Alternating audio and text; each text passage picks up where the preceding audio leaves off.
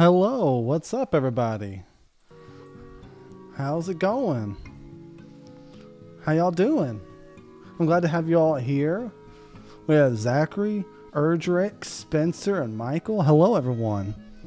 Yeah, so today we're going to be making some of the wet cement / quicksand in the game in level 2. We'll be making the base system for that so that Buzz will slowly sink in and stop a certain distance, and his jumps are heavily limited until he reaches the top.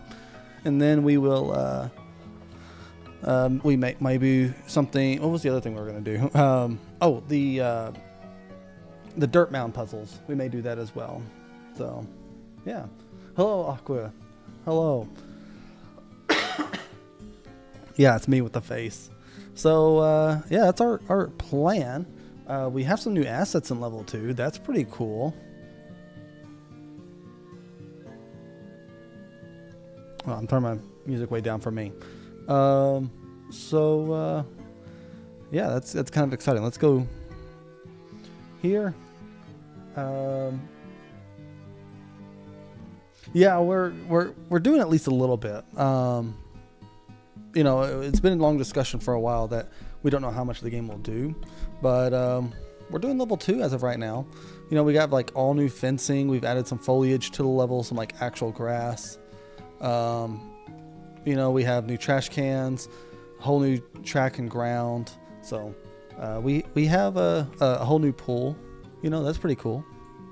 But yeah, we still have a lot of assets to obviously do. You could tell the difference between the old assets and the new ones pretty clearly.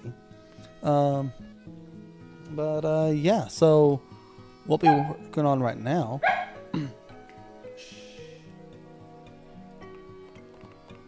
is we have this quicksand here, and right now nothing happens when you get on it, but there's these holes here, and you should slowly sink down into them, and then your jump needs to be limited until you're able to reach the top of the surface and then actually jump out. So we'll be working on that. And then also we have a new dirt mound asset that we need to make as well, which are these here, and you're supposed to ground pound these to get the soldiers out. But yeah, that's the plan for now. Buzz should be in glow in the dark mode this whole level 2. We can also implement that like super quick. So here's the enemies. So we don't have the new model for them yet, or the pieces whenever they get destroyed. So I think that's the next thing Kyle's working on, actually, after he finishes doing some updates to the fencing. That's our biggest asset we've made so far in the whole game, is all this fencing, which it could be kit bashed, which is like when you make a bunch of smaller versions of it. But yeah, you're just making a few updates to it. So that's cool. I like about half of the soundtrack. The half I like, I really like, and a lot of them are in every single one of my videos. Like Al's Penthouse, my favorite song, but yeah. Hello. Yeah, we do say howdy here, by the way. Like I don't know if y'all know, I'm like here in Arkansas, like actual Arkansas, with like farmland all around and everything. And so there's a lot of howdy going on. In fact, I have a very modest accent for most people here. Most people have a very strong southern accent. It's kind of crazy.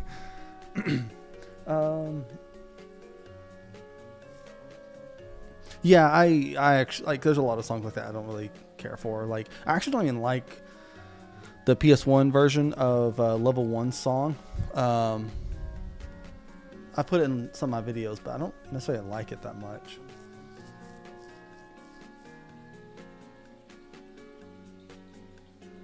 So I actually do have the lawnmower as an enemy, but it can't be hurt. and all it does is it follows an invisible line path, which I have not like made it look like the original. I have no idea what the original is. You'll see this sometimes too, where the game starts out dark and then goes to where you can actually see. That deals with something called camera exposure, and it's automatically done. I don't know how to set it at a set value as soon as you start yet. I was looking into that right before I started the stream. But yeah, so every time we start, it will start really dark. But I'm pretty sure it's an easy fix. I don't know how to do it. But yeah, you can see this guy just like follows a line, a set path that I've made. So yeah, I've thought about like possibly having like a toy up there, and you can shoot the toy off if you like, can actually aim that good, and that'd be cool. And then it would stop. But I don't know. I'll play around to see if that's actually fun. The lawnmower isn't really that crazy regardless, so it may not even be fun to get rid of or not. I don't know yet.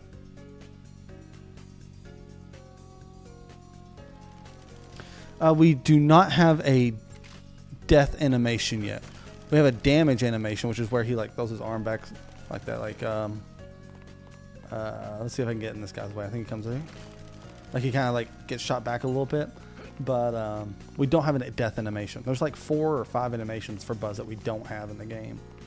So, and I haven't been able to get an animator to make the last few yet. Yeah, you'll see this like glow stuff move side to side as well. That's an Unreal Engine thing that I need to resolve. It's in a lot of games, but I don't want it in mine.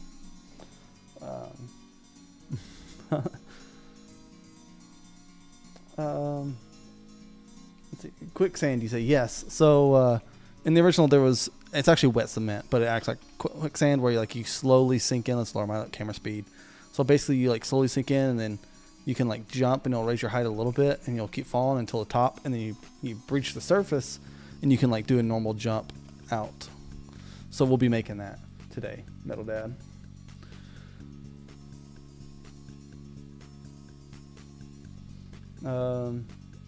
Charges on the lawnmower? I don't know. That'd be kind of cool. All right. So, one thing I do want to mention before we get started real quick is I have 2 videos on deck right now. I have a playthrough of level 1, which I did a live stream of, and where I show like a little bit of that. I have an actual like video with like, almost like a let's play of me doing level 1, just in case anyone wants to see like what that looks like in a playable state. I got a comment the other day from someone who said, "Now show us what it plays like, because Unreal Engine 5 is garbage." And I was like, "Okay, I'll make a let's play." And so I did that. And the RC is small because first off he's on his side, but also he's not the correct size regardless. That's just something I have not fixed is all. But yes, he is actually a little small compared to Buzz at this moment. Well, he's supposed to be a teeny bit bigger than this, I believe. I have to look to make sure, but yeah. But he doesn't work in this level anyways right now. I haven't set up his race, so he just kind of sits there. And his mom was mowing the lawn. Yeah. People keep asking me to make this a stealth game, and I'll tell you, like, I cannot make a stealth game. I don't like stealth games, and so I would make a bad one. But I always get suggestions to have like stealth mechanics in the game, and I just don't know if I could do that well or not. I don't like stealth games. It makes it a little hard. Hello, Freddy.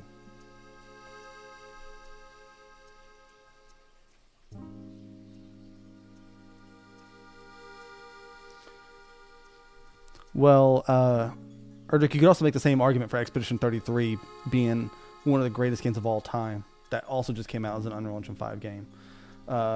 Really what's happening is mass inefficiency with the engine. The more people you have, the less efficient everyone can be. So like, for example, the engineers who are actually making everything optimized, if you have like 500 designers who are adding stuff to the levels, the engineers can't keep track of everything to make sure it's actually optimized. Whereas you have 30 people as a core studio and then like some art support or whatever, you can have just like 5 people touch the levels, and then the engineers come through and make sure everything's optimized. And it's a lot easier to keep track of everything.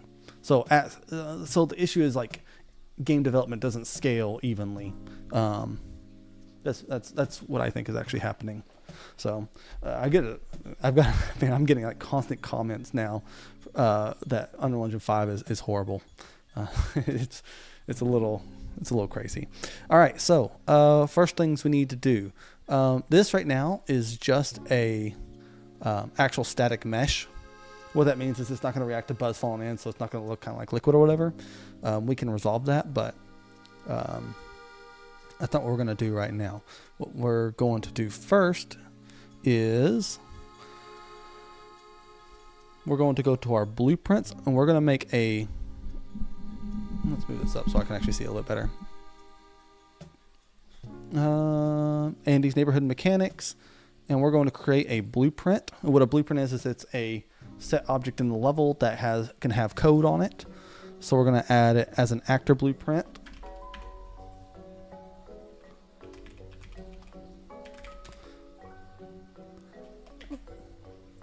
We can name it and then open it, and now we can add a static mesh in here. And what the static mesh will be is Quicksand. Now that we have this here, we want to turn off all collision on it. We do not want to enable gravity. We don't want any physics on this at all, actually. We'll turn that off. We don't want this to overlap events. We don't want the character to be able to step up on it, and we want no collision on it. So what this means is right now, let's delete that. If we drag in this Quicksand that has actual code on it, save and hit play, what should happen now is we should just fall through the Quicksand, which is what we want, actually. Correct. Good deal. Now, before we start anything else, let me actually open up the level blueprint.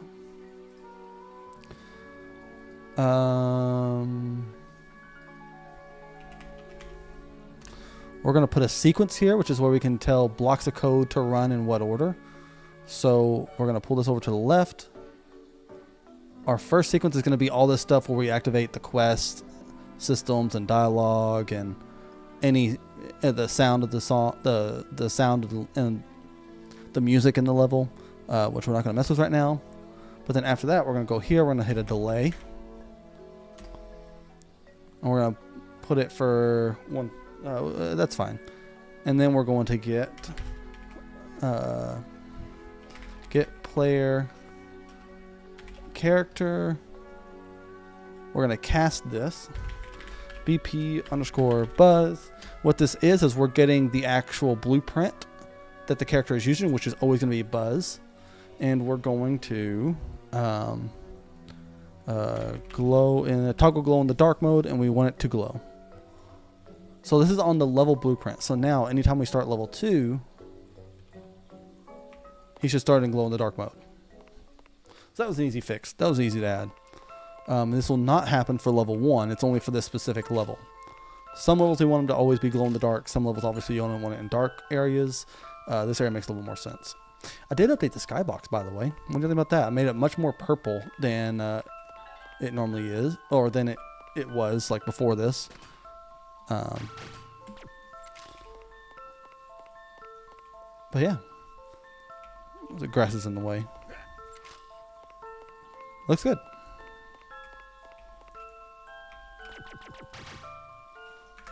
Cool. I might.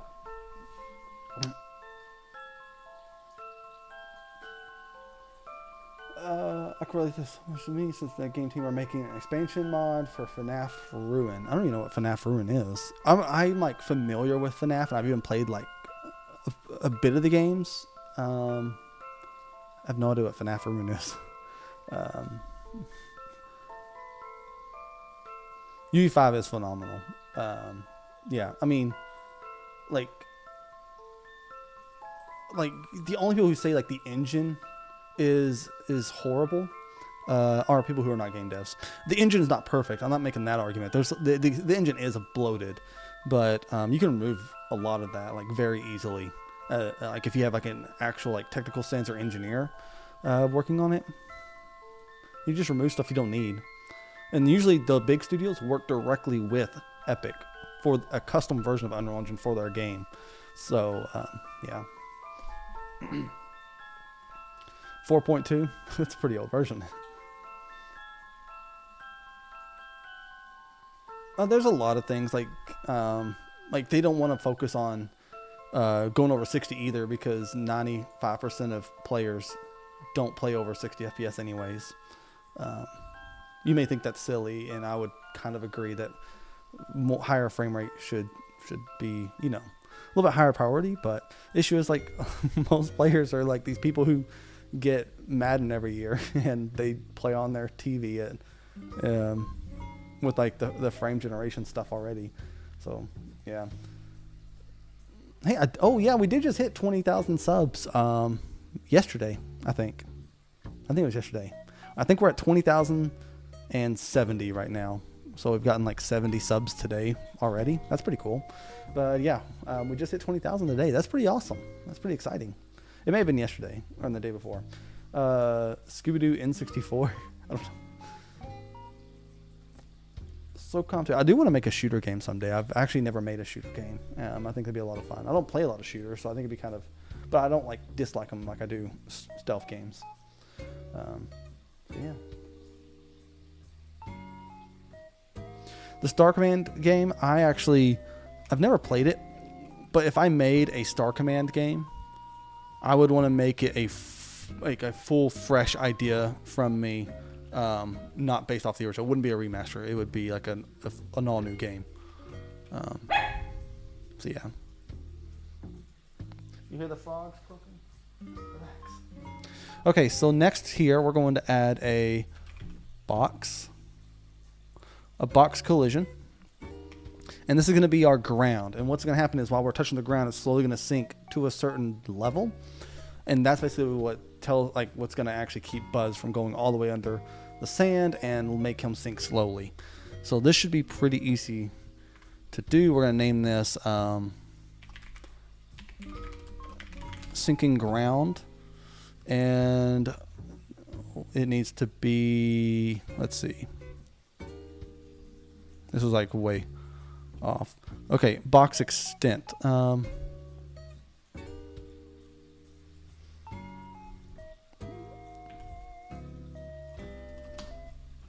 That's like, okay. Can I like...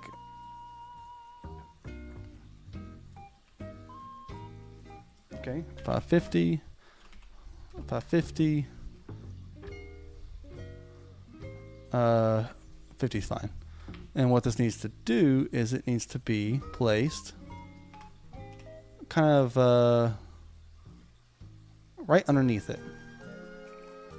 And now what will happen is the ground's not going to sink yet, but we will be able to walk on top of that box. In a minute, we will. It may be because, here, let's make this... Let's check collision on it.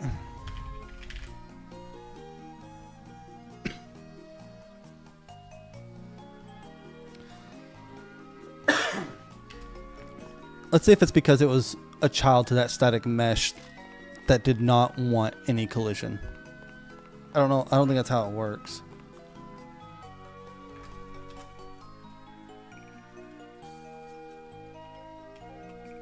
Okay. So we want to generate overlap. Character can step on it.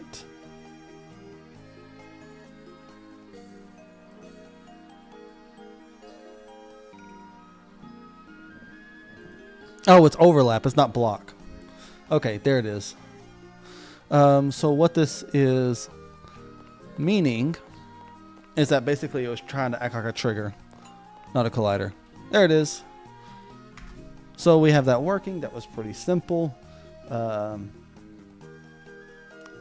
Freddy, I think a lot of them are just pretty badly designed as far as like stealth games.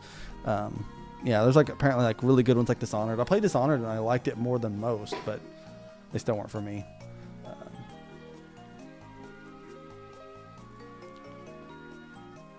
An isometric RPG. You know, a game that broke its genre, which not really, but a little bit, would have been Gears Tactics, which was a XCOM style Gears of War game, and that game is awesome, at least for like 60% of it. And then it becomes very grindy, and it's not as fun because it's a bit repetitive.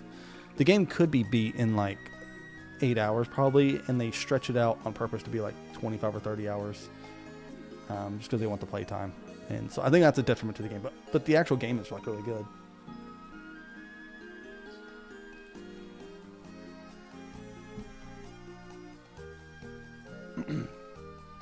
Okay. So now, while we're touching this, it needs to sync.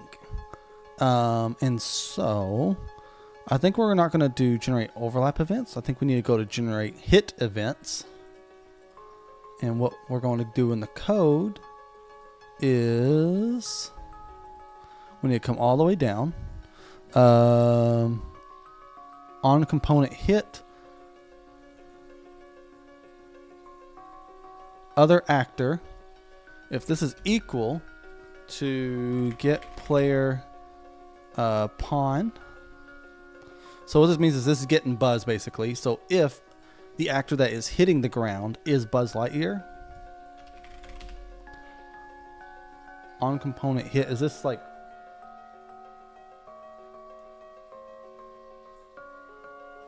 is this done every frame? It may not be. Let's look real quick. It may.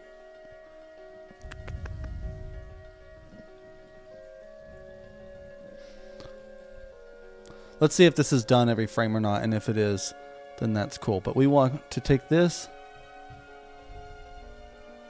and we want to get set location. We want to set the world location to true, and we want to split this up to floats instead of a vector 3. A vector 3 is just 3 floats.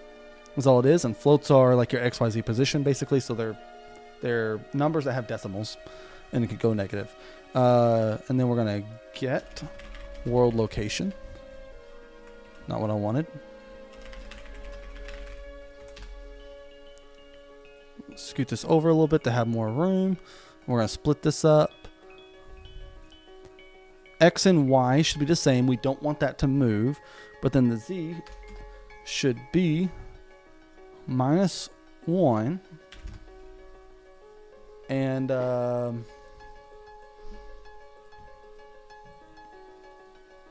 we also want a clamp on this. And that should be the new Z. A clamp, basically what that does is it doesn't let a value go above or below a certain value.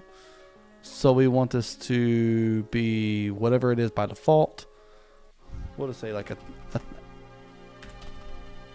10,000. That shouldn't matter. And then we can actually set up that automatically. So we'll get this. Get actor, or no, not get actor. Get world location. We're going to split this up. Grab the Z, which is the height. And I don't want to watch that variable. I want to set it as a variable. Oh, promote the variable. Duh. We want to name this starting height position.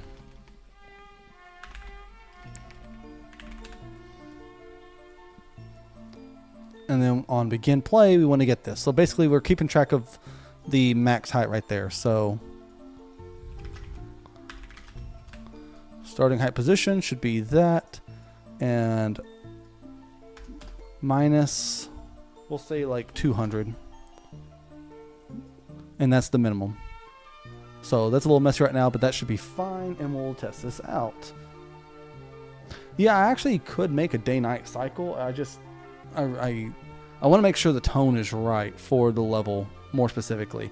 I've thought about starting it at like, the sunset right here is at 6 o'clock, I think is what I have it marked at, which I have sunset set at like 6:15 or 6:30. So yeah, 1800, 6 o'clock. So I could start it at like, 4 o'clock and then over 2 hours, make 2 hours happen over like 10 minutes. And you could get it to where it's like this before you would finish the level in most situations. But I don't know. I kind of want to make sure that the everything like looks correct first before I do any of that.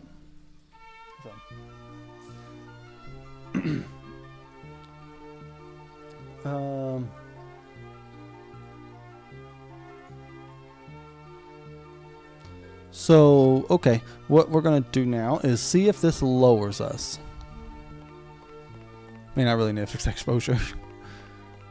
We should slowly sync.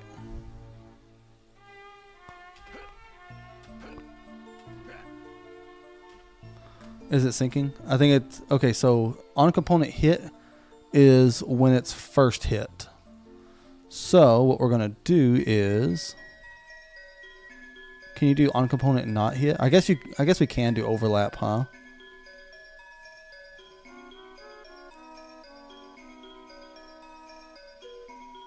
When an event is called when something hits, this could happen due to a character moving.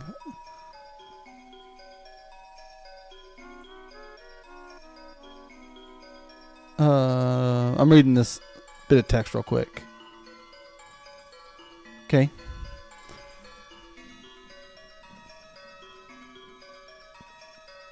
We have overlap. Click. We can try overlap and see if that works. We can if this doesn't work, we can also just make a trigger if we have to. But here, we're gonna get rid of that. We're gonna go to this, change that to that. Begin overlap.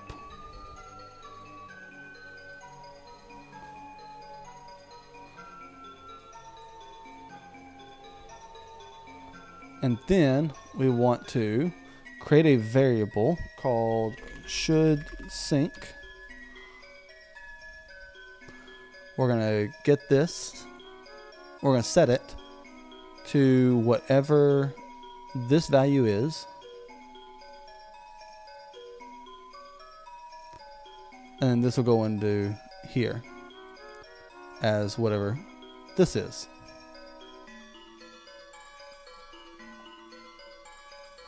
Okay, so now all of this should just go inside of tick. Tick being something that happens every frame.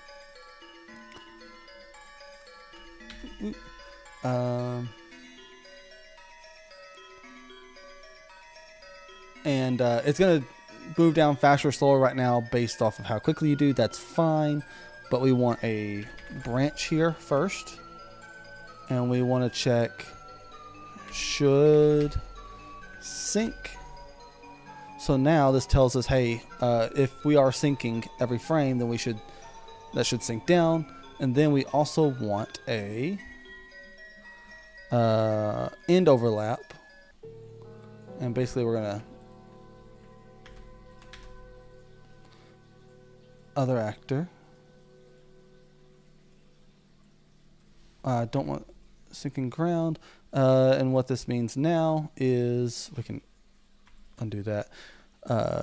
We need a not equal. No, it's called not Boolean. Yeah, okay. A not Boolean. So this basically tells us, hey, if whatever this reads, do the opposite. So we want to set this to the opposite of if this matches. And then we want to, yeah, that should actually be fine. In fact, we don't even need this branch here. Okay, let's see if that works. And then, so I want to make it liquidy, like almost like water should react whenever it intersects with objects. But right now it's just a static mesh that doesn't do anything.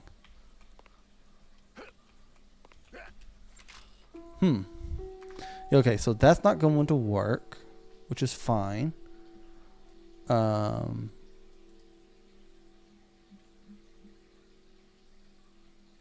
Unless it was just that fast. Was it really that fast?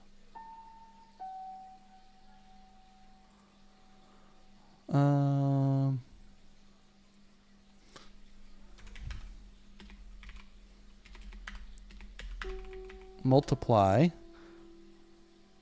I'm going to multiply this by, we want to sync by like what, 10? So this will sync at 10 centimeters every second now that we connected to delta time.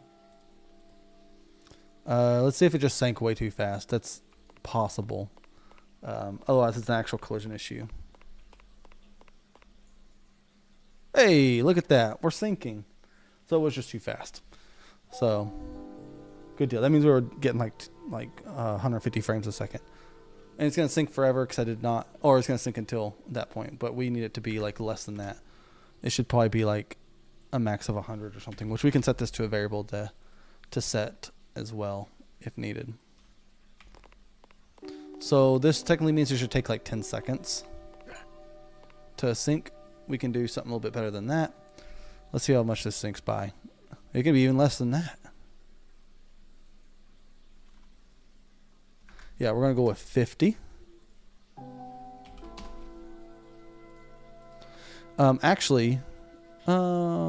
Yeah, that's fine. So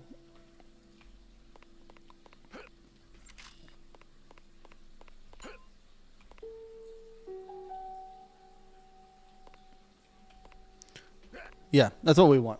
So there we go. That works phenomenal. And that's probably the right height. And what we can do with that then is we're going to promote this to a variable. And we're going to call it max syncing distance. So we have a variable here now. And what we also want is get max syncing distance divided by, we want this to also be a variable. And this variable should be time to sync.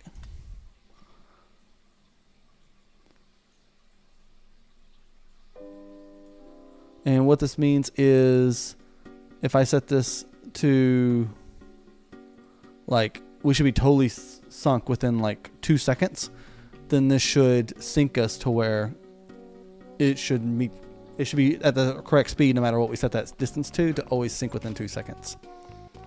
That may not have been correct. I need to start it like actually at the sand. The stuff needs to start a little bit higher, but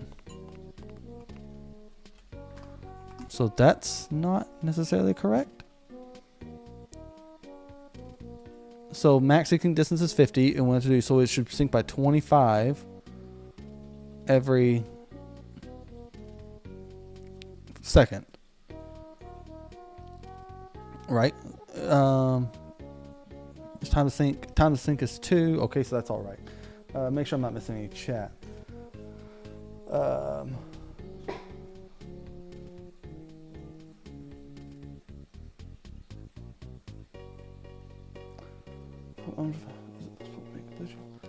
Yes, and it is possible to make an Unreal Engine 5 game and an Xbox game and a Switch 1 and a Switch 2 game and all that in Unreal Engine 5. In fact, I think Switch actually works pretty well with Unreal Engine 5 compared to the other systems, funny enough. But you have to have like their code. So basically the way it works is you get PlayStation and Xbox, you get them to agree to work with you. You sign your NDAs and all that. And then they send you a dev console if you need one. And then they also give you the code to be able to implement PlayStation specific code into Unreal Engine 5. And so yeah, that's how it works. Is you can then add like your specific what's it called on that PlayStation 5, the specific type of rumble that they have, the haptic feedback, whatever. Anyways, you can do that specific stuff on Unreal Engine 5, and then you can make a build for PS5 from Unreal Engine. But you can't do it without their partnership, and you can't get that code anywhere because it's extremely secretive. But yeah, that's technically how it works from like a business side.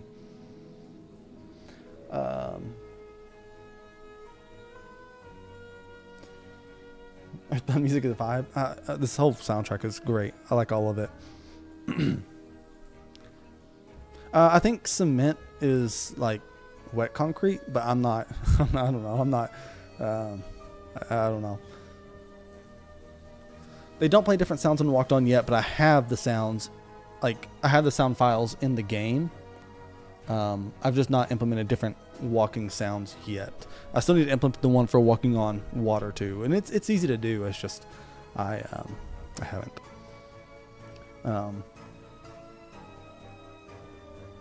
Yes, he also left footprints. There's that's doing something in Unreal Engine called decals, which is like basically you put a texture on a mesh, and it's really easy to do now. It was a lot more complicated back in the day, but now it's really easy to do. Yeah. What's up, Dagimus? I don't know how to pronounce your name actually.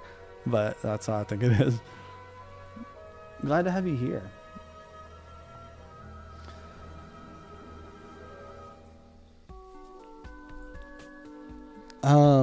So I think let's lower time to sync and just see if my math is correct. It looks correct to me, because if we want to sync 50 centimeters over the time distance of 2, that should make this 25. And so if I make this 5, it should sync 10. So this should be like what it looked like a minute ago.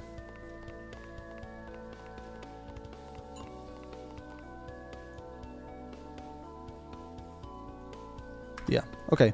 So we're going to lower that a little bit more, but also you need to go to viewport, the syncing ground. We're going to raise it up a little bit.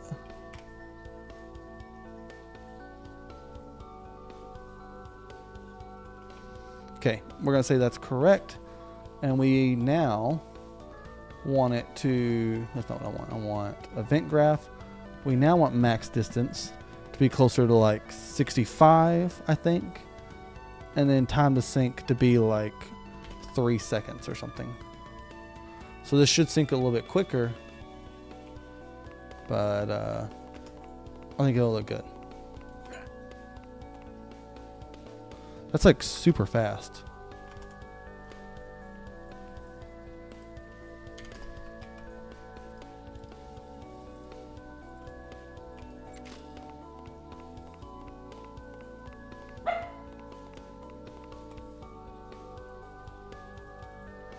All right, all that's good. Next, we need to make it to where when we jump, when we leave it, it also starts going up until Buzz's height divided by half. Or it'll be Buzz's location minus his height divided by 2. So that would be, because his center point is in like his center. And so if we want to get the distance from the bottom of his feet to the middle of his stomach, that would be his height divided by 2. And then get us that. And then that would raise it up to his feet when he jumps. But we want to do that slowly.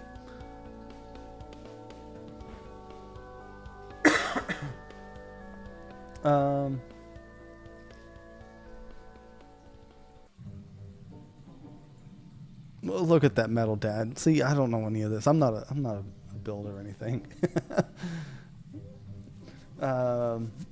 Okay, so all this is good enough for now. Let's clean it up a little bit because it's a little messy. So what we're going to do is we're going to add some points here, and we're basically just trying to make this a little bit visual, a little bit more visually pleasing, so it's easier for me to read if I have to come back to it. So first off, should be scooted to the left. Move this branch. Syncing ground can go there. We're going to add one of these points and put it here so we can get a straight line. We can actually raise this up as well. Then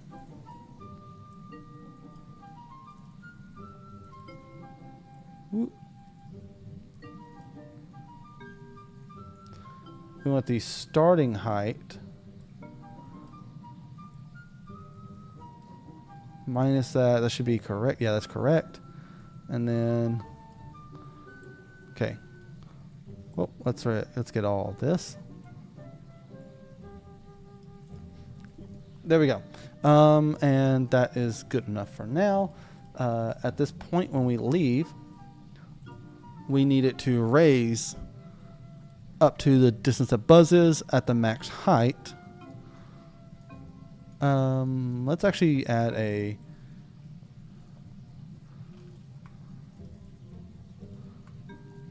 you know what we're gonna do? We're actually gonna not use booleans. We're gonna come back here. We're gonna create a enum. What an enum is it'll allow us to put different states for something. So we can name this enum underscore quicksand. And what I'm looking for exactly is we're gonna call this neutral state. sync state.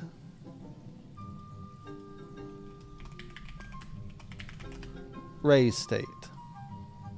So, we actually don't even want the word state on there. That's actually not what we want. Okay, so now if I go to here, instead of having this boolean, I can get rid of that. Rid of that. Yeah, that works. We do need to add a branch here.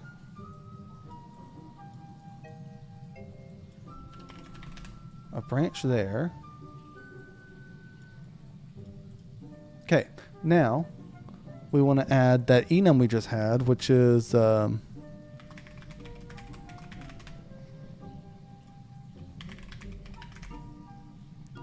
under Quicksand.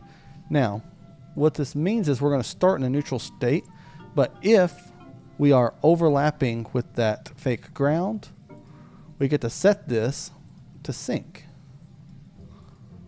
So this is a lot cleaner instead of having like a bunch of like booleans, which are like true false statements, instead of having a bunch of those take up the space. And now we can add a switch statement. Let's actually get this. A switch state, or a switch node. What is it called? A switch. An enum switch. Yeah. Anyways, and if we are syncing, we want to come through here. Let's raise this up a little bit. And now we can do that, but now also if we want to raise, we can make that come off in a different spot. So that's all good. So we're going to select all this, bring it over, and we want to actually collapse this to a function sync ground.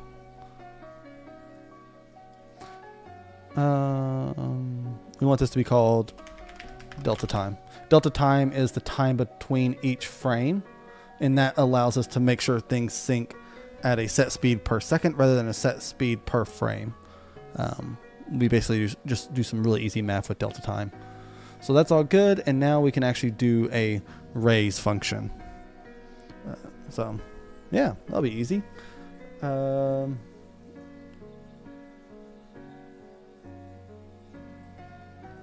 The DaVinci Resolves effects page. Yeah, a lot of this stuff is done with visuals, like especially like particle effects. Let's see if I can find some real quick.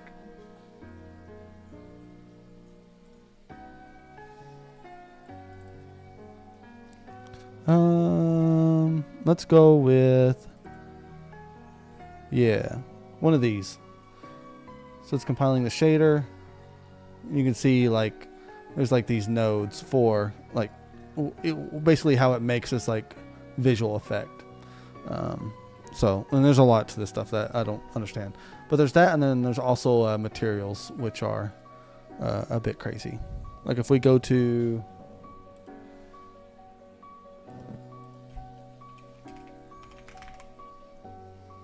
here, and then we want to click on,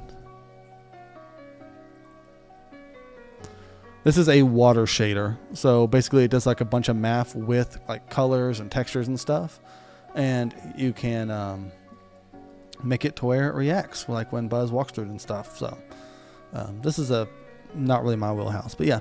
You can also do code like by hand with C++, but I prefer blueprints for YouTube videos because it's easier for audiences to follow along and kind of see what's happening rather than just typing away code. That's like the whole reason why I do blueprints. Okay, so now we want to raise this. So what we're going to do is we're actually going to copy ground, and we're going to call it raise ground. And what this is, it's going to be very easy. Instead of, oh, you know, let me actually just, this is fine. Instead of subtracting from our world height, we actually want to add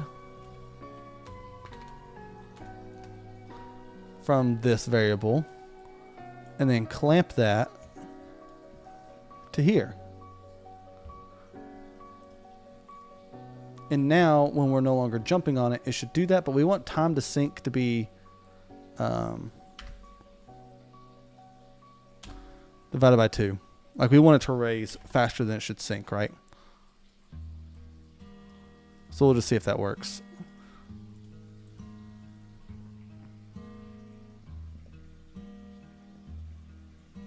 Unreal Engine does support ray tracing, and it is in this project, yeah.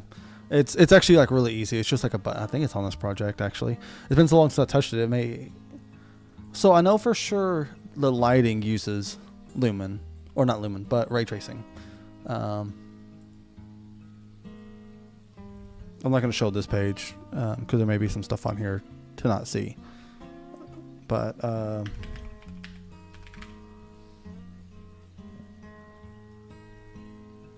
okay, so here we have our settings page, and we have we use ray tracing for our lumen, which is lighting. We use hardware ray tracing, but we don't have new mesh object ray tracing. That's for a plugin. That's not actually important. So yeah,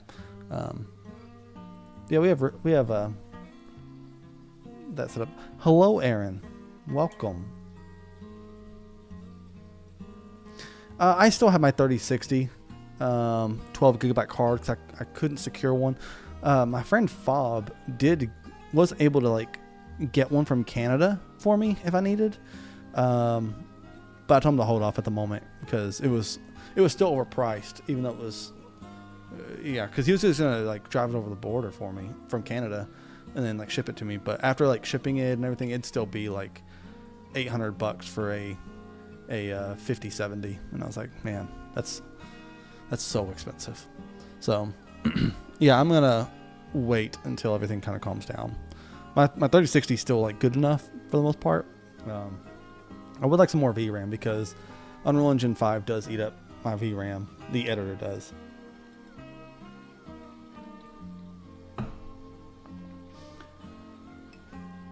It's not very demanding right now, and plus this is we can, everything's running at max settings right now. So in a build, I have a good build. I have a good PC. It's not amazing, but I have a good PC. I have a 9700X Ryzen, which is a new CPU, but only a few $100. I have my 3060, which is pretty old at this point, obviously 4 years old or so. I have 64 gigs of RAM, and then nothing else really matters all that much. And in a build with very minimal optimization work, on level 1, at max settings, I get between 90 to 120 frames a second. And on this level, right now, I actually haven't tested since I redid this stuff. We can actually just look and see. It's going to be a little bit slower because I am live streaming. But let's just do a live test and see. Am I covering this number? I am covering the number. I'll just tell you what it says. It is a very solid 45 frames a second in engine, which in build that would translate to about 100 probably. So just guessing. And I could do some work with this foliage because there's let's just look. There's a lot of foliage on this map. 1, 2, 3, 4, 5, 6, 7. There's 150,000 foliage, grass foliage meshes in this level, which is obviously pretty crazy. So this could be scaled down for if we needed it. But yeah, usually the things that make it really hard to run something is lighting, at least for my project. That was the big hit for level 1. This level is gonna be foliage, but yeah, we'll see what happens at this point. I want to test to make sure that this raises like it's supposed to when we jump. So we're sinking.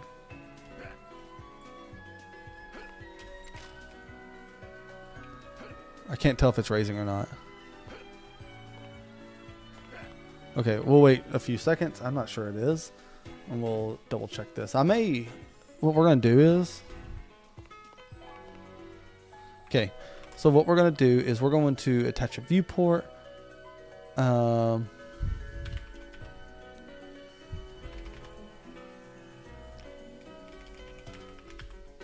Or is it just cube? I think it's just cube, right? Yeah.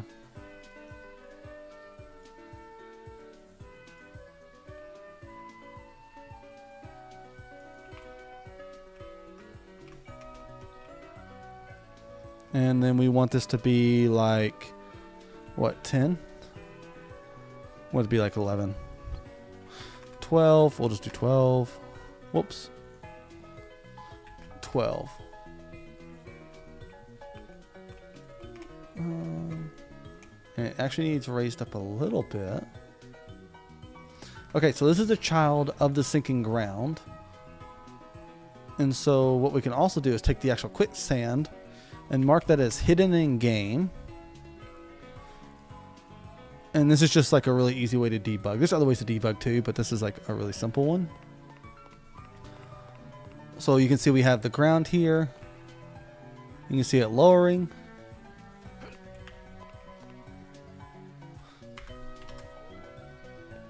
I know why. Duh. I didn't ever actually. First off, we need raise to go to raise ground. We did like half the work. We didn't actually set that function up. But then also, we need to actually set up our states. So that's on sync. But this should be on raise. And on sync, if this is equal to the starting height,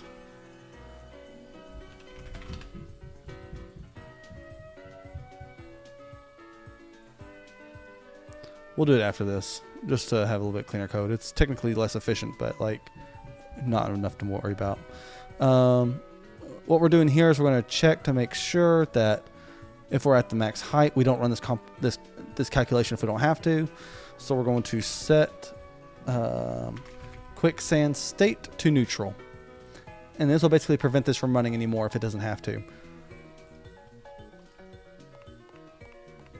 We could also do it for when it's at the max sinking amount too.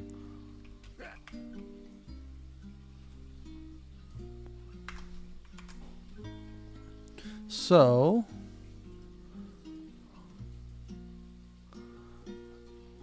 let's see if it stops when I stop intersecting it at all. Real quick.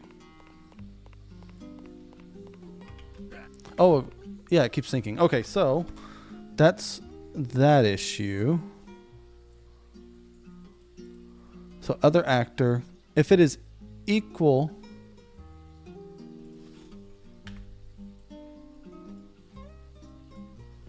if the other actor is equal to buzz, then we want to go to the raise state. That's what it is.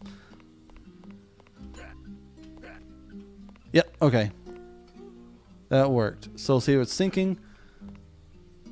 Well, I thought it was working.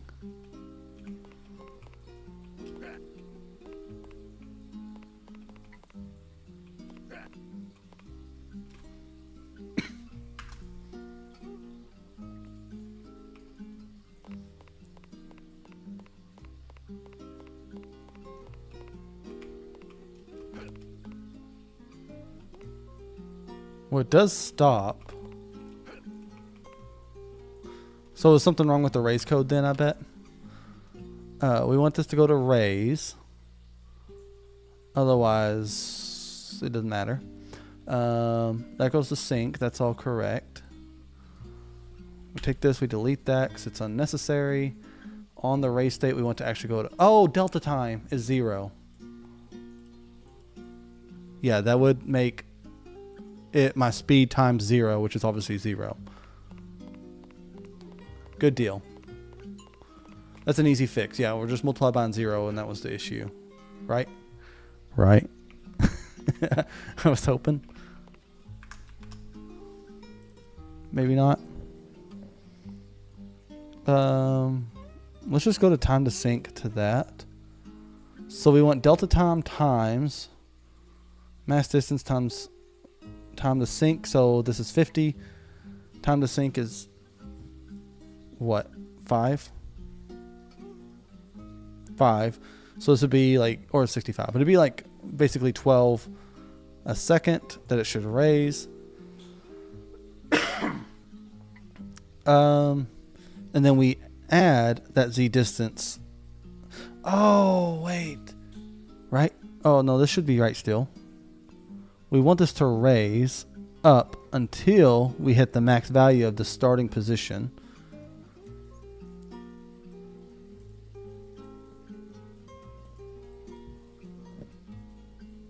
And if the float value is equal to the height, that means it hit that max value.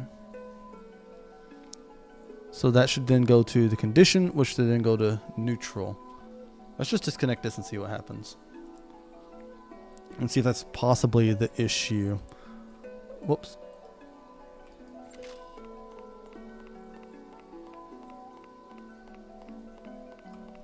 So we'll let it sync pretty slowly, and I'm going to read some chat.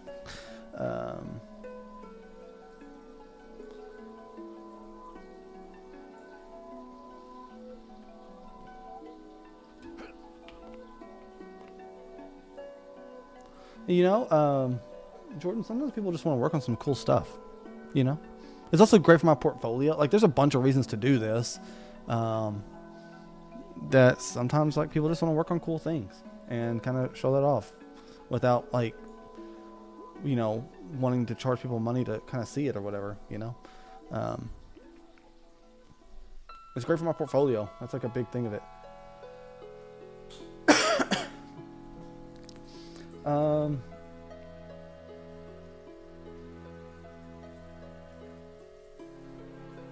You actually do need permission, Jordan. Like, even if it's for not a profit, because you still can't just really, like, I can't take a copy and upload it illegally to Pirate Bay or whatever, you know, like I could, but that's like illegal technically. And so, yeah, you can't just like take stuff and upload it for free that was stolen work, or copyrighted work. So, yeah,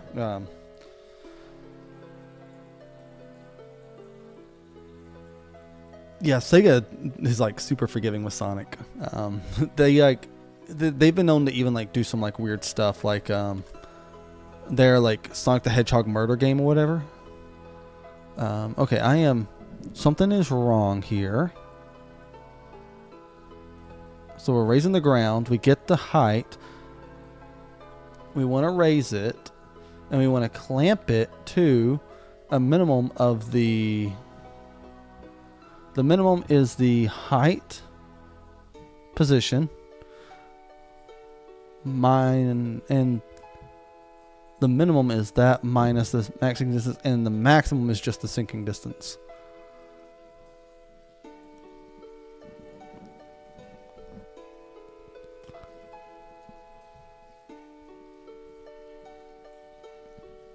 And basically we want to clamp it to that. That all looks right.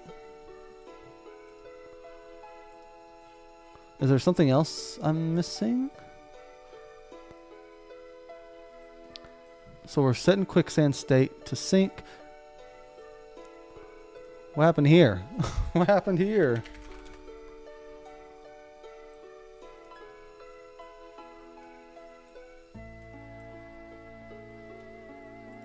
I don't know when that got deleted. That may not fix the issue. I don't remember deleting that branch node.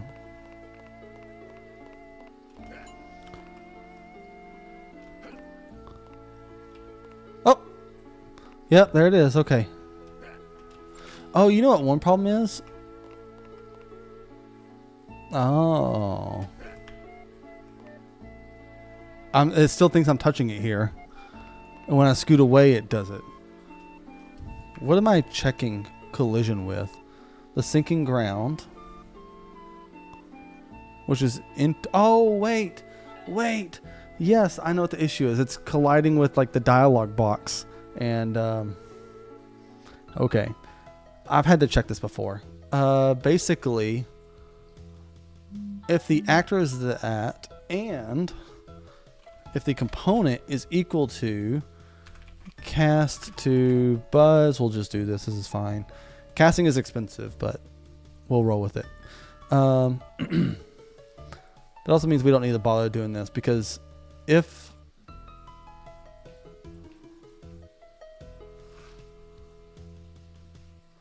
the other actor is buzzed, then we know that it's automatically works. So we don't need that right there. So if the other actor is Buzz Lightyear and let's see, what is it called? Let me look this up real quick. Characters, player, Buzz. Do we just want the capsule component? Duh. Okay.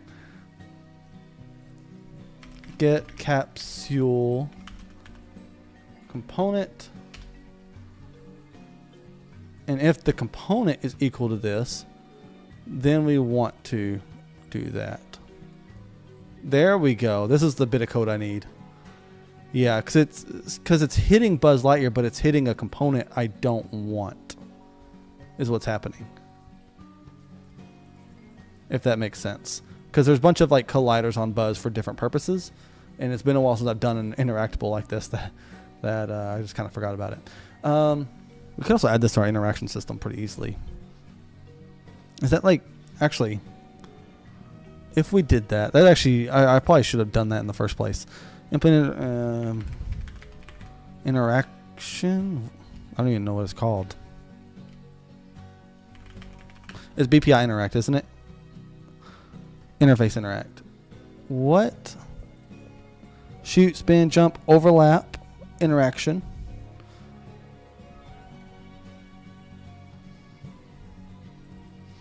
This is probably like way more efficient to do.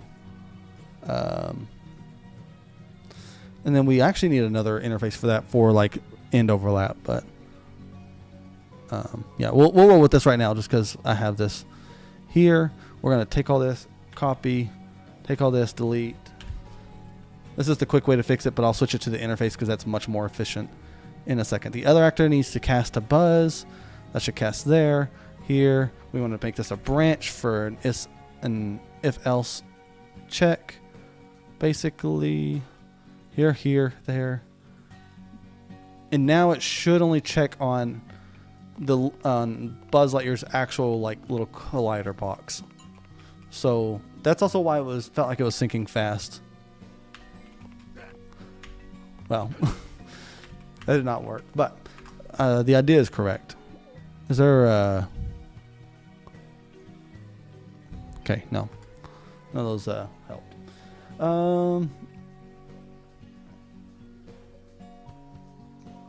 Another thing is like all the levels are also not original. The level design belongs to TT Games, technically, although it actually belongs to Disney and Activision because they own the copyright to this.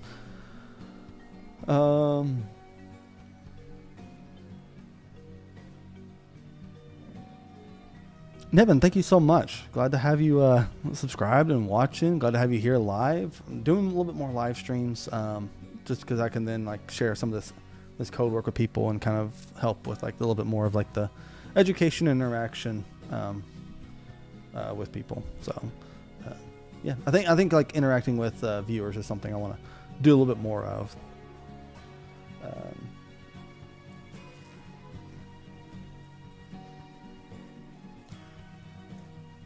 When you pick up the coins, it's playing the pause. It's playing the pause menu sound effects.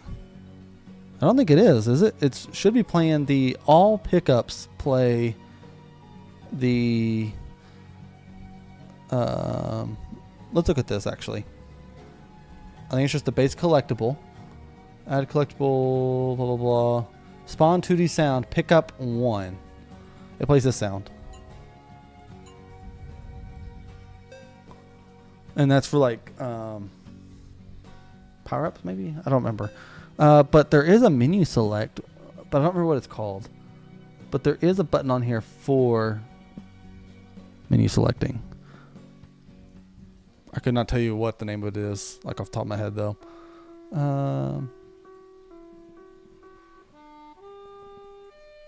It's not these, right? Yeah, no. That's dialogue lines. Trash lid underwater. That's dialogue lines. Text box stuff.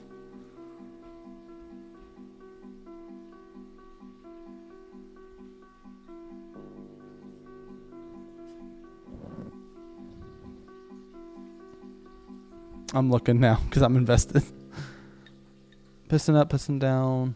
Over here. That's the alien one, I think. Mouse squeak.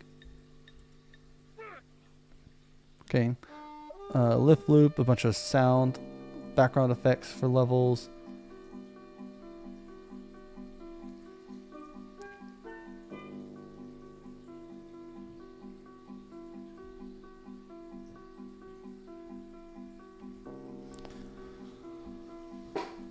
Man, I saw it in here before, but I don't remember what it's called.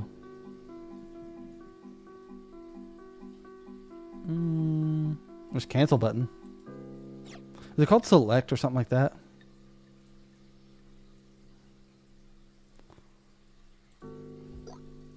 There it is.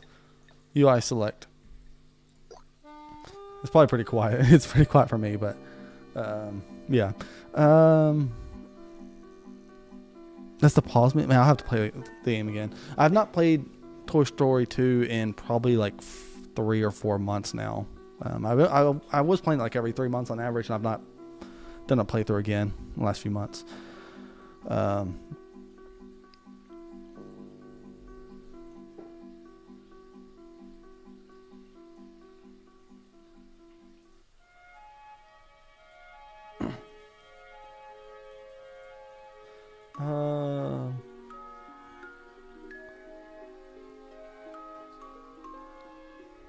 Thank you, Larry.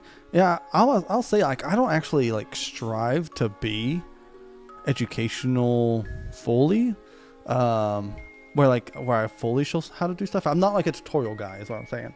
But I also do want to make sure like anything I explain, at least in videos, is clear and understandable. Live streams is a little bit more a loose cannon because I'm like unscripted, obviously. But when I write scripts and stuff, I do try to be understandable to most of the audience. We do go viral with almost every single video. Viral being like more views than subs. Like my last 2 videos, I think they're both going to hit 100,000 views here shortly. But yeah, I want to make sure that most of them understand, because we tend to go into the casual audience as well a lot of times. Okay, so if the other actor can be cast to buzz, which is any of his components, and the actual overlap, or the other component, that's what it is. If the other component is Buzz's capsule collider, then it will sync. Theoretically.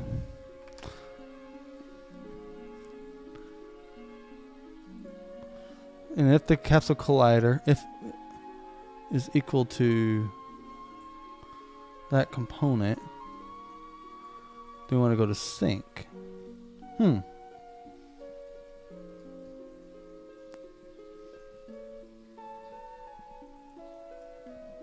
The actor should be cast to buzz. Let's just see where it fails at.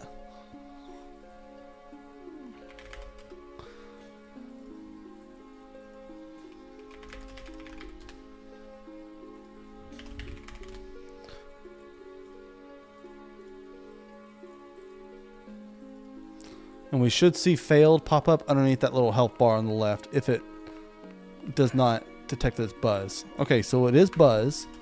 So then the issue... Oh, actually, let's just bring this over here.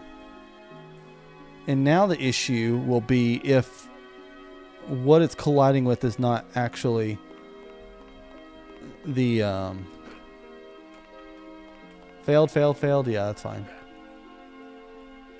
Okay. So the capsule component cannot be overlapped.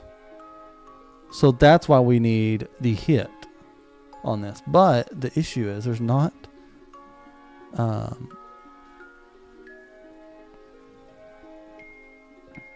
There's like an on component hit, but not an on component not hit.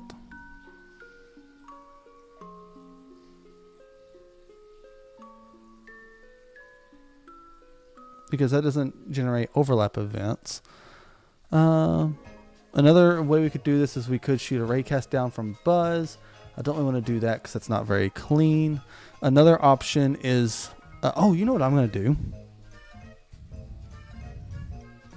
I'm going to make a new collider on Buzz Lightyear. And we're going to reuse it also for when we have to jump through the bottom of platforms. Yeah, that's what we're going to do. So, Buzz, we're going to go to him, viewport. We're going to add a new collider. We're going to give it a box collision, because that's fine. And basically, we want it to be here. And we want it to not do any physics. We want it to be no. And we want it to be overlap all dynamic. And we're going to call this, yeah, we'll check that out. We're going to call this ground collision check. Okay, so now we have an actual hitbox that tells us if we're on the ground of something. And we actually need to actually shorten this a little bit. We'll do this like 16. And we'll do it like right there. So now on the Quicksand, instead of checking for this component, we're going to check for the ground check. Get ground check component. And now when we overlap with that, this should work. It doesn't prevent movement. That's good. And voila. Okay, yeah, we got it. And this will also be used to like turn on collision of objects that we need to be able to jump to the bottom of, which is really good. And then we need to do the same thing for on rays. Instead of capsule component, we want to make this ground check. And like I said, I'll connect this to the actual interface a bit later. Whoop.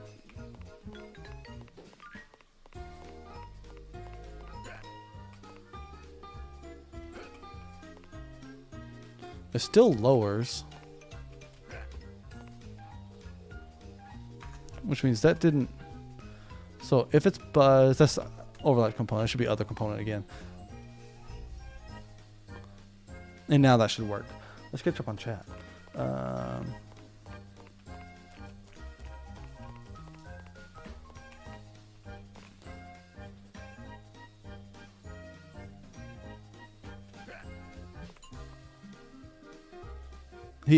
Yeah. I got these straight from the PC version, but I don't know. I mean, it's possible it's named wrong. I don't know. Okay, so we did just get this working, by the way, so that's pretty cool. I'm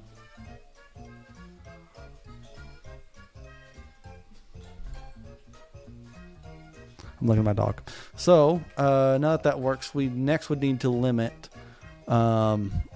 Buzz's jump whenever we're in Quicksand.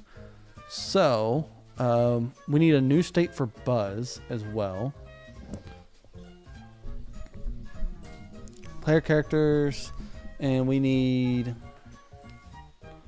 movement state.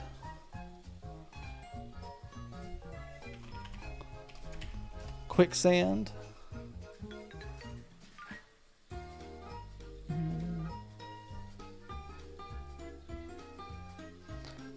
Yes. So now we have an actual Quicksand state, and the Quicksand state will need to limit his speed. So that's actually what we're going to do. We're going to name metrics variables. Yeah, there's a bunch here, but we need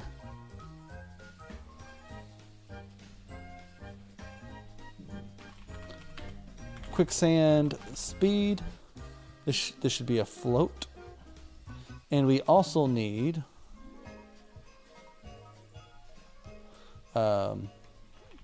Quicksand jump height or jump force. What is it? Jump force, yeah. Which is also... Okay, so now on buzz, we can actually go to this variable, which is... I need to organize this a little bit. Right here, jump force on... The normal jump force is what? 725. So we're going to make this like... we'll say 200 and just see what happens. And the max speed, which I capitalized the P on, let's fix that.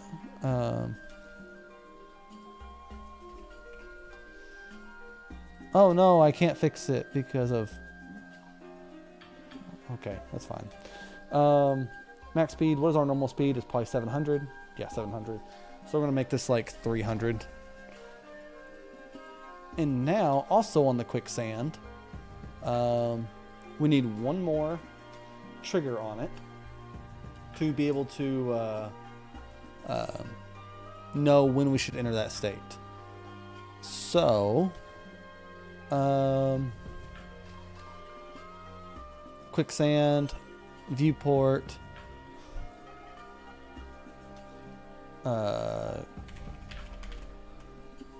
we want box collision.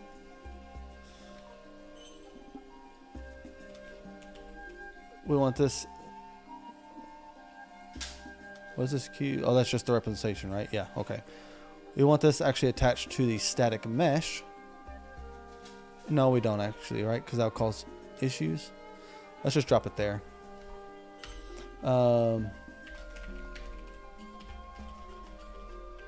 State trigger.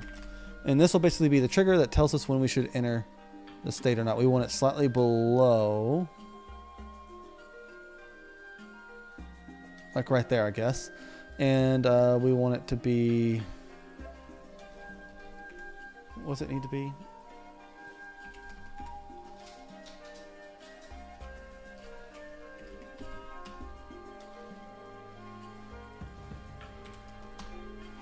Sure. 600 by 600 by 100. And what this should mean then, we'll actually name it like 150. And that should be plenty. We want it to be...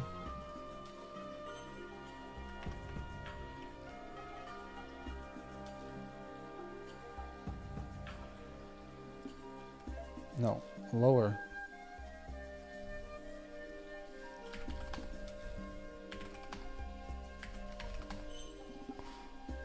$145. Okay. That should work there. Get your fun chat.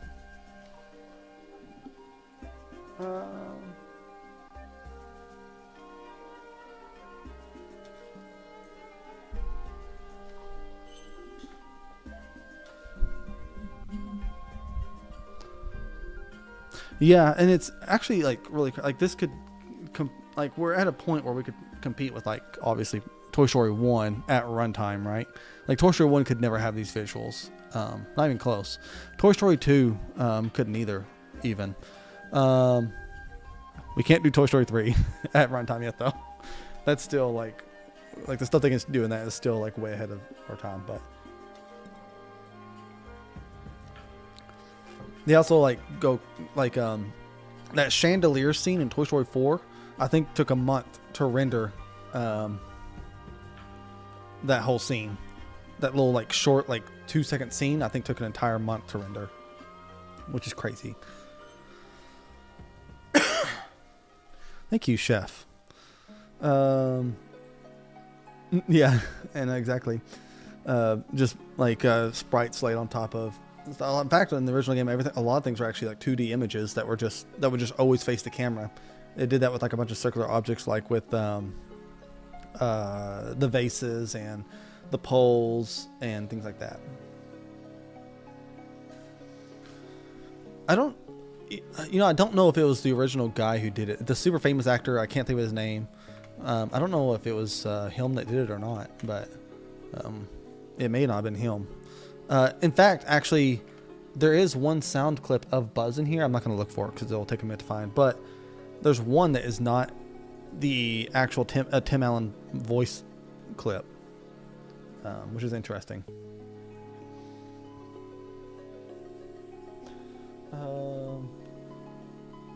So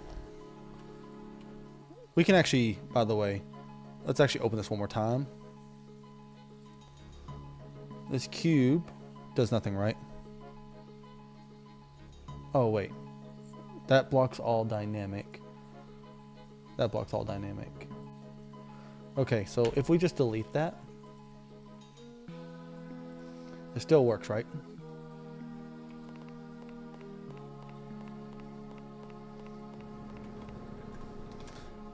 The Quicksands. Static mesh.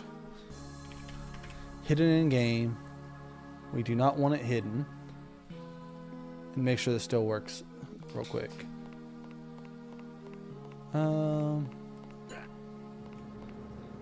Good deal. Okay, so now we need to add in the code for... Oh, this can actually be the overlap event. Like straight up. That's phenomenal. Well, it actually uses the overlap. It actually can't. Yeah, never mind. Because the overlap interaction uses a different sphere than the actual body. But what we need is state trigger. We want this to be given a begin overlap. Again, we're going to copy this code.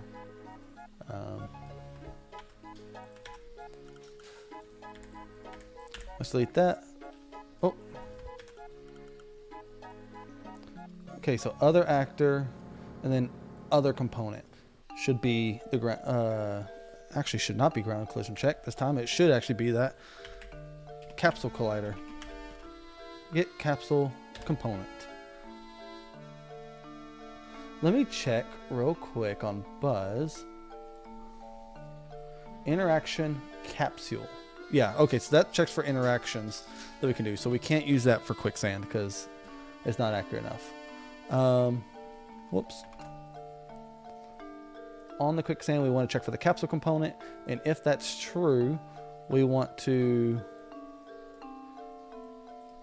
set movement state to Quicksand.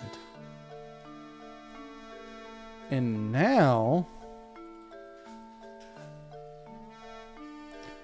we need this one more time with the state trigger for on end overlap. We're going to copy all this.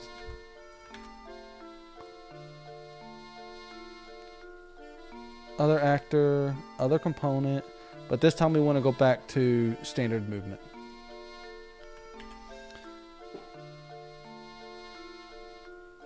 And now our speed and our jump should be heavily reduced, technically. Let's see if it works first try. When we're in here. Well, I can't move at all. But, and that's because we need to actually set that as an allowed thing to happen. Okay, this will actually take a bit of time. Let's go through chat real quick while we go through these macros. So, can move. You see here, this is every time we're allowed to move, we want Quicksand. We want to be valid on movement. And that's basically what we're going to do. Is basically, we're checking, like, we need to add this state to actions to see if it's allowed to happen or not.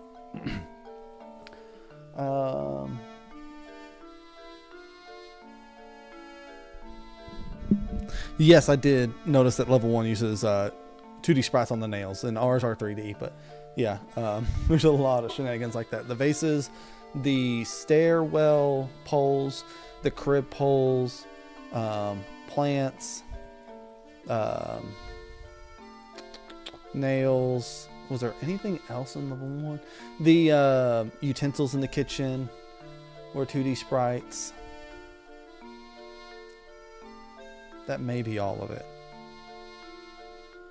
I think that's everything that was a 2D sprite in level 1. But yeah, there's quite a bit.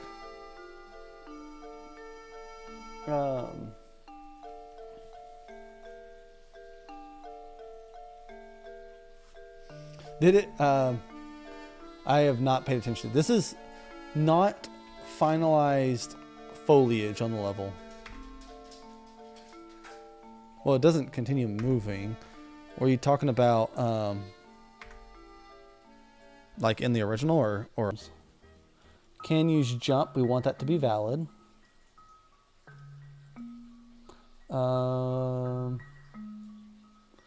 Can move, that is valid. Can move camera, should obviously be valid. Use mantle should not be valid.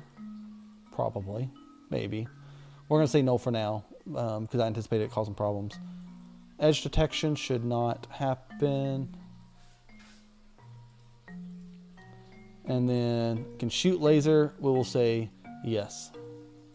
Let me let my dog out real quick. She's scratching the door.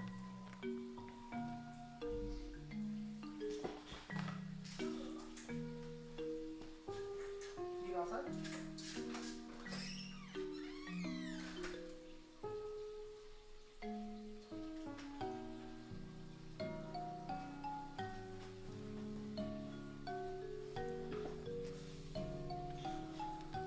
Okay.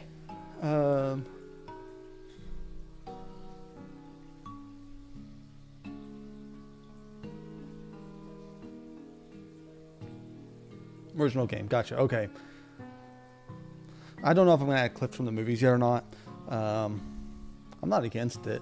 My headcanon for this game and why there's like so much stuff that doesn't make sense is that this is a retelling of the events of Toy Story 2 from the perspective of Rex. And that's why there's things like toxic sludge in Andy's basement when it's probably just like spilled paint or something. So yeah, that's why a headcanon is that Rex is being a little silly on his retelling of the events. Let's just see if this fixed stuff, like what we can still do.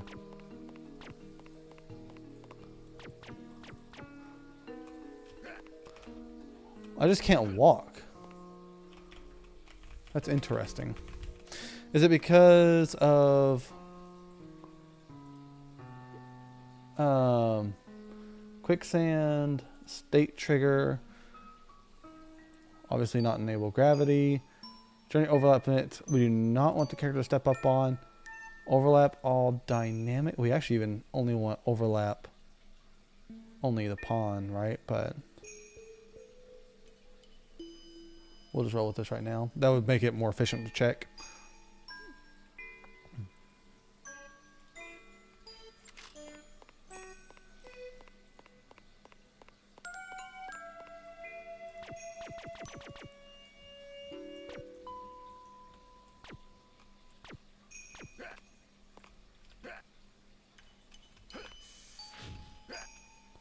Well, I still have like my full jump is like a thing. And so I don't know if it's changing states correctly. So when we exit the state trigger, so first off, other actor should be Buzz. If that other component is a capsule component, then we want to do a standard movement.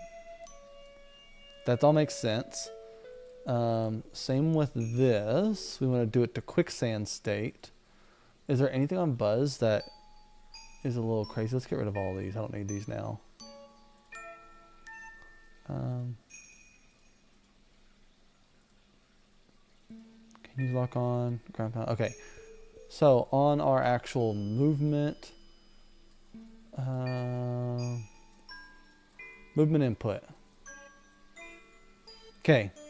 Yeah, this makes a lot of sense then.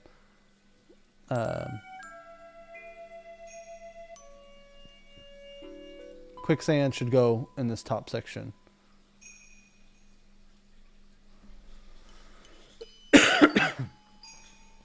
Okay. We want to do... Oh, that's good. What about the jump input? Does it get...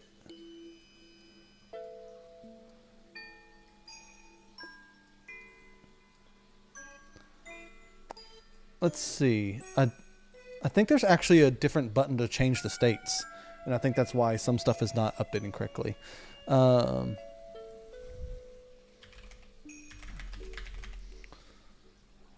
There's like something else for that. Let's see. Let's look at the code. At the function names.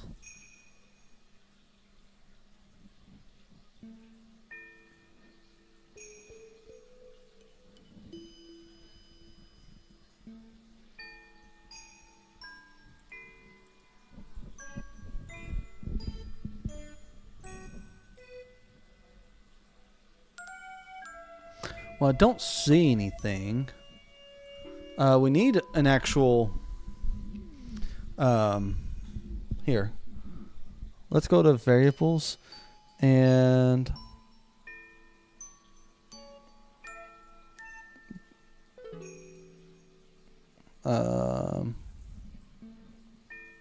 buzz metrics. And you can't do anything when this changes. That's fine. Okay. So we need a function actually to update these values whenever you change states. Is there an override for that?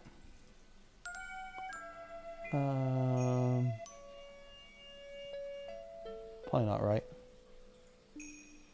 Let's see.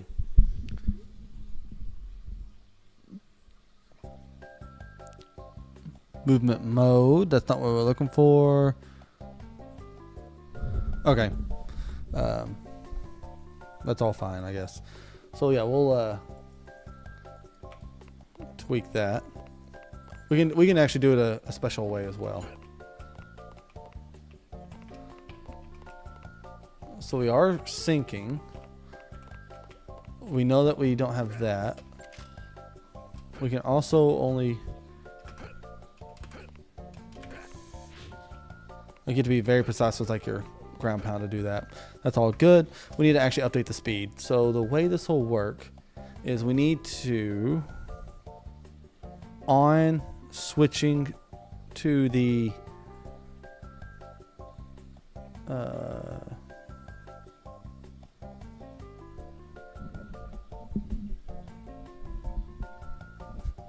you love the headcanon?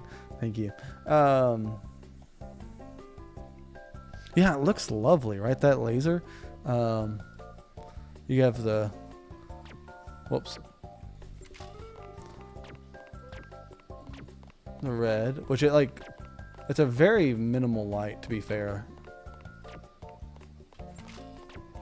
It also takes a second to turn on, it actually looks like. But, we have like this blue light over here. If you see like that grass is like slightly blue, it's because it's close to that. That's pretty cool. I can also charge this and shoot like a bright one. I need to look into those lights not turning on for about half a second because it does break the immersion a little bit. But I can also just make it a stronger emissive to where it actually glows bright enough to shine on the ground. So like on the, let's see,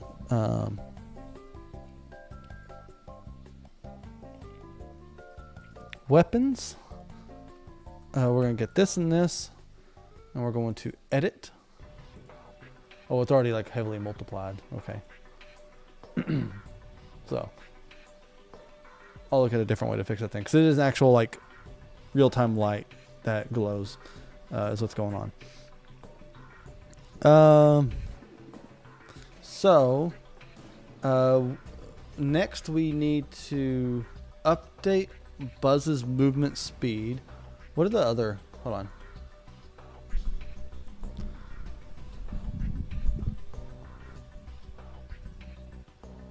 We probably need to create a function on Buzz for when we enter and exit Quicksand. That sounds like the best solution. And then we can do everything there. That sounds like super easy, actually. So,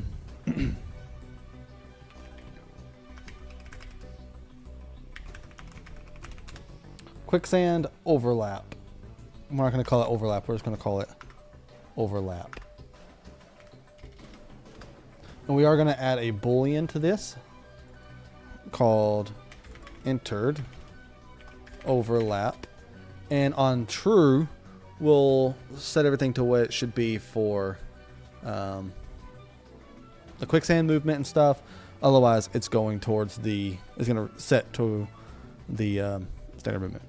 Anyways, so we're going to call this branch. So now, if we are entering the overlap, we want to get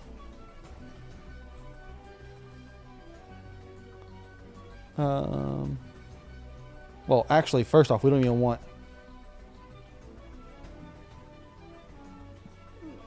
right. What do we want? We want okay. We do want a branch, and then we want to set current walking surface. That's not what we want. And this is where I would actually add the ground sound. Where is it? Right here, buzz metrics, right? Well, we want to get these, but what we actually want is standard movement state. There it is. We want standard movement if we are exiting the overlap, and we want quicksand if we're entering the overlap. So we're going to handle it in this function instead of on the quicksand. So instead of this, we'll actually do quicksand overlap. And we want this to be the entered. And then we want this to be the exit.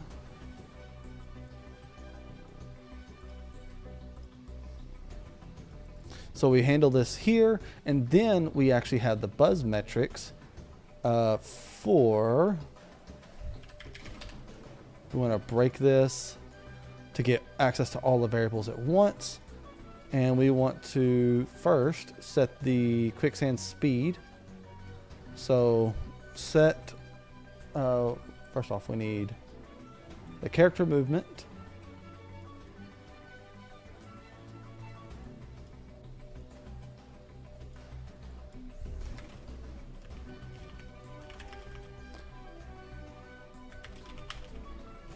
Is it max walk speed? That works. Max walk speed here should be set to the quicksand speed. And if we copy this, this should be set to the standard movement speed for when we exit. And now we're going to do the same thing for walk, or for jump. Jump force. This may actually be handled on the event graph. Let's see. Okay, so this is where this is. Yeah, man, this needs to be put in a function. It's a little bit crazy. So actually, that's all we do there, and then the rest is handled on here, which is a little crazy. We'll do jump in a second.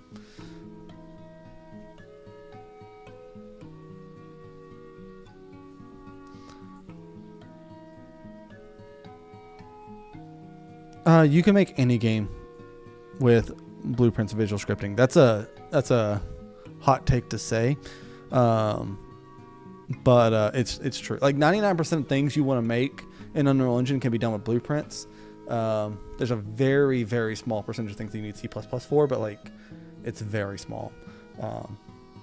Yeah, but I mean, blueprints are still like pretty complicated, but you can learn them. Unity is easier to learn if you want to start with that. Godot is also easy, but Unreal Engine is simple enough to where you can make your own game. I say make something simple, like Geometry Dash is like a good one. Flappy Bird, make that kind of stuff first, make it and throw it away and start another project. And that way you get like familiar with the engine before you like just hop in trying to make like your dream game.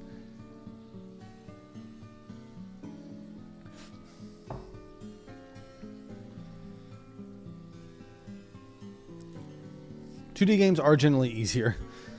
Hey, I can't do art. None of this art was made by me. It was all made by 99% by Kyle, and then by other people for the other 1%. So yeah.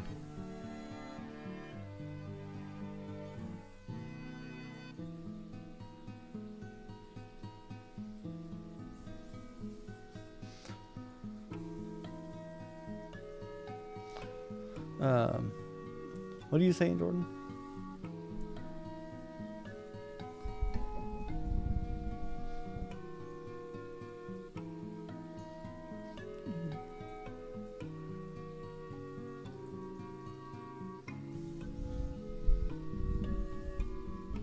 Yes, that's correct.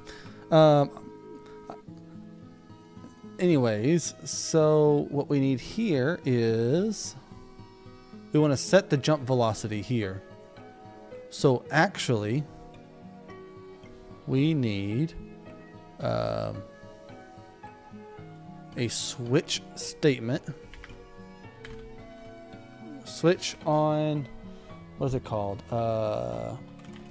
Standard movement state. Man, I'm going to move the jump to an actual dedicated function here shortly because this is a little crazy.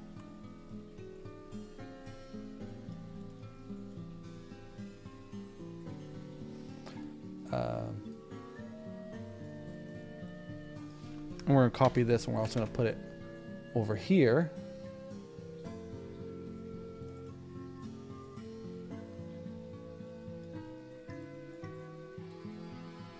Actually, we're just going to take this now and actually make it a function. So, get all this. We want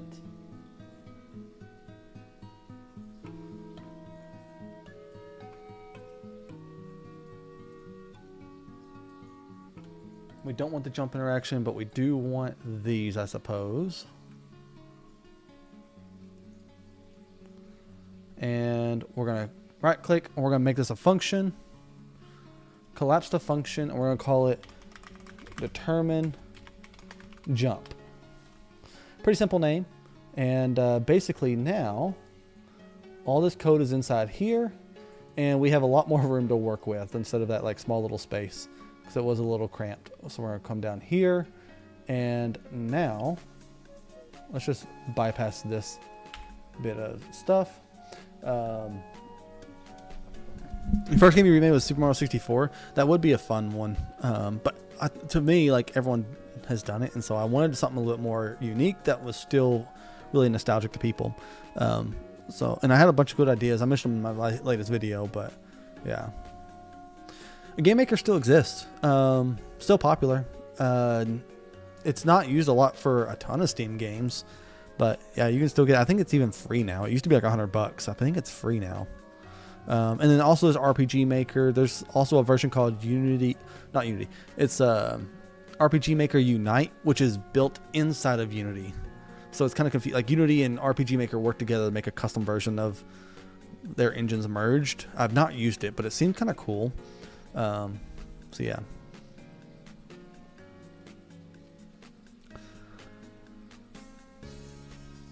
I don't know anything about art exactly. From a broad sense, you would determine art direction, and then you would draw sprites with a program.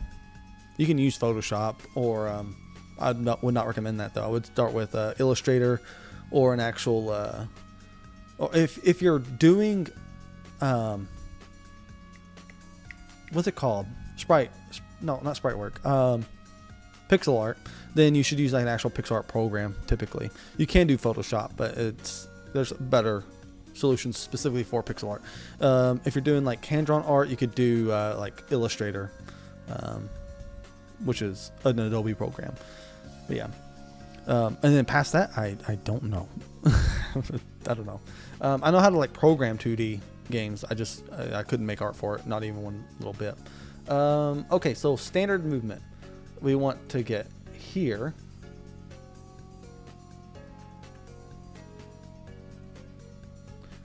And then on the Quicksand, we actually want to copy this, paste, and we're going to drag Quicksand. This is going to be like really messy, but it's all right. Jump force. Boom. Uh-oh.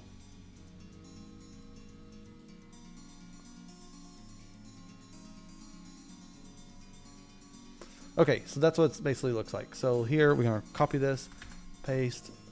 I need the target for this, which is character movement. And this also needs the character movement. And then this needs to be the Quicksand. And then we want the Quicksand jump force. And then bring that up here. And then we can collapse this and collapse this. And then we'll clean it up in a second once we know that the jump has been adjusted. So yeah.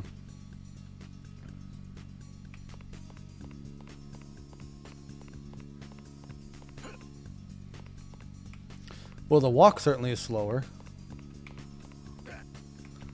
The jump was still really high.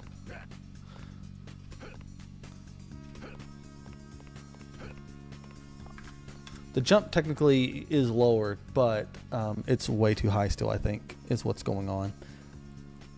We want the...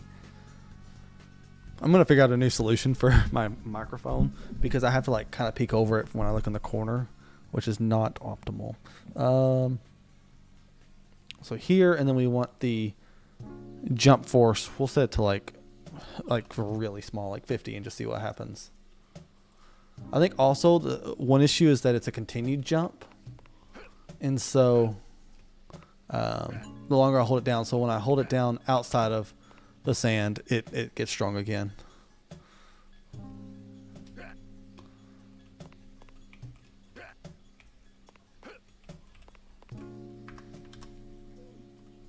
This may also be slightly bugged. Oh, that's why.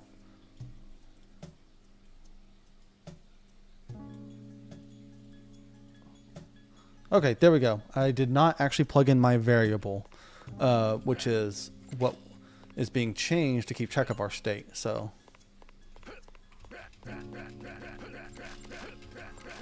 okay, so that works. We also need to disable double jump, actually. Like, I don't want double jump inside of the sand. So, which one is double jump?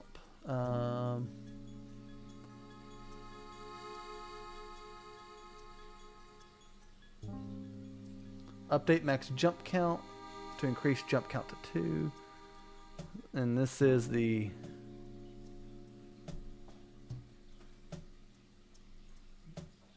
So this is the double jump. So we actually may not even want that because I don't think I want double jump at all.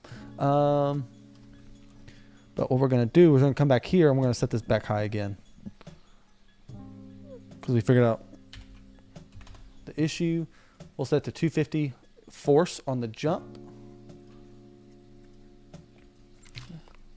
And this may be a video game. I had to like repress forward.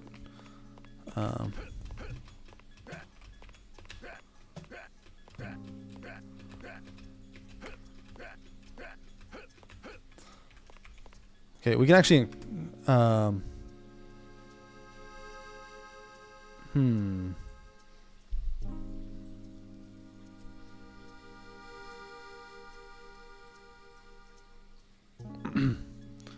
jump velocity. We set it there.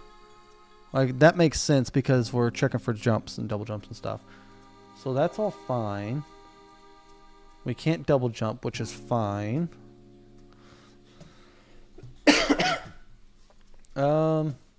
But what we want is maybe a little bit more jump force actually. Here, that's not the right thing. That's for damage. We're gonna go like 325 and see what happens. And then I'll catch up on chat for y'all real quick.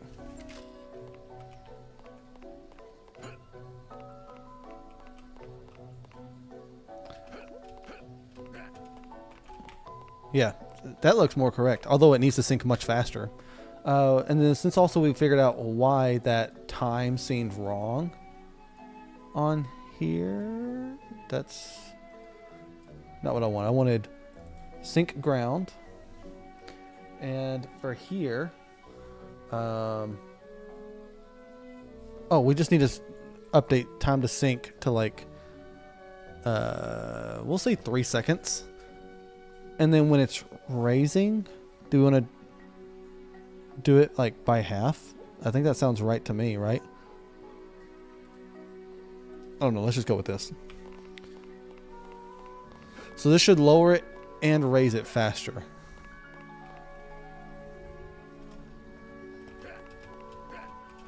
Yeah, so it needs to raise by double speed basically. So now that we got sync ground, we'll go to raise ground. We're going to divide time to sync by 2. That should make it raise faster than it syncs by double the speed.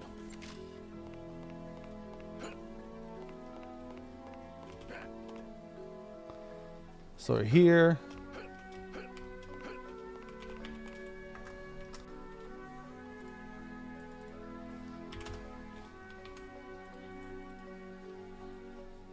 and we're going to promote this to a local variable, and we're going to call this raise speed multiplier. There we go. Okay.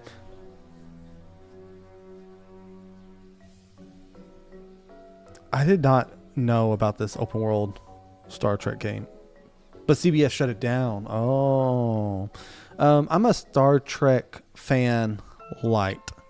I've watched like 3 of the series and I liked them. I didn't love any of them, but I liked them all. I see why they have fans, but yeah, they're good.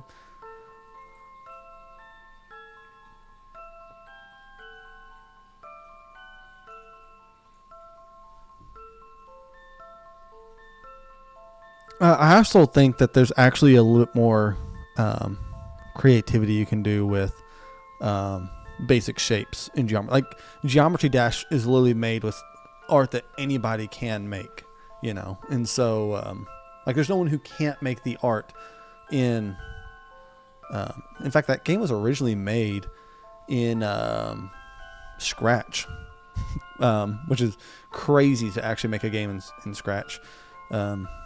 That's the name of the engine, right?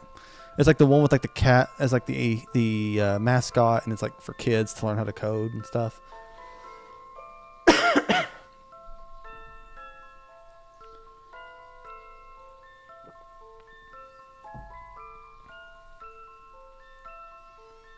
Yeah, you can also rip games, like rip art from other games. That's like very common in the prototype stage. Like almost everyone does that. In fact, my Steam game was denied on Steam at first. It passed its first verification check because I left in a sprite in the game files of Mega Man, and Steam found it, and they rejected my my build, and so I had to re-upload and then do a whole nother verification check, which takes like a week. But yeah.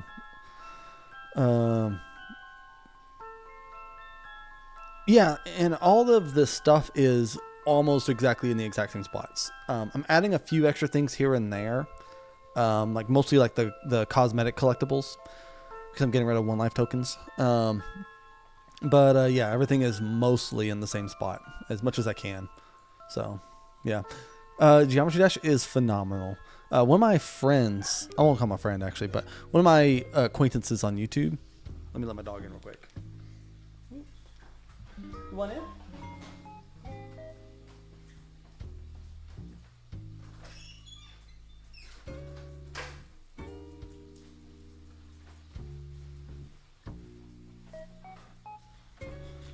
One of my acquaintances on YouTube named Aya, A-I-A, he's a game dev, and he made Geometry Dash from scratch without ever playing the game. And it is definitely like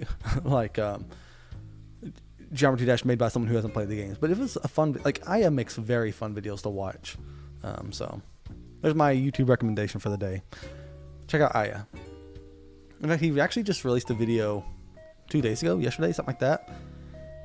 and it was a bunch of game devs trying to make a driving AI, and they all competed on a racetrack to see who did the best. That was fun. Katamari Damacy.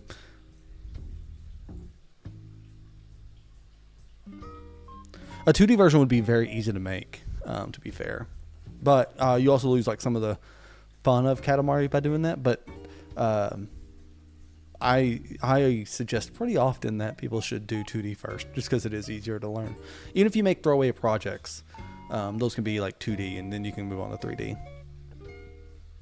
Because 3D does add a lot of complexity to projects, on like a technical sense.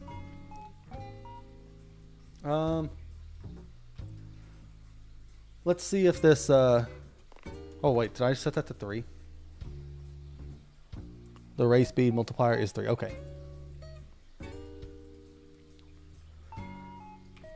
Let's see if this works, and then we can move on if it does.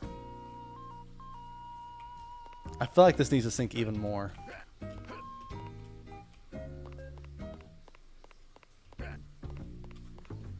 Yeah, we're gonna sync it a little bit faster even. So time to sync. We're gonna make it like 2 seconds or something. Like we want it to be pretty fast. Whoa, paused it.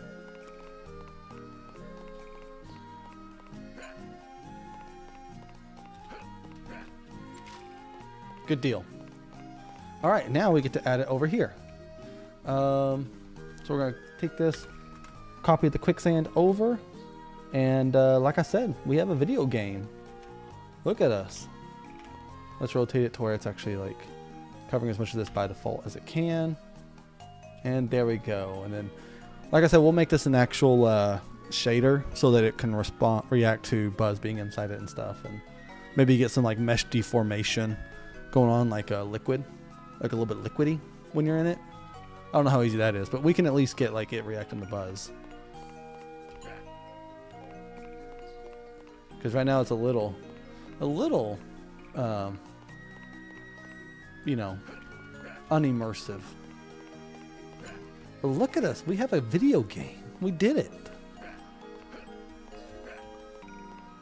Good job, everyone. There's a couple of like weird stuff that we had to do, but overall, it was easy. Easy feature. Less than 2 hours while being distracted by chat. So, that's all good. This guy's charging at me. What we're gonna do next is we're gonna set up these. What was the other thing we're gonna do? Oh, we're gonna do the dirt mound puzzle possibly. I need to set these enemies up to stop chasing us once we're out of range, because that's a little annoying when I'm trying to like take care of stuff. So, what we'll do is,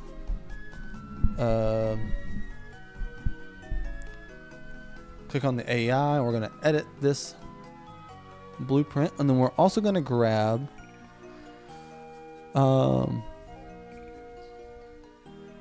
AI enemies, and we want to grab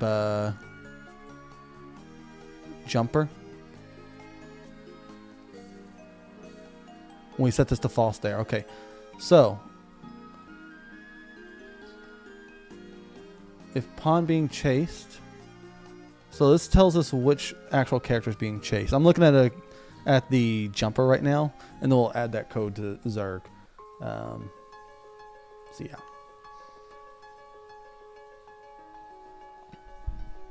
I will tell you, like, my first Game Jam game was pretty simple. A Game Jam being like a game you make in like a week. It's not my first game.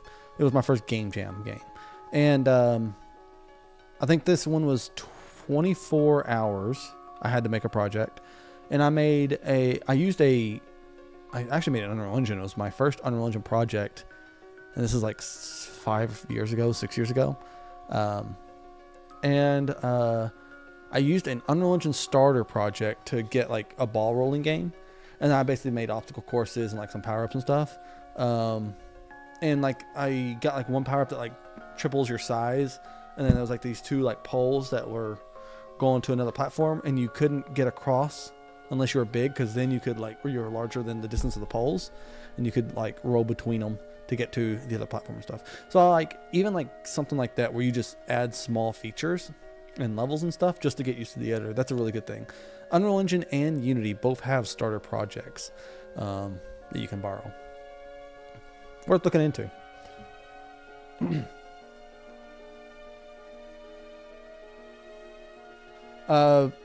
Well, they'll sit on top of it. The cement only works for Buzz at the moment, but we should make it work for everyone. But yeah, I have the respawn time set to like the original game. It's literally like I think over a minute, maybe even 2 minutes. The respawn time right now is 10 seconds, which is mostly so that I can just test stuff. I'll change the respawn time once I get the new pieces for the enemies dying, because once this is the next model that Kyle is making, is this updated car. You can ignore like RC in here. That's for tech reasons. But this car, when he gets blown up, right now he's using the jumper pieces, and so when this model is replaced, I'll want to test to make sure the pieces are the correct and that they're movable and stuff like that. So I'll want the characters to die pretty quickly. But yeah, I'll change that once we actually get to that point. But yes, let's go to the code, because what we were doing is we're gonna copy all of this. In the words of Danny on YouTube, if you know him, hippity hoppity, your code is now my property. And we just copy that over. Pawn being chased, and this tells us that, hey, we're chasing Buzz. And then we're gonna copy all this. We're gonna put it on the event tick. Man, there's a lot of code on Zercar. I didn't realize how much there was. Pull this up. We want the event tick. Bring that over here. He should go right there, and these guys should go up here. And this checks if we're larger than the distance to the radius. That makes sense. If we are, then we want to set has seen player to false, and we want to remove pawn being chased. That all makes sense. And on pawn sensing, we set pawn being chased right there. Let's see real quick. Let's get the references.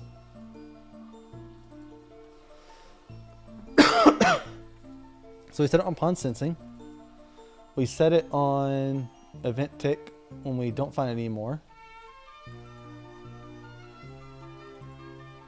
And we get it there. Okay, yeah, so we have it all. So on Zercar, on pawn sensing, basically we want to grab this, and we want to grab the pawn. That's where that was coming from before. Okay. I'd already copied some of this code. We're gonna bring this down here out of the way to make the code clean.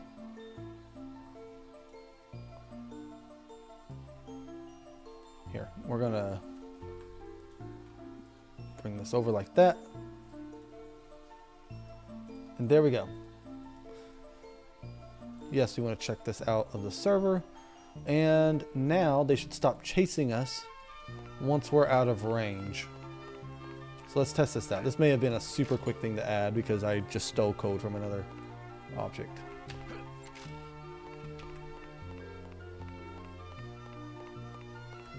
Phenomenal. And they don't have a wander state yet. That's because I'm going to be completely remaking the wander state, but that's not really something I can do on stream, in my opinion, because there's actually quite a bit of math involved with that one. I need to, some features I need to be able to focus a little bit more on. Okay, and make sure I wasn't overlapping. Y'all like the new assets, by the way? Like, look at this tile. The ground is not flat anymore. Whoops. Like, let's actually turn off the foliage so you can see. The actual grass and ground texture is being replaced. This was a placeholder where it's just like, yeah, actual like little grass pieces. But, the thing is, like, the ground is not flat anymore. You can see there's a little bit of height variance going on. That makes the level a little bit more dynamic. You can see it not a little bit in this yard. It sinks down a little bit here. It's pretty minimal, but it does actually add some height variance. But we also have new concrete, which is pretty cool. The concrete's being upscaled on its resolution. And then we have the fence and the fence gates. We have these tile concrete pieces. Yeah, it's all coming together for this whole. We have the new cones. We have these racetrack markers. This is a trash can from level 1, but there's also trash cans from level 2. That looks great. Let's turn the foliage back on. I don't think we need anything else. Oh, actually, we have the dirt mounds, which are right here. Those look, slow my camera speed down. These look phenomenal. And these basically you ground pound on to activate an event. That's all good. And then, let's click off this. We have a new pool. I love the design of this pool. It looks lovely. And then we have the inside of the pool. There's a feature I need to add, which is a post-processing effect. When you go inside the pool, it changes, it adds like blue to your stuff, and then also changes your jump, your gravity, as well as your speed. Love the new heart thing. Well, Kyle appreciates the kind words. What?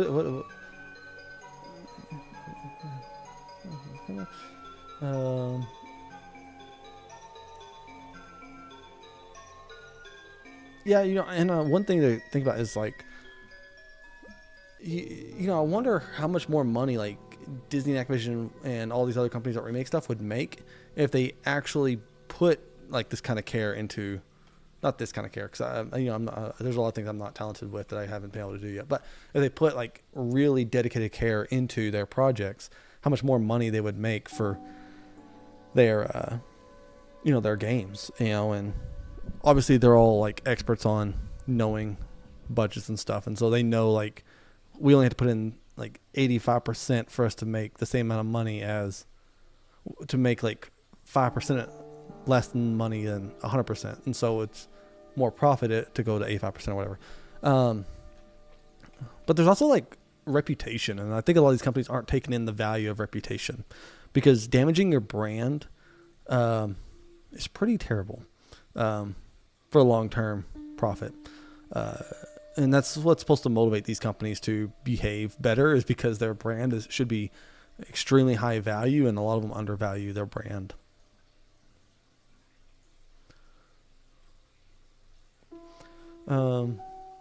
Yeah, Morales, we actually had have someone who's like specifically looking at toys, and like gave us like a bunch of like mock-ups of like all these different colors and variables, and well, not variables, and outfits and stuff. So yeah, ants swarming around the anthill, that would actually be really fun. That'd be cool. We're making this level as fast as we can, so we'll see how, because we would like to be done with this level like pretty quickly, actually. So like a lot of these assets are like really easy to make.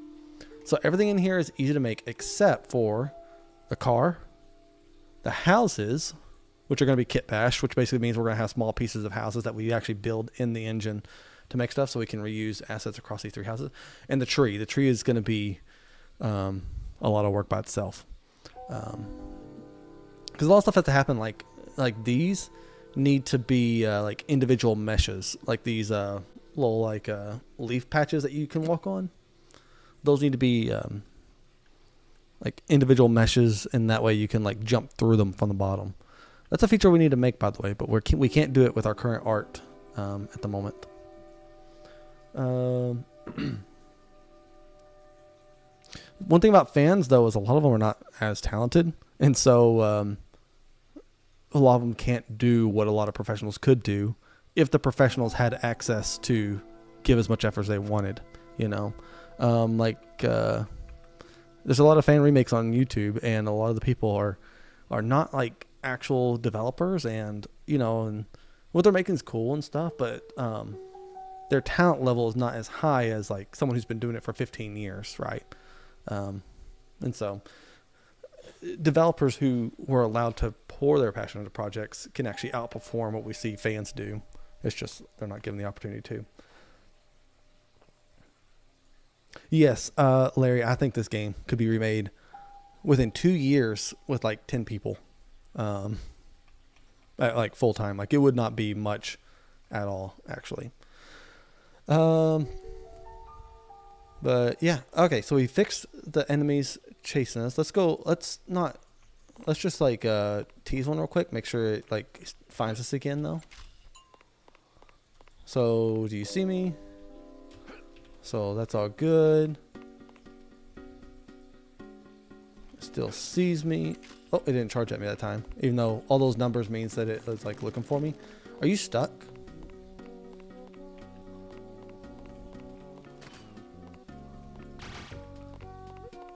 I'm curious if that's like too steep for him. I probably need to check that. There's a chance he got stuck on that corner. Ooh. I still got respawn in the back. Yeah, okay, so this ledge is probably just too steep for them, which is interesting. I need to see what their allowed steepness is. If I go to this, go to open an editor, click on this. Is it angle? Max walking floor angle. What is Buzz's set to?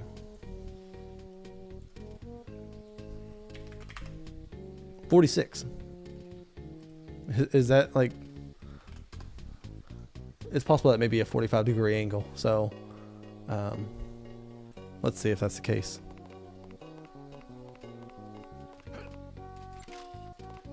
Let's bait him again.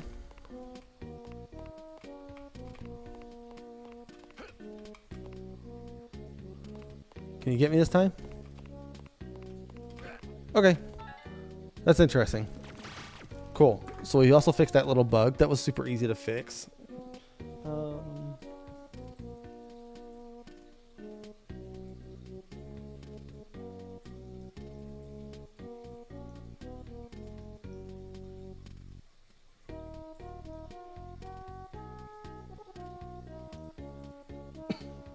Okay. So next we need to ow.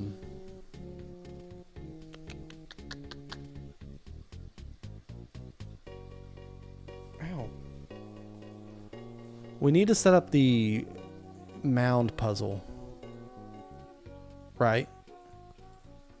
How are we gonna do that?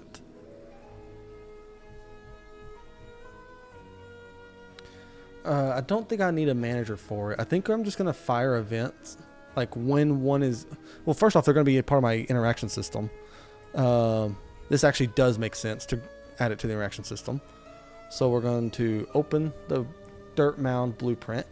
We can close some of this stuff that we don't need anymore. This is buzz variables, movement state. Oh, we should add... I'm going to add the water stuff as well soon. We'll keep buzz, close quicksand, and keep the level blueprint. That's all good. Okay, so first off, we need to add the interface. So interface, interact, and now we can just add a... Oh, we don't have a ground pound interaction? Oh, we need a ground pound interaction. Okay, so we actually do need a couple things open. Here, I'm gonna be right back.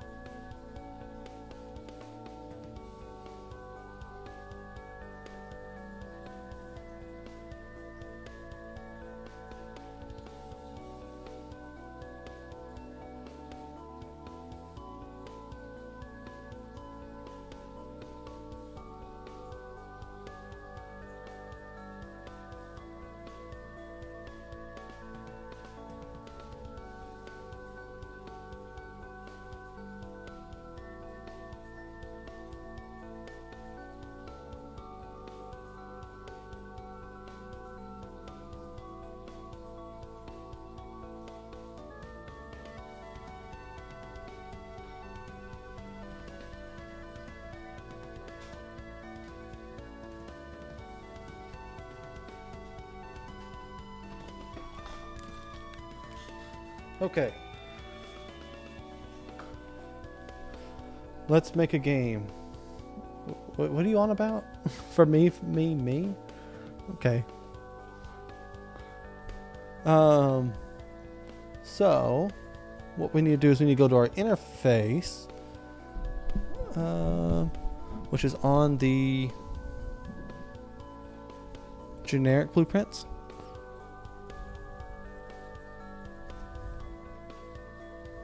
Okay, here's what we're going to do.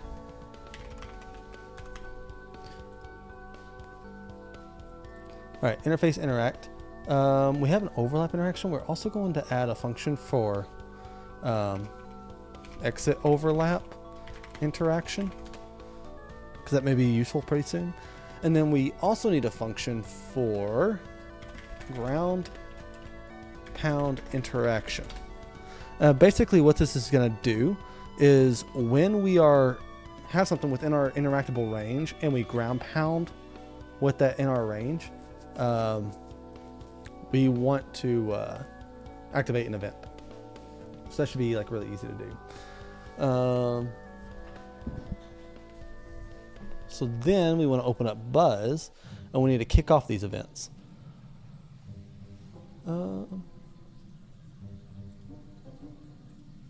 Player characters to Buzz. We're going to go to exit overlap. And let's see, interaction events, interaction capsule. Oh, we have that first. So before we do that, before we remove it, we want to do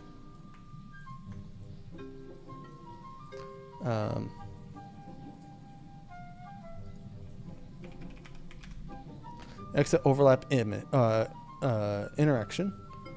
And now when we exit, if anything wants to keep track of when we exit the overlap for one reason or another, it will do it, which is phenomenal. So we now have a new interaction type that's super easy to add. Next, well, we need to add a target.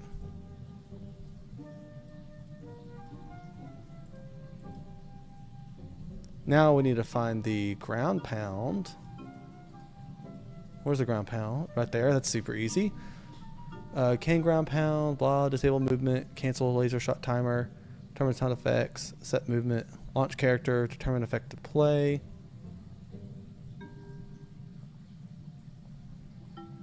We want it when we land though. So, or like when we're actually like in range or whatever.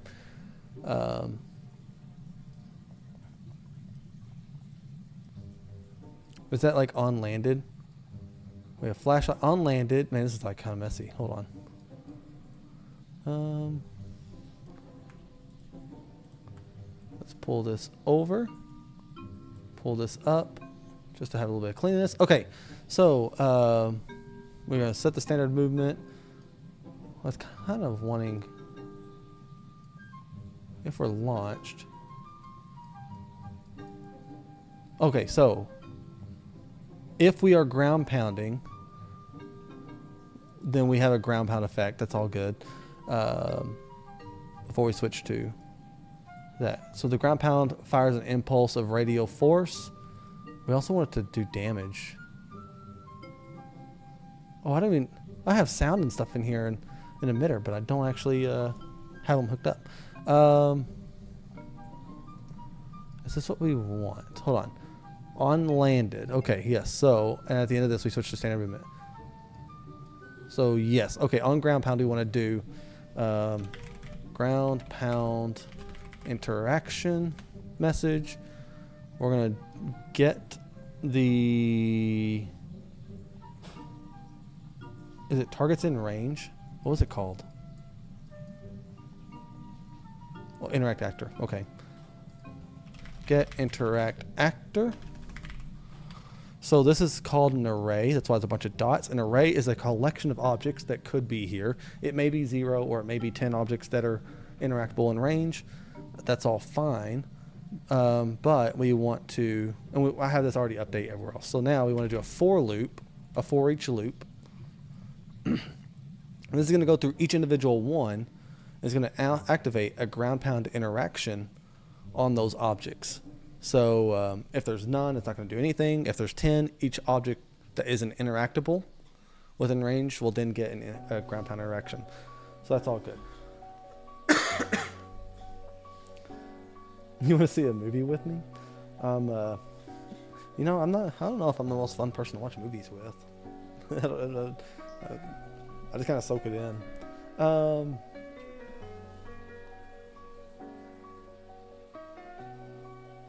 Feels soulless. Anyways, thank you so much. Man, I don't know what it is. Like, ever since Threat Interactive has popped off on the scene, things have gotten crazy. Like, people are like going nuts over this project. As far as like being a little upset. Do you know this Threat Interactive guy? The dude is a total. He's litigating a lot of people. He does not seem to be telling the full truth on certain things, where he uses data that seems like it could be misleading, whether intentionally or unintentionally. I'm not aware, but it is weird enough to bring up concerns over the validity of the data. He's litigating a lot of people. I don't know how else to say it. Yeah. Have y'all seen this guy? The dude is crazy. Basically, he popped off because, like actually popped off. 13 videos, and 13 videos and 144,000 subs, and all his videos are about Unreal Engine being absolute garbage, and like calling out like Linus Tech Tips. Yeah, and a lot of the data seems suspicious, as in it may not be fully verified data. This guy is like pulling everyone along. I don't get it. He's asking for like donations of like $900,000 to hire engineers for his team to make a new version of Unreal Engine 5. What? Dude, $900,000 will get you like 4 people for a year. Probably not, actually way less than that for engineers. Like engine engineers are going to be like $200,000 a year each for salary. After like pay, like it's probably like actually 3 people.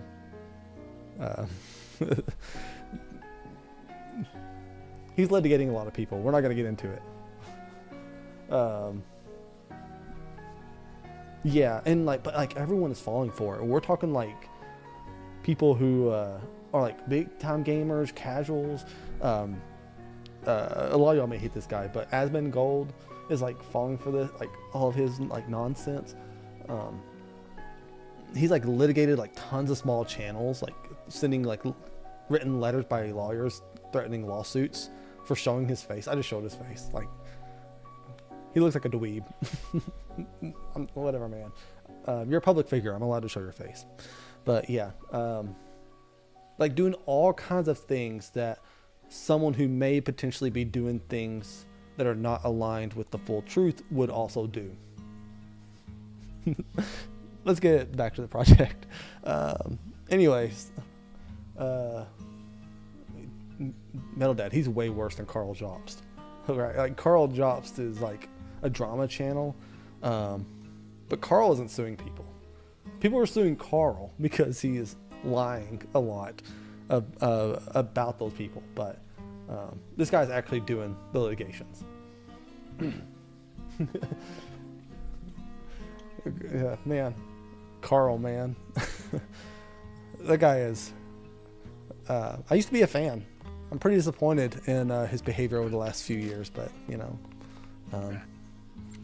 maybe this lost lawsuit will correct his behavior. Okay, so what were we doing? We're in the ground pound interactions. That's right. Okay. we got way off topic.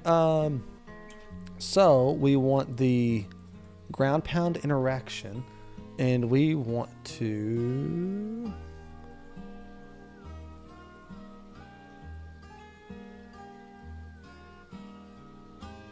Let's see. The static mesh. We don't want to enable gravity, and we also want it like completely constrained, but that shouldn't be.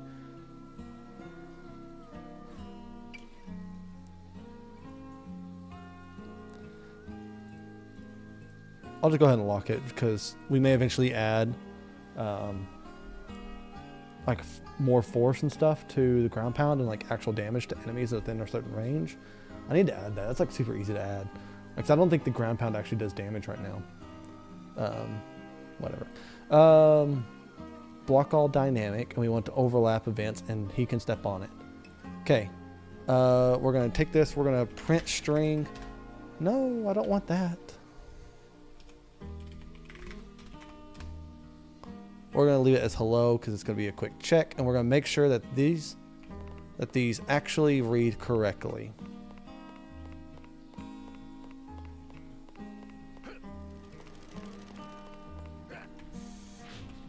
Hey, it worked. It says hello right there on the health bar. Good deal. I'm glad that worked. That was so easy to add. And now we need to actually make it hop from event to, we need to actually add the functionality to these dirt mounds. So that was easy enough to get working. We now know that ground pound interactions work. So we can do like a lot of cool stuff. Like I can make like the nails actually get ground pounded, like in level 1, where you can ground pound on top of the nails and like sink them into the ground. That'd be cool. And you do all of them and you get like a little cosmetic. There we go. Let's you do the cross. Reading through some of those titles has me scratching my head. Yeah. Well, a lot of it started as like Unreal Engine bad, which is popular because Unreal Engine is the top game engine right now. And this is exactly what happened with Unity when Unity was on top, is people talk about how every Unity game looks the same, which is they say about Unreal Engine now. Unity is bloated, which they say about Unreal now. And the engine sucks anyways, which they say about Unreal now. And so just whatever engine is the best or most used, people are just gonna like totally clown on. For reasons that are justified and unjustified. Like I said, there's plenty of reasons to have issues with Unreal Engine, but this guy, it doesn't seem like it's totally true on the data. I'd have to see more sources. I'll tell you one thing for sure. Okay, we're gonna get into this. Okay, so I want to make a video about this because this guy is like ruining my comment section, like actually ruining the comment section. Let's see. So one thing he talks about, and he does have some things, by the way, that are true, but he mixes a lot of that with stuff that isn't. And so, for instance, this talks about Nanite. Nanite is a tool that Unreal Engine made that allows you to have an infinite number of polygons in a level. And it shouldn't affect performance. Now here's an issue. We're gonna pull this up in Paint. I'm gonna draw this with my mouse if I can.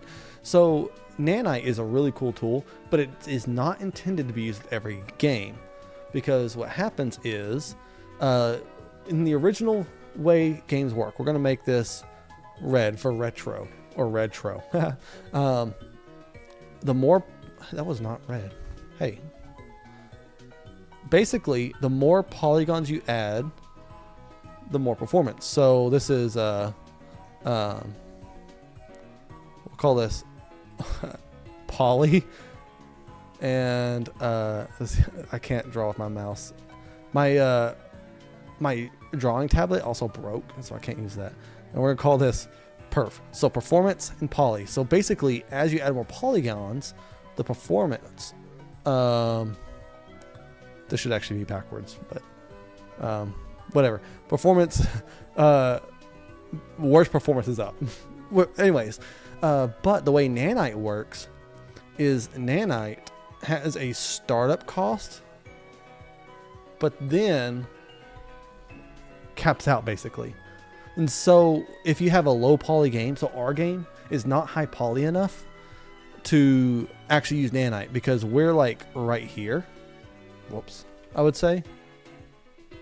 And so we should not use Nanite because Nanite performance gives us worse performance, but not by much. But if you have a super hyper realistic game, let's say with like this many polygons, then you would want Nanite on because this is your performance compared to way up here. So that's what's going on. But he, in this demo, shows a square with basically 4 quads on each side. Anyways, it's basically a cube. And so the cube would basically be like right here. And so, yeah, so he uses this kind of stuff in his videos to paint a picture that doesn't seem to be fully vetted. Yeah. This guy is like ruining my comments channel, my whole comment section, because everyone now is like commenting. I get comment every single day about how Unreal Engine 5 sucks. Slop Engine 5. That's pretty common. Man, I could make a whole video about what this guy is doing, but yeah. Anyways, let's catch up on comments. Yeah, this guy claims to be a game dev, but he has 0 experience. He does that thing where he says we think we need, or my studio and us, we believe that you deserve better, but like it's only him. like there's all kinds of stuff that like self-red flags around this person. Yeah. Unfortunately, he speaks with like very high authority. He even called out like, man, what are those guys' names?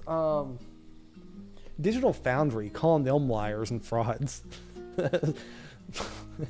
It's totally crazy. And if you use like a frame of his video, like one single frame of his video, he'll send you a, he'll copyright strike you, and he'll send you a letter with an intent to sue, unless the video's removed. It's like totally insane. So yeah. Yeah, I know. I've actually like basically never used Paint, and so I didn't know what the button was. So I probably should have done it in Photoshop. I have more experience in Photoshop, but this is what Twitch streamers do, right? They just do stuff in Paint. I don't know.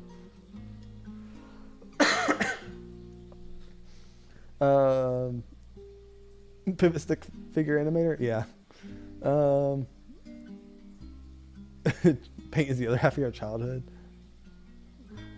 Okay, so Mira Nova, is that the blue lady from Star Command? I'm guessing. I haven't watched the show since I was a kid, so I don't remember any names. All right, so do we want this as a manager, or do we want it as just a series of tasks to complete to where each one activates the next?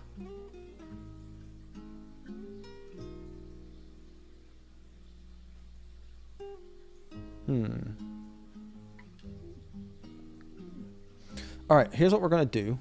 We're going to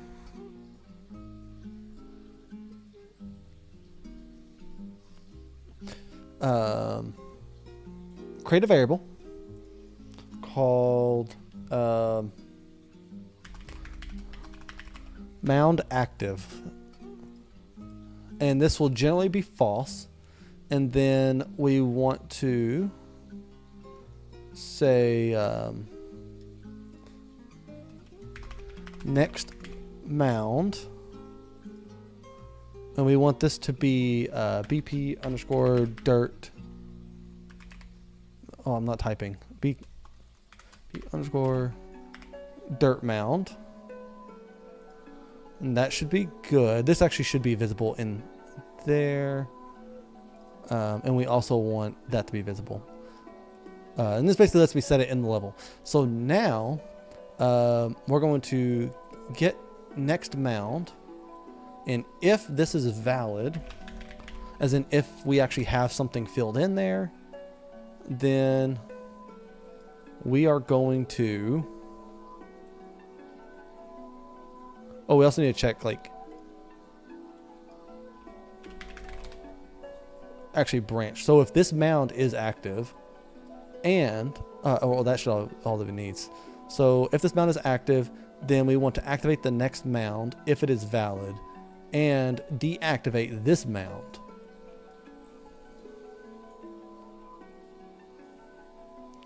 So we want to deactivate this mound.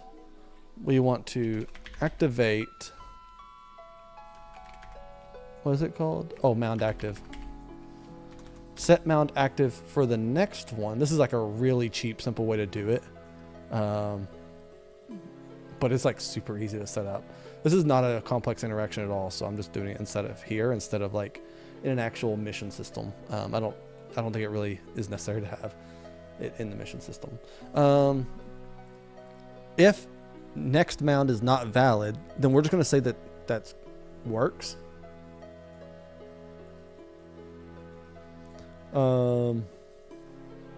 Yeah, and then we'll spawn,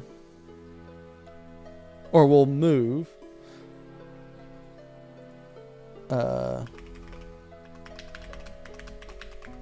collectible to spawn, and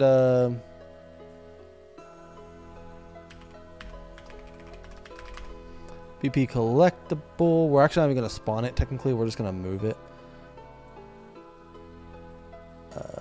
Get, we want to set position, set actor location, and we want to set it to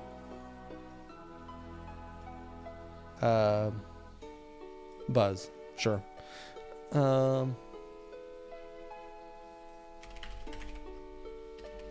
Actor location, and we want this to be get player pawn. And this is a super cheap, simple way to set it up. Basically, I don't know the order, so I'm just gonna like kind of cheat this. Can you just grab it? Okay, yeah, you can. That's cool. So which one is this? This is 2. I should look up the order, but I'm not gonna. We're going to say 4 is next. Oh, wait, no, that's not. I want to do this. And we want 4. After 4, we want... We'll do 5? 6? Okay, so after 4, we'll do 6. I didn't want 5, I wanted 6. And then after 6, we want 3.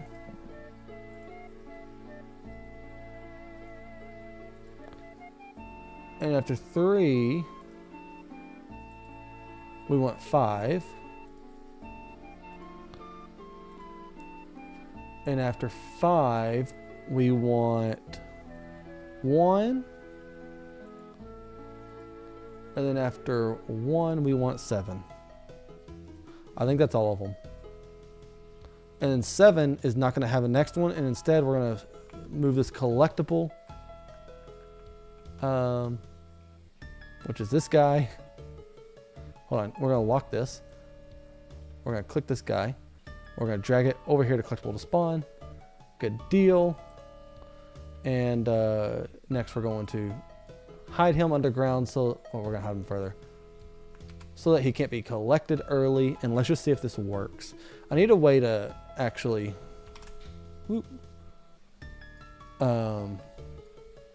instead of setting mound active, we need to actually create a function for this. Oh, I'm like way behind on chat. Hold on. Sorry.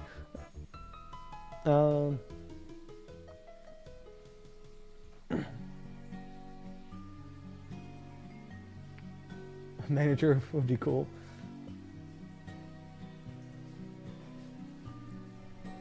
I like the Buzz Jesse relationship. I think that's really fun.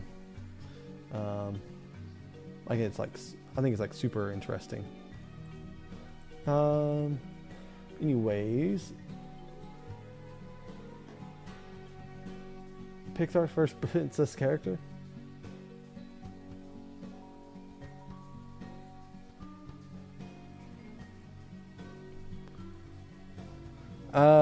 Listen, Buzz is like a totally different character in Toy Story 4, and same with Woody. The only character that acted the same was Mr. Potato Head, and that's because the actor died and they reused his lines from the older movies. Toy Story 4 is a butchering of character development, unfortunately.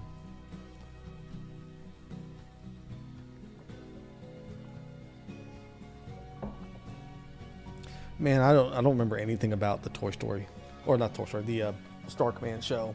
I watched the movie and I watched the show and I liked them both, but I don't remember a thing about them. A bumbling fool.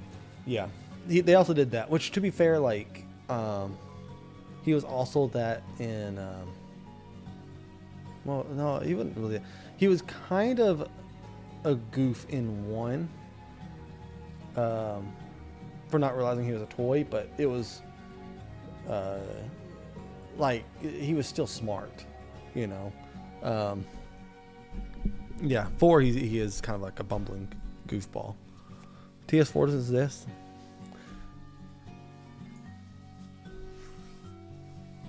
I mentioned this last stream or the stream before that, but I do really like Bo Peep's new design. I know it's a hot take, but I like it way more than her original. Like, it's not even close. All right, so we're going to create a function here. We're going to activate or toggle mound. Toggle mound. This needs a input for a Boolean active, and this should be if we want it active or not. We need a particle effect. I'm gonna look for a particle effect here soon, but if it's active, then we want to set mound active to whatever this is, and we'll start with that. So event graph,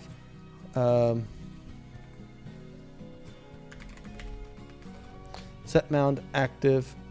No, that's not what I want. What is it? Toggle mound? Yeah. This needs deactivated, and then toggle mound, and this one needs activated. The reason we're putting it here is so we can reuse code for activating like particle effects, because we need to be able to see which one is actually the target next, because I won't remember. So we need to go ahead and add that now. Let's look for a particle effect real quick, just to see like which one would be good enough for now. It won't be the final one probably, but just something that's good enough for now. Let's look at our sci-fi pack.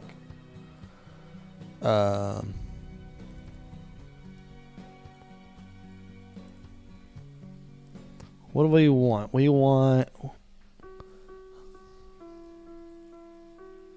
sparks. This is not really like, are any of these continuous, or are they all just like short term?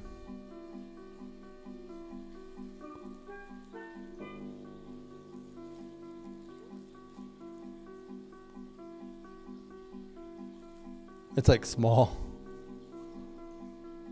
Interesting. That's like really small. Is this one like kind of like an explosion?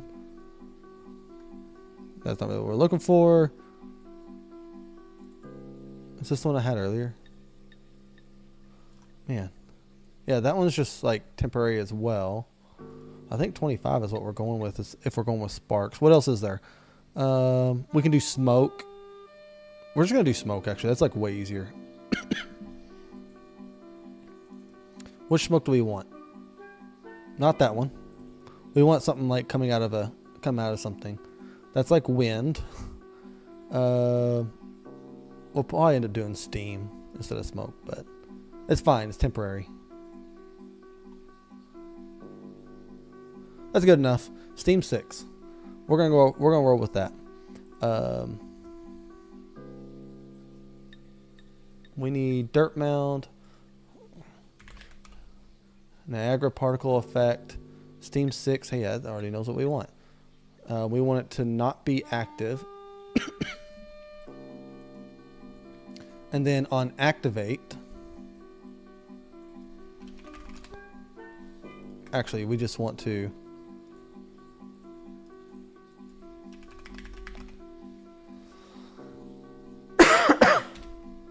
okay, yeah, so we need a branch.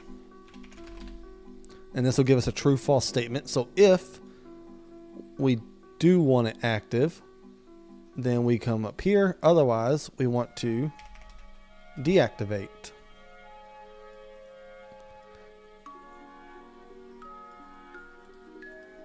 Go to viewport. Let's click auto activate real quick just to see. That works phenomenal. Looks like we can actually like scale it up a teeny bit too, but we're not gonna. All right, let's see if this works. Oh, we need whichever one is active at first to also activate. That's fine. So here, branch, and we're going to get mound active, and if it is active, then we want to toggle. Let's just actually do it for all of them. There's only a few. It's not going to be a performance hit like at all.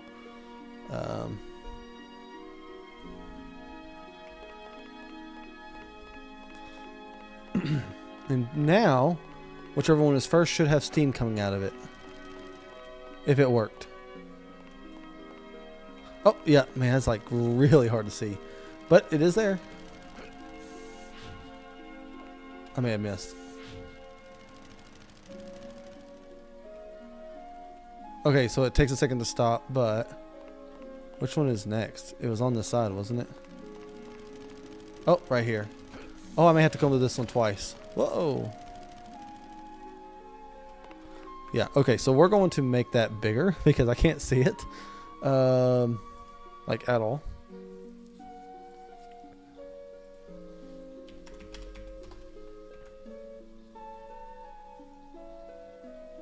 Yeah.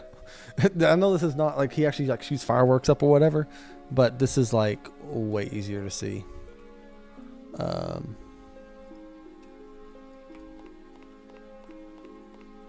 And we will be going to like a different effect soon as well. But yeah. Yeah, see, that's actually visible now.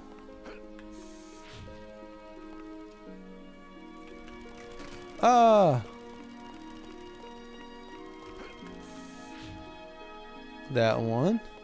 Over there. It's gonna run me over again.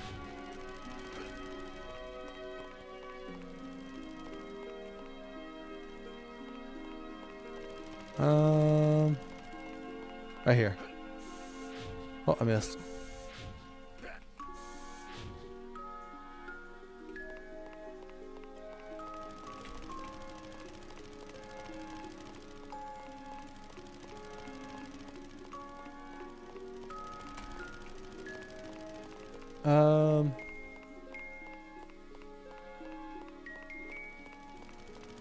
Oh, did it not?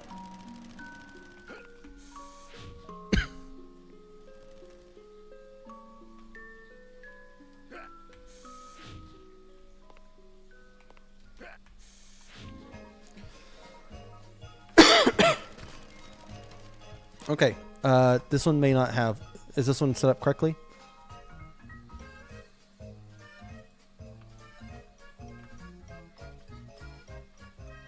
Oh. 3 is not set up correctly. Oh man, I should have written this down. What order I was going in. Okay. Here. I need a pen. And this, well, we're going to mark 1 through 7. 1, 2, 3, 4, 5, 6, 7. This is like a problem why a manager would be better, because then I could actually visualize everything.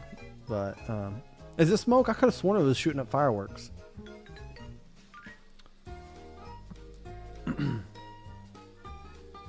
Oh, that would be cool. I can't do that today because that's actual like an art integration. But that would be cool.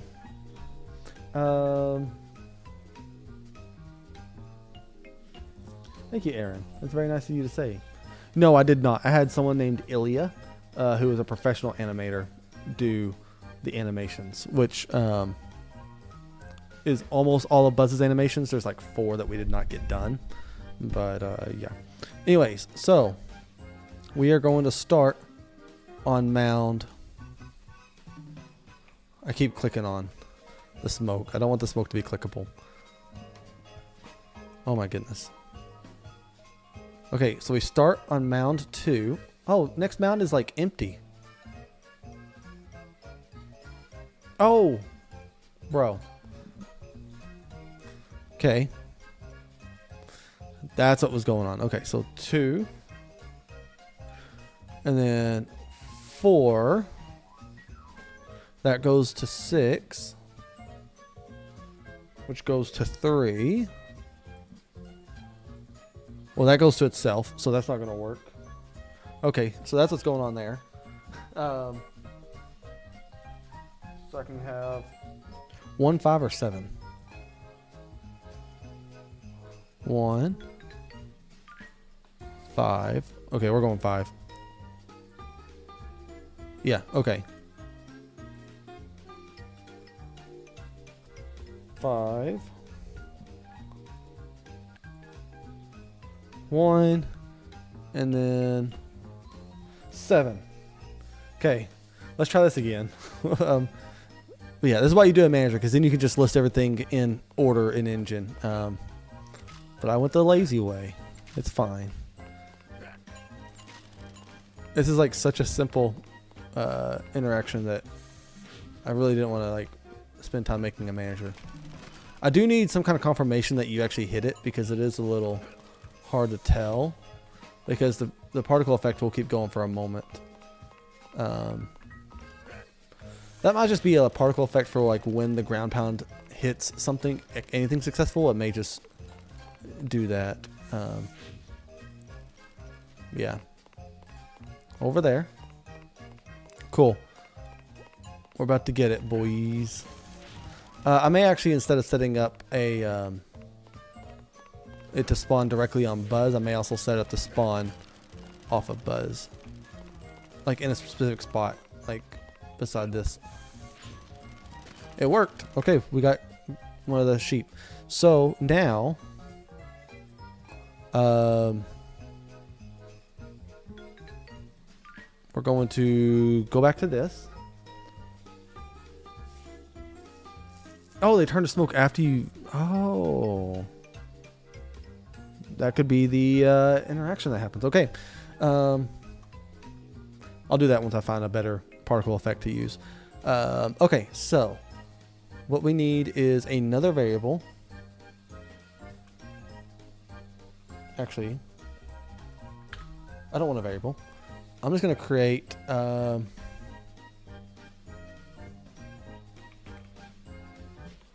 is there a component for just like an empty object? That would be ideal. There's something like that in Unity called an empty game object, actually. But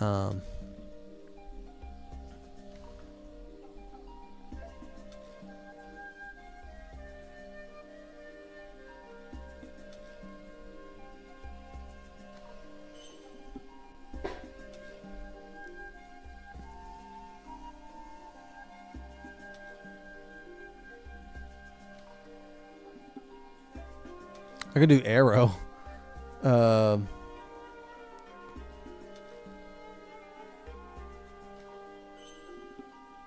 wait, scene is a component that has a scene transform and can be attached. Okay, so a scene object. Okay. Scene underscore spawn pos, which is spawn position. So now we want to, instead of spawning it there, we want this. Get location. I think it's get world location. And we're going to spawn it there. So now if we go into the scene on Dirt Mound 7, we can grab this spawn position of this specific object and we can like put it over here.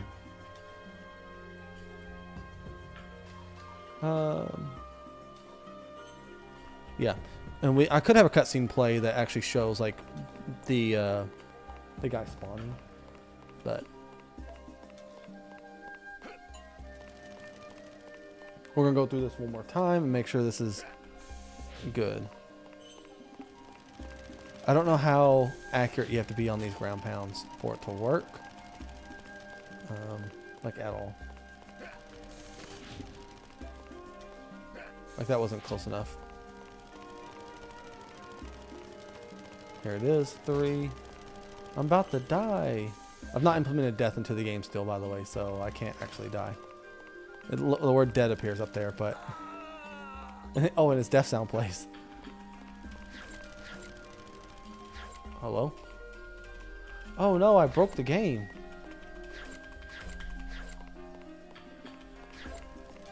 Hold on. Okay, I just had to take damage. I don't think I've ever experienced that. Where I couldn't jump. I'll add that to the cello board as a new task to look into. It had something to do with a spin attack. I did a spin attack like at the same time as I jumped or something. Okay, so Griff spawned there. Good deal. It works. And then I think at that point I'll just turn on the smoke for all of them. That's cool. That was easy enough to do. And let's catch up on chat as well.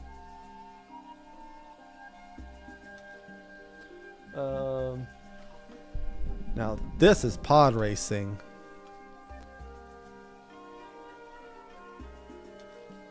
Okay, so the soldier sends up the flare before you stomp. Yeah.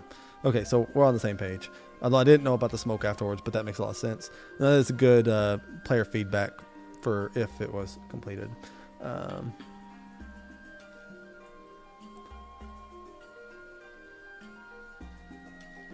You love this game? I had it on PS1, Gotham. I never played it on any other console. Okay, so that's good. Didn't need like a mission system for it or anything. That was really easy to do. It's just a pain to set up for any other thing, but mounds are not used for any other thing in the game, so it's fine. As long as they work here, that's all that matters. Oh, let me... I need to look into that as well, because look, if I'm outside... Where's the post-processing volume? Okay, so it's while I'm still inside the post-processing volume, but like, if I get close enough, this is oh,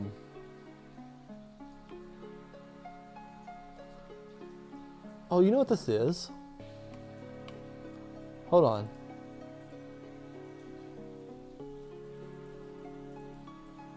This is a different type of point light, isn't it? Like a different, like, do I have to mark things as like channel 3? I want to fix this because this is kind of annoying me. I need light channels. So it's on channel 0. Okay.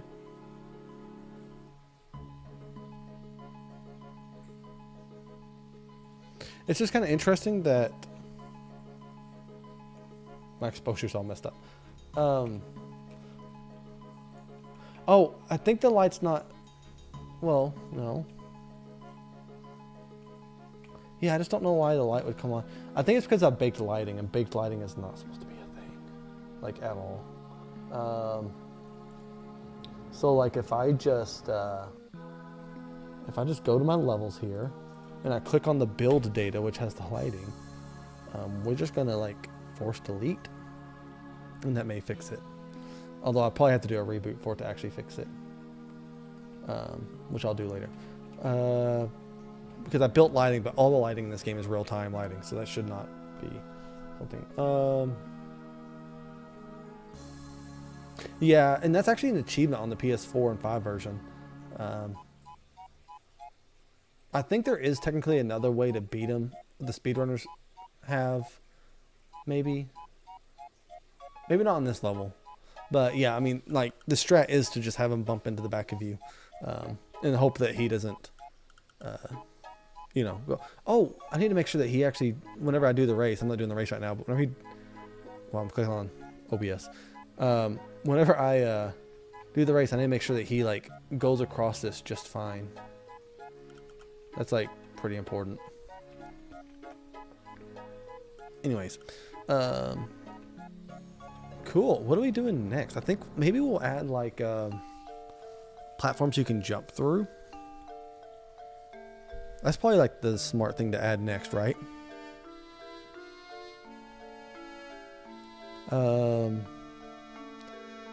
Probably. And I don't think it's actually really all that hard to do. But I don't really have a platform to test it on without just doing it, like, in-game. Which I could do that, but I think I'll just wait till I get a mesh that requires it before I make that. Because it's these leaves and these leaves, basically.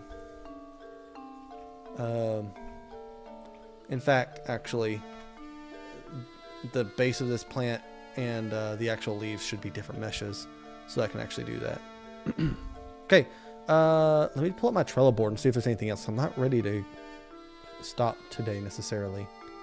Here it is.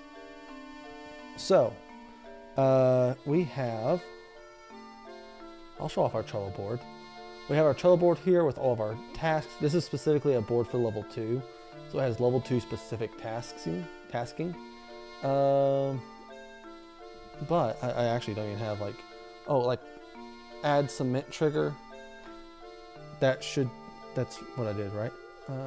Ability to jump through the bottomless platforms. Yeah, okay, that's what I'm talking about. Cement trigger. Ground stop interaction. I did that one. And I'll also put the date as today. Complete. So I like to put the date sometimes, just so I know when it was actually done. But I have not been keeping track of this level because, yeah, you can see like a lot of this stuff is from like 2024. Anyways, cement trigger.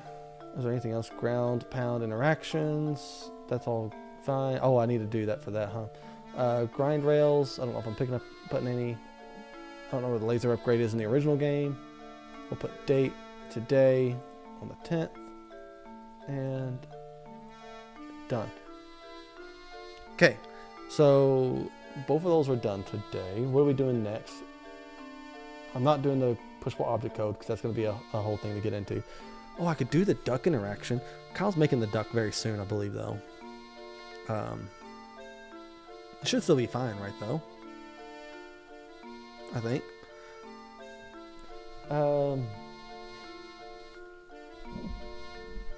Yeah, and it's not.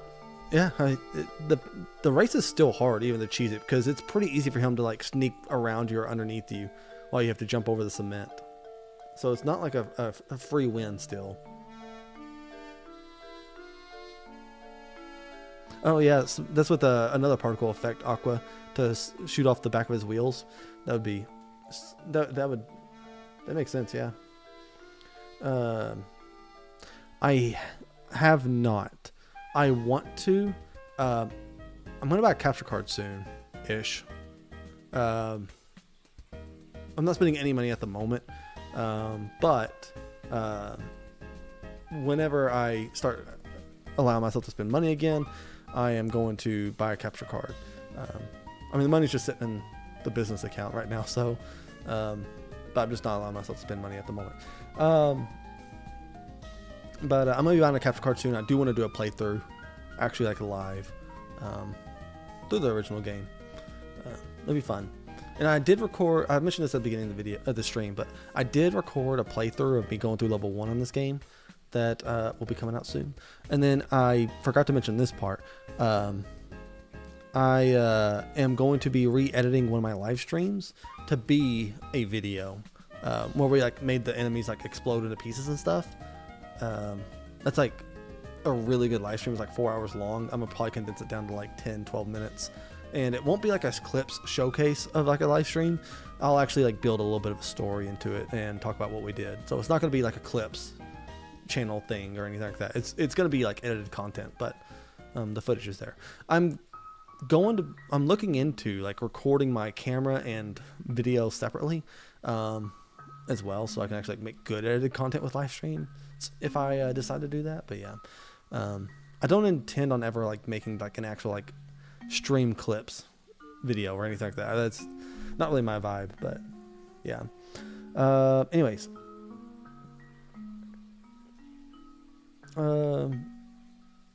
if you want, you can try to fix the light being delayed on the blaster sides. Well, I don't really know what's causing that, and so when I do these live streams, I prefer stuff that's like I know mostly how to do, or I know I can figure it out pretty quickly. Like the cement, I didn't actually like think about how I'm going to do that. I just had like an idea, but I knew that I could figure it out on stream, and so yeah, that one I felt a lot more safe with. I don't want to like sit here for like 2 hours trying to figure out a bug on stream, and basically what I want to avoid. So like if I am struggling with something on like the cement, but it's good enough for me to move on, I'll move on and I'll fix it off stream. That's kind of like how I do this. Yeah, anyways, so what's next is, do it have Zercar on here? Oh yeah, it's right there. Missions to do. I don't even know if I have the missions fully set up. That'd be a good thing to do soon. I need a soldier's collectible. I think oh wait, you know what? I may have. Oh, but I have to set that. That actually requires some fun stuff too. Car enemy sounds. There's a car takeoff sound that I can do whenever he charges. Let's look at that. That should be not too crazy to do.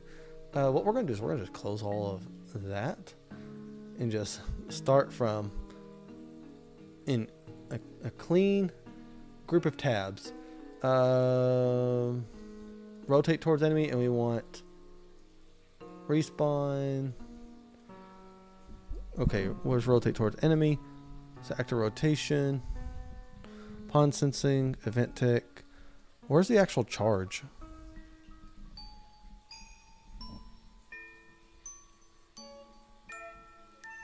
Let's get rid of this stuff too.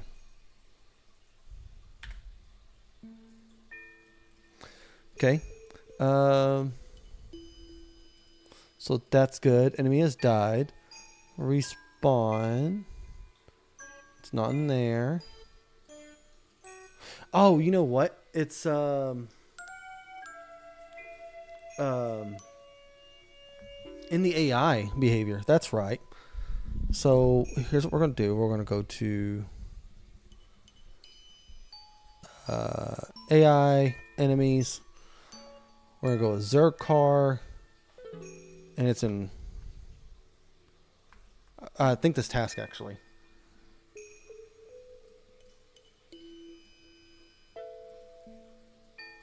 Move the target. Here it is. Okay. So at this point we need to spawn the sound. Or we need to start the sound. So we can go to Zercar. We can add sound, audio component. It's used to play a sound. Okay, good deal. We do not want this to play at start though, right?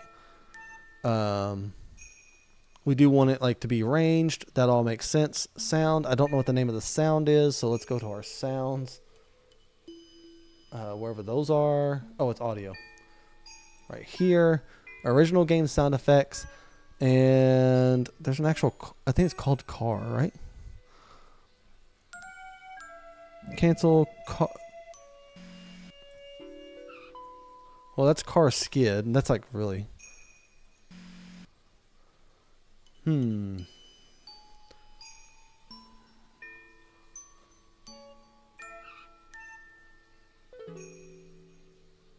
I think we're gonna just play car skid when it starts, and I will like look at the game to see what it looks like. So it does have an emissive, but I don't know why it's not like shining on the ground and everything. I think it's because I'm not using, oh no, I'm using lumen. I'm not using nanite, but I don't know why. Because well, like if we look, I'll show you like what's going on.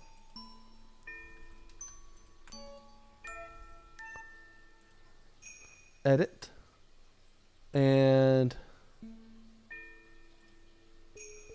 charge laser doesn't have anything special, but the laser bullet here, and let's say we want to just set this light to 0. Uh-oh. Hold on, where's my OBS? I gotta go full cam because Perforce logged me out, and it's going to show some stuff I don't need to see. I don't need to show.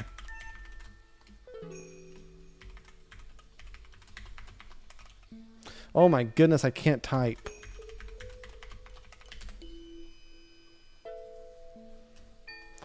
That's gonna make me fully close out of it.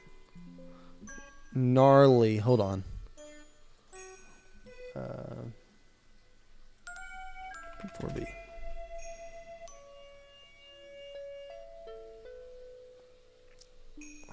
Let me log in. Okay. And then here. Okay, cool. Y'all can come back now. So we logged it out.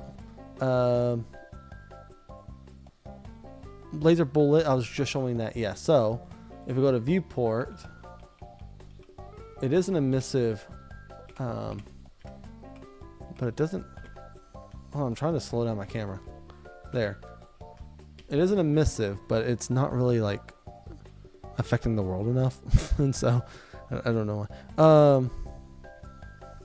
Does it need lighting channel 2? It shouldn't, right? Or lighting channel 1? Could that be it? We're just going to try it and see. Because lighting channel 0 should be for everything. Lighting channel 1. Yeah, see? It like does like no light. And if I charge, it's like no light as well. So it's not the fact that it's lighting channel 1, which makes sense.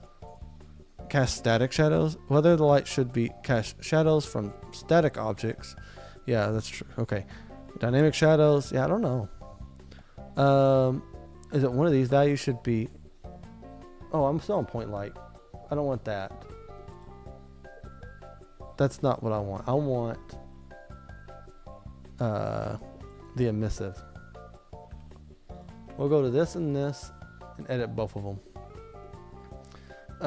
Yeah, you can see like it is an emissive value.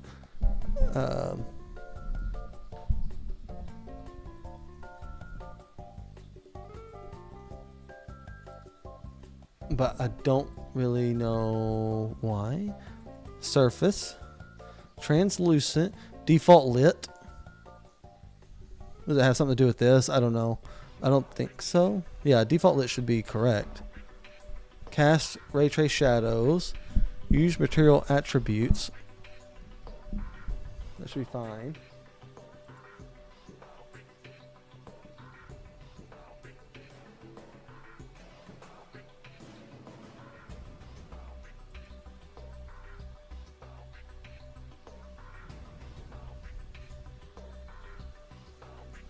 It may be this right here, under translucency, self-shadowing. But there's like a lot of settings in here, and so I'm not gonna go through this on stream. I'll look at that later. But anyways, Zerg car. What was I doing? I was doing sound. Okay, so we have this here. Needs to scoot over. and we need to play the sound here, and we're just going to play that skid sound when they take off. Car skid.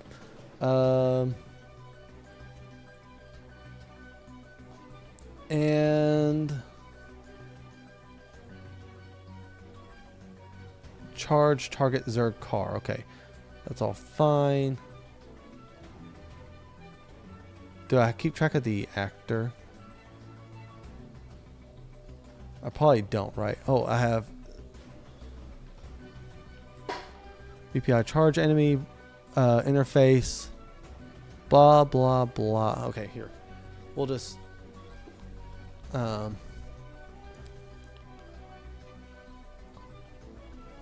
owner pawn. So cast to BP underscore Zerg car. If this fails, we'll just go straight there. Otherwise,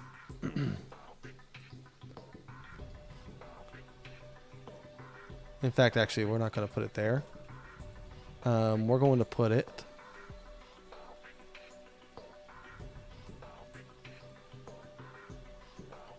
like close to there.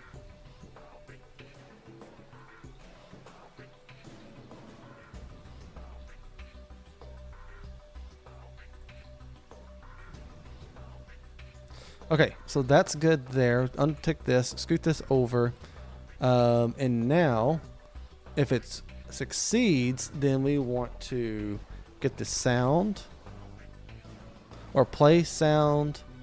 Does this actually spawn?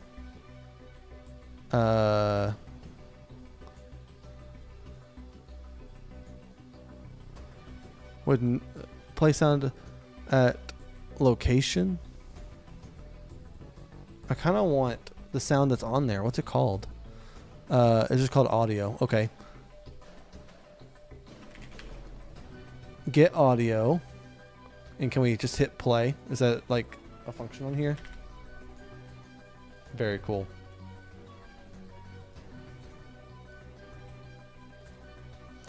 Good deal. Man, I love this Donkey. I say this every time. I love this Donkey Kong Country music. It's awesome. Is my... Hold on real quick.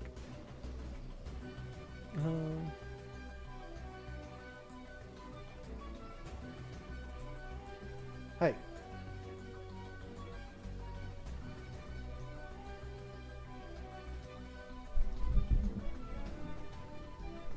Screen space reflections? You may be right there.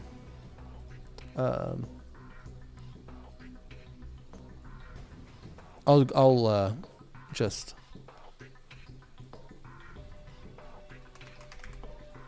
screen space reflections. If that's right, that'd be so based.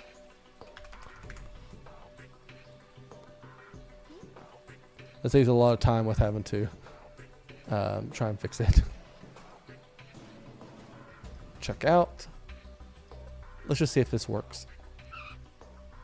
Well, I need to make that not play on start. Oh no. There's probably something else along with that, but I'm not going to worry about it at this moment. Open editor. Audio. I don't want this to play on start. Is there a play on start? Allow spatialization. Yeah, that's all good. Start with tick enabled. Auto activate should be off. There it is.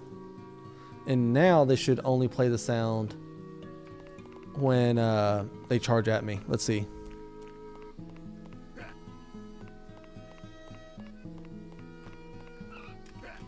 Woo. They do need to take off much faster. Their acceleration needs to be much higher.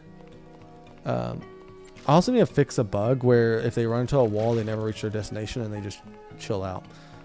That's actually not a very difficult bug to fix, but it is a bug to fix nonetheless. Like, see, he'll run to the wall and then he can't hit his target destination.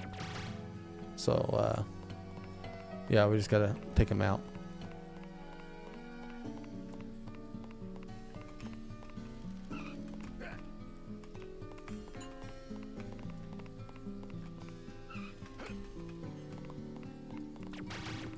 Okay, so that sound worked. That was easy enough to add.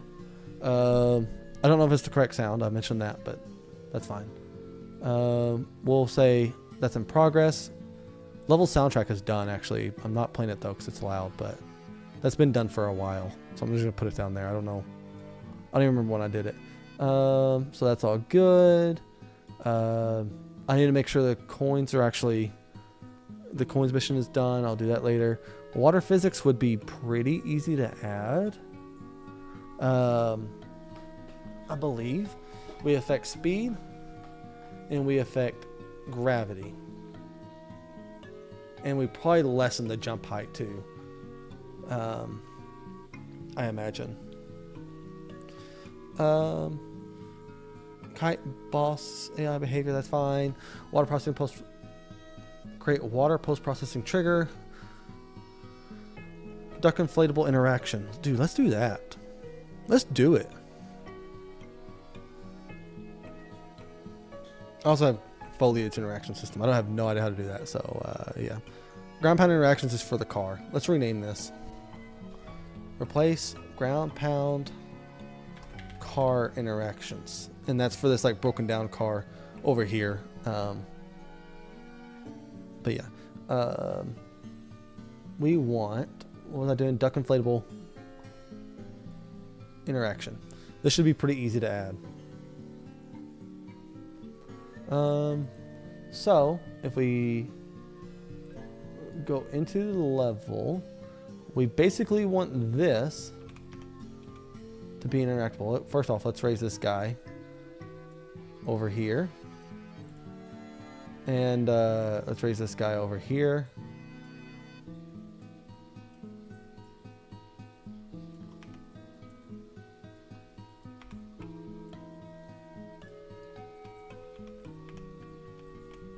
Okay, that looks good. I think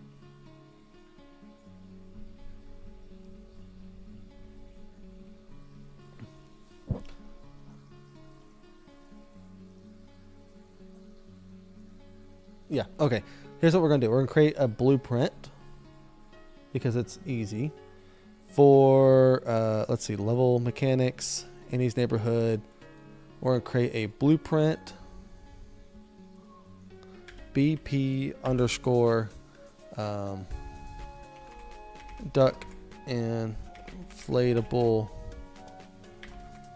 interact in duck inflatable what is this thing called that you actually like ground pound on to inflate something? What would you call that? Duck inflation. Yeah, I don't know. Well, the duck inflatable like actually like bobs in the water, I believe even. I'll have to replay that part. All I care about is actually getting this thing to like pump up and stuff.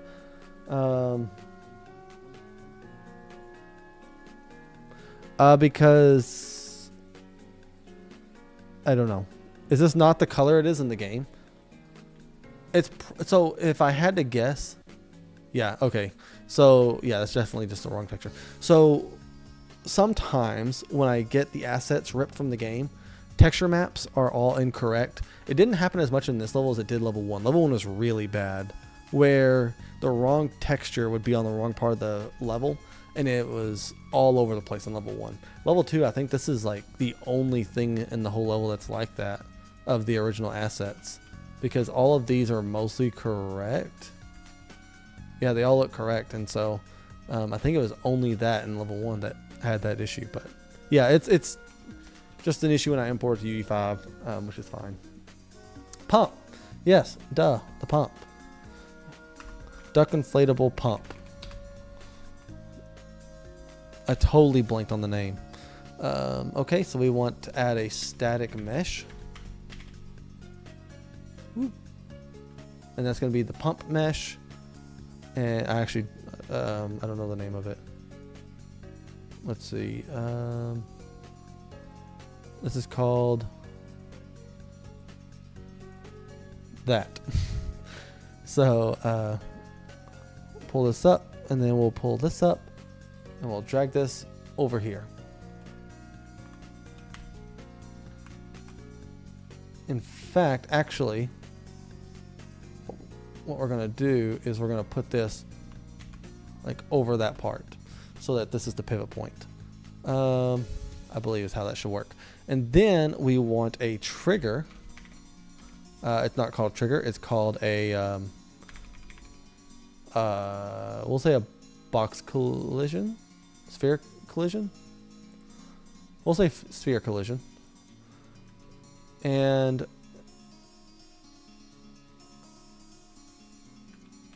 oh, it's like off center. That makes sense. Okay. Let's grab the static mesh and scoot that over.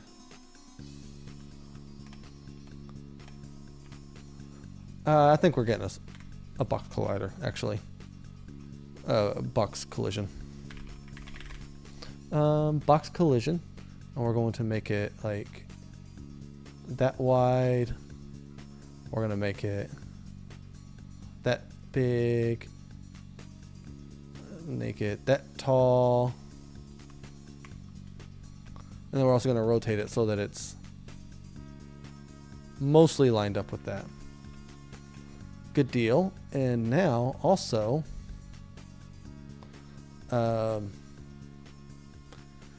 we really should just make it the whole pump, right? I don't even know if we need a trigger for this.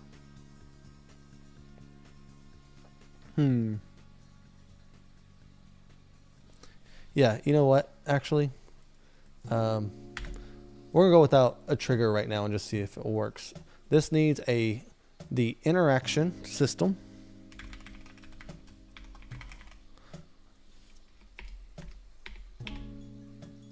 Interface interact. And now we can go here and we can do the ground pound interaction again. And then we're just going to print string, say hello, and let's see if this just works. Oh wait, no, I didn't put it in the level. Just kidding. Whoop. So that's just a static mesh, so that can just be deleted. And then we go over to Andy's neighborhood mechanics, drag the pump into the level.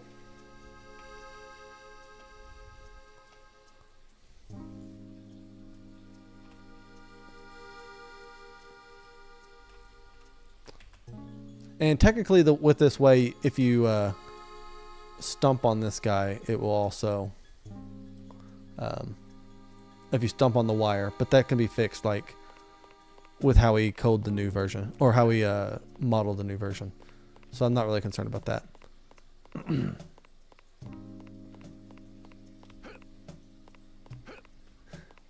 I don't like quicksand. It's coarse and rough and it gets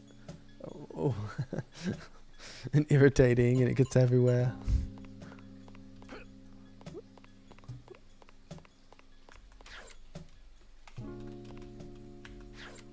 Yeah, so it looks like I have something to fix with my spin attack. Like a pretty crucial bug where once you spin attack, you can't jump. That's pretty funny. All right, you just have to get attacked again. That may be really easy to fix. I'll look in a moment. Hello.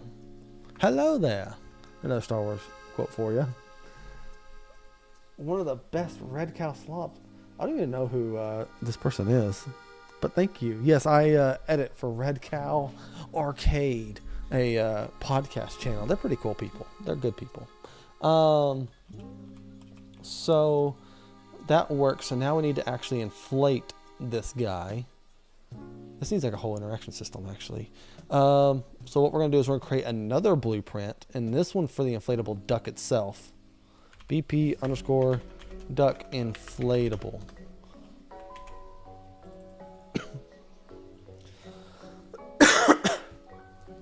And now what we're going to do is we're going to get a static mesh again, which is going to be the duck, which I need to look up.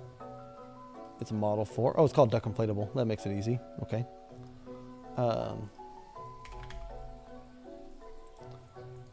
Well, okay, duck inflatable. That's all good. And now we need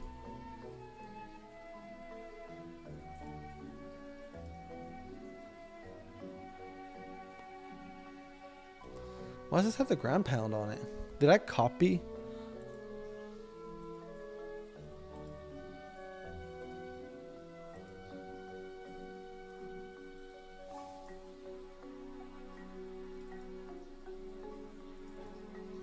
No. Okay. So I don't want that.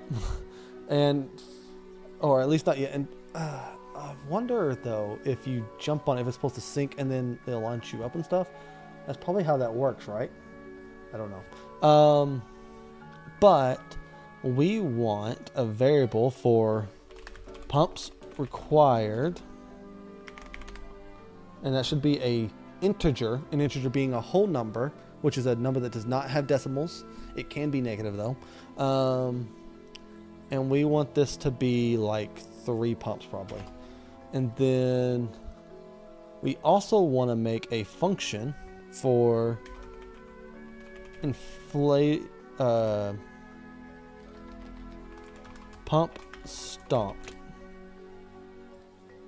So once we actually stomp it here, we want to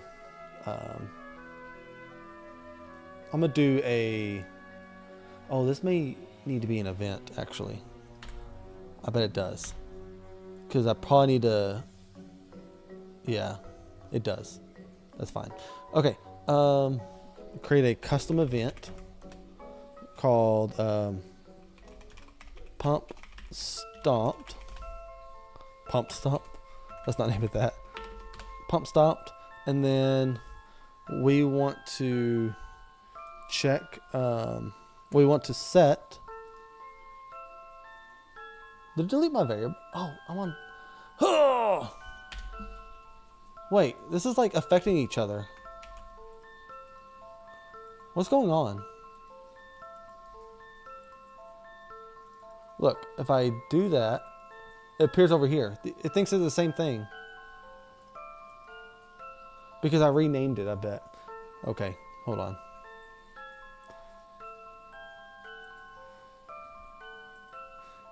Just close out everything. And we'll reopen it.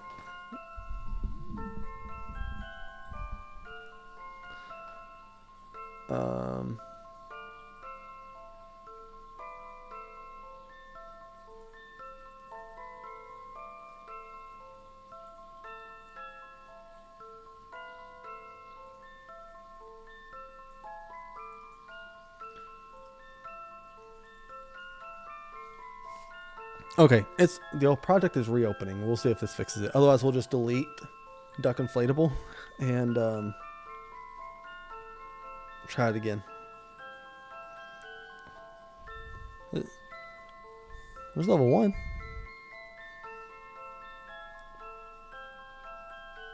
Yes, let's reopen our last assets.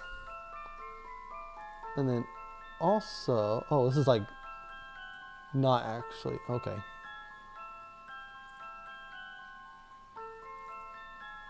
Okay, that fixed it. Let's switch to level 2.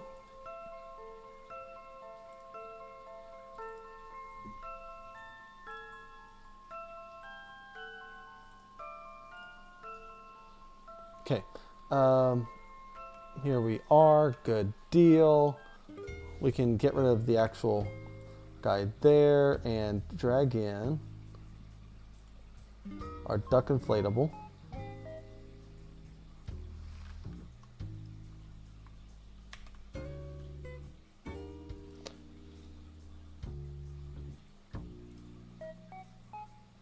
For our pump, we do want one variable, and that is the duck inflatable. We want to look for BP underscore duck inflatable, and this basically means that we can set it in the scene. We can also make it find it, and it's only 1, and so it's not like the biggest thing to worry about, but we're just gonna set it just to get it, just to save on performance, and it's not that hard to actually implement. Okay, So now we got that. We want to get the duck inflatable. Does this have a custom event yet? It does not. Okay, so we want to create create event. Yeah, create event. No, that's not what I want.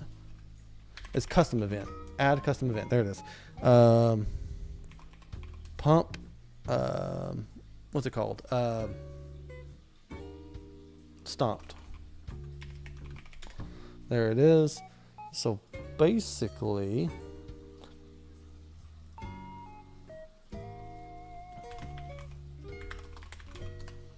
current pumps. So pumps required should be 3. Yeah, that's all good. If current pumps is greater than or equal to the pumps required, as in already before we increase it, then we want to branch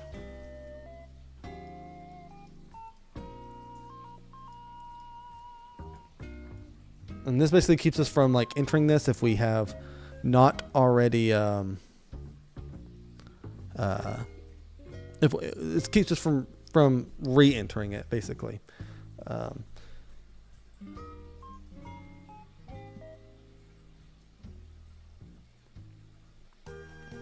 Well, yeah, I know that Kyle has a plan for the duck, but he hasn't shared it with me. But that's all he said is, "I have a plan for the duck." And I was like, "Okay." I don't know if it's anything special or not, but that's what he said. So I don't know. I'll pass your suggestion along. So if it's not, wait, no. Hold on. Let's actually change this. If current pumps is less than pumps required, then we want to set current pumps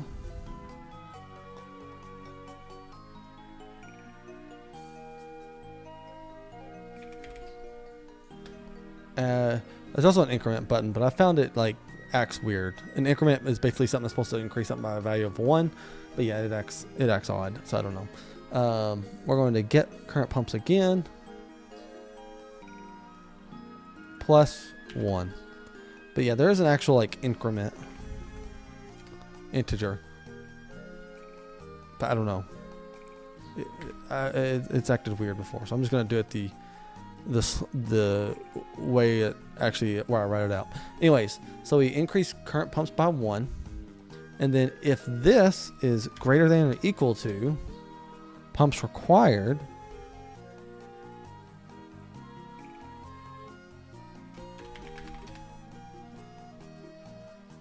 then we want to activate.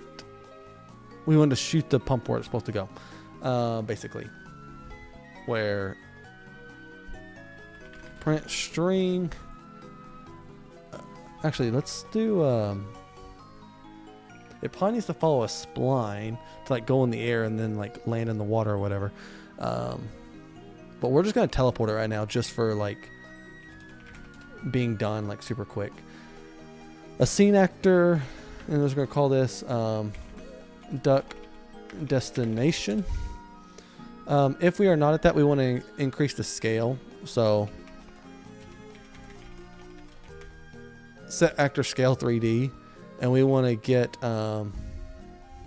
get actor scale, and we want to multiply this by a float. And this is like a really like super fast, cheap way to do this. This gets the gameplay in, but is not technically accurate. I want to multiply all this by 1.1 and send that there. We'll actually say like 1.2. Hello. Thank you for joining the stream. We've done a lot in this actually. Otherwise, if we don't want to increase the, I'll show a little quick visual of what we got done, because we got a lot done in this live stream that's been going for like almost 4 hours, right? That's crazy. So what was I going to say? We need to move it to this goal destination. get world location. That's set world location. Oh, I said get world location. I misspelled location. That's all good though. Get world location. And we want to set world location of the static mesh, I guess. That's fine. To this. And let's just see what happens. This is not visual at all, but that's fine. I'll show real quick. Like, one thing we did is we made the Quicksand. So you have to, you know, avoid that and get out of it and such. We did make the dirt mound puzzle, which is using a temporary particle effect system for this. But you can go through and then eventually a collectible will spawn, which is supposed to be the army men that you collect. But yeah, I'm not going to go through the whole puzzle right now. We fixed a couple of bugs on the enemies.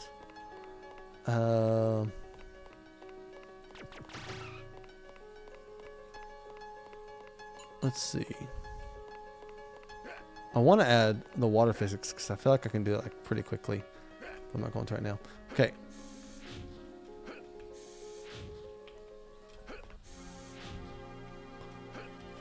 Oh, you know what? I didn't actually assign this in scene, did I? Or I did. I did. Errors. Okay. Oh, they're down there, right? Here.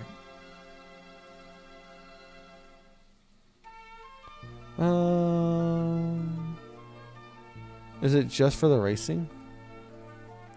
Or is this like actually what I was trying to... yeah, they're all racing related. That's fine. I don't have the races set up. Why did this not work?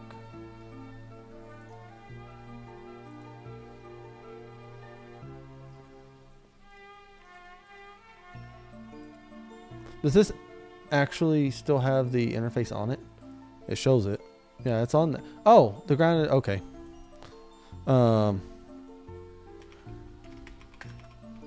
Pump stomped.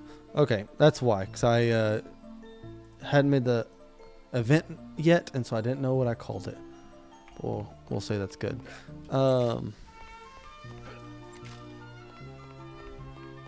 We can add in a quick lerp for the scaling as well. And that should be fine. Maybe even a timeline. No, I don't want to do the timeline yet because for the duck movement, because I have to make a spline too, and I don't really want to make a spline yet.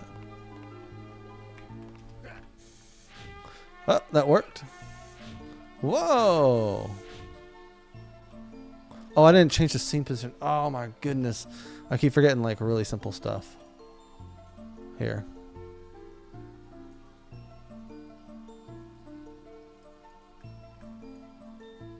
Let's line it up with underneath this.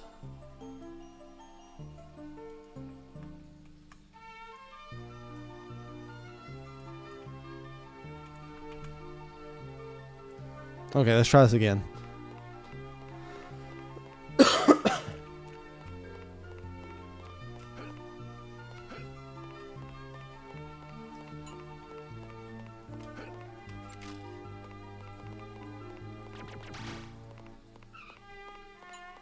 Good deal.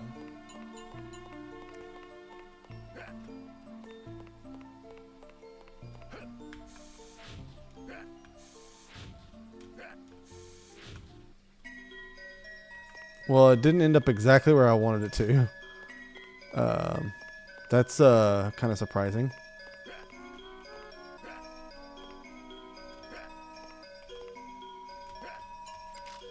Can you reach it without it even going in the water, actually? Let's test that, because that felt really easy to get to. And, yeah.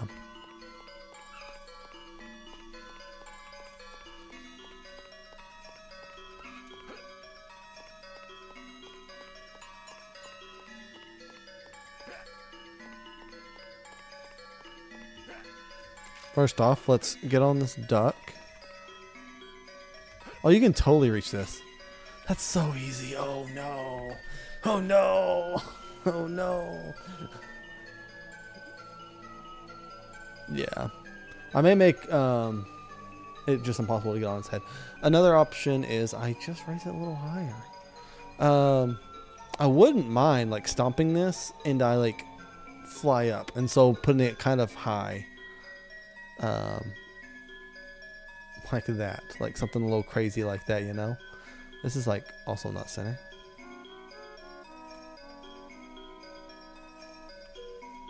Like at all. That's interesting. Okay, next. The scene destination.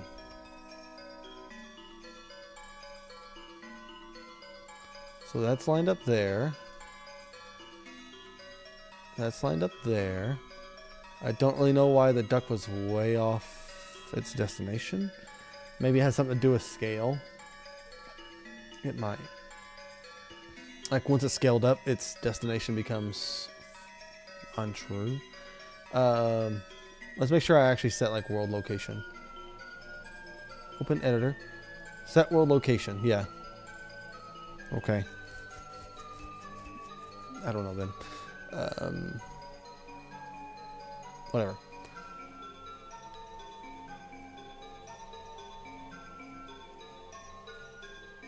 So basically, when I get it also to the center, at that point I would also turn it into a launcher for my idea. And I think my idea makes more sense anyways. Or I could just make like a physics object that actually bobs up and down in the water, and then you can jump off it when it's high up. But like, yeah, like there's no reach in that, you know, so.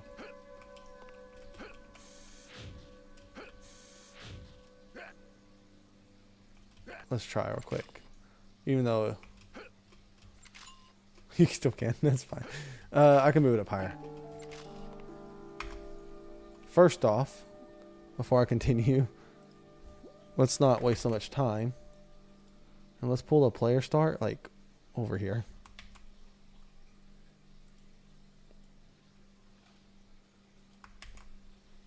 All right, pull that up even higher, and then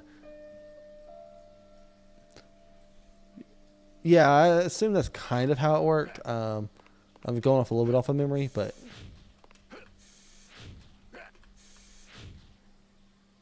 I mean, there was no reaching that. I don't know why this is like way off target though. Oh no.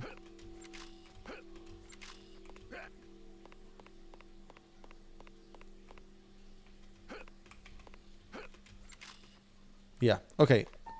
Whoa.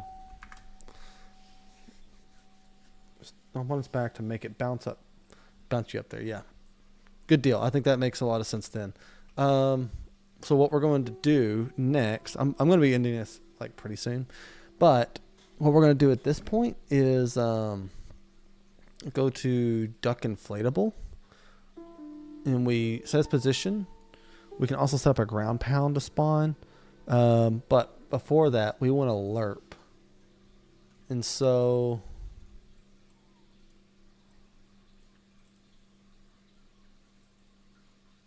let's do a timeline.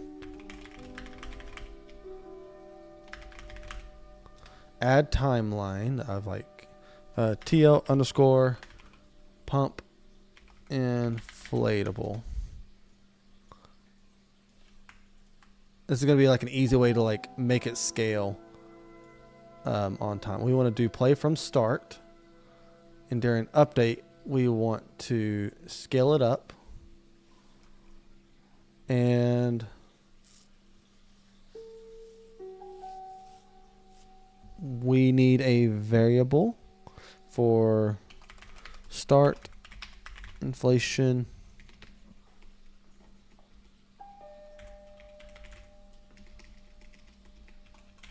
start scale. We'll say that's right. We need to set this as a float. We need to set this as get scale. Get actor scale. Get actor scale 3D. There it is. Oh, it's a, well, of course it's a, okay, this needs a vector, not a float. Duh. Change variable type, that's fine. Shouldn't change anything. And then close that there to there, there, and there. So now that we know the start value of where we are scale-wise before we start pumping, we now want to get the start scale times 1.2 times lerp vector. And we want this to be the B. And we want start scale to be the A. And basically what this means, here, let's create a timeline first. Float track, we'll make it like half a second in length. We'll rename this to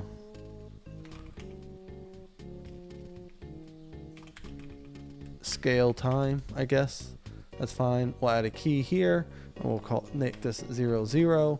We'll add another key here, and we'll make this time 0.5 and 1.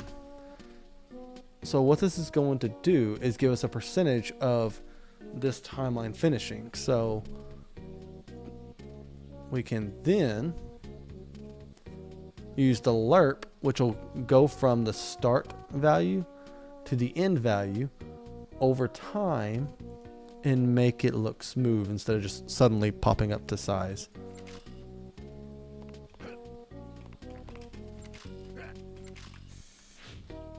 Yeah, that already looks much better.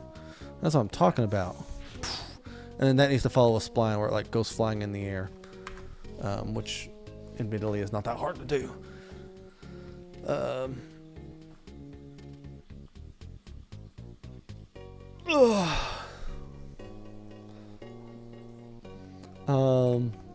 So what we'll do next is basically nothing.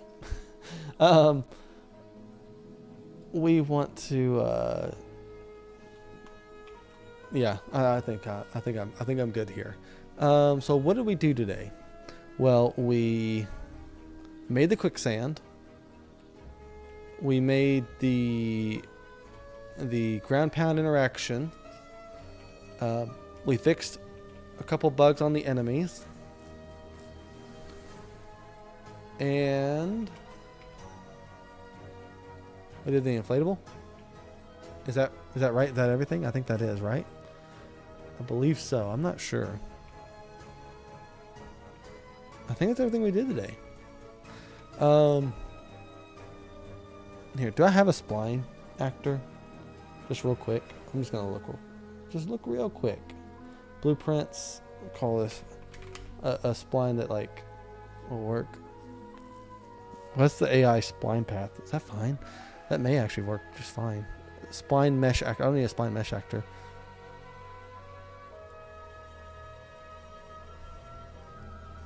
Dude, yeah, we'll just put it here.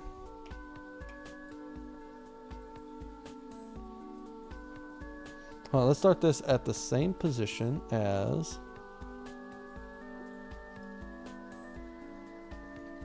close some of this stuff. There's too many tabs open, too many folders open. All right, now the duck inflatable, we want to get its position. We want to copy that to the path, to the AI, or to the spline path. Good deal. And now,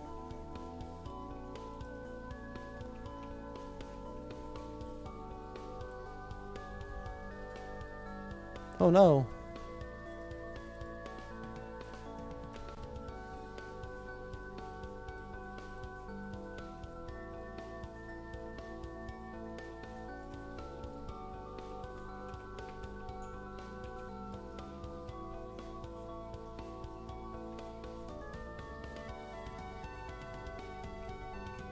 Well, I don't want that. Hold on. Let's just...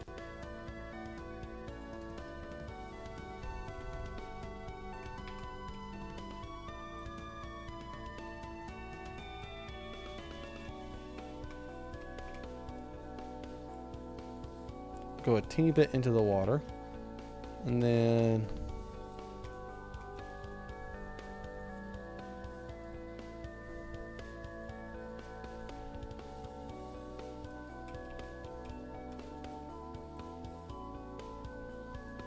put that there. And is it actually centered this way? Just a teeny bit more that way. And, whoa, no.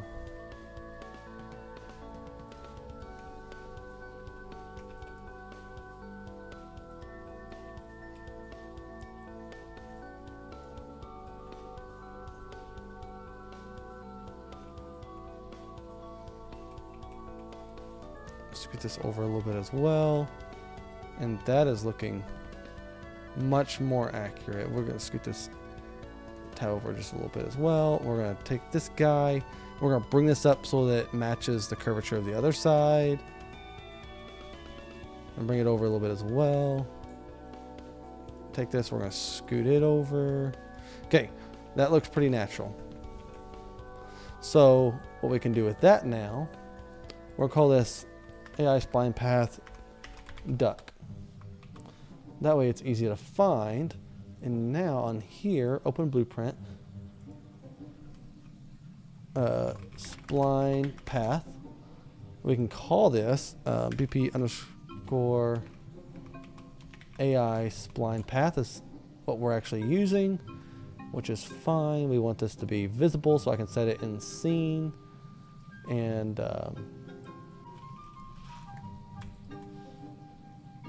that's not what I wanted to do.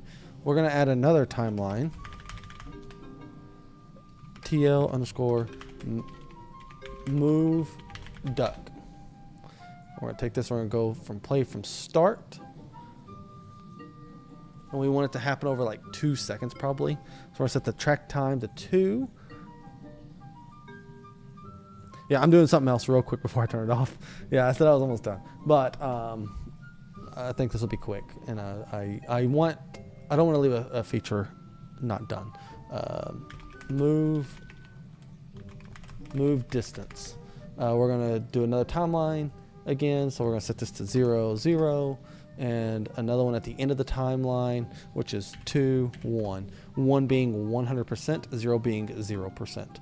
Now, if we go to event graph, we have this here, and we can get the start position.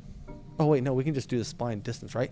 Yeah, so we can get this, get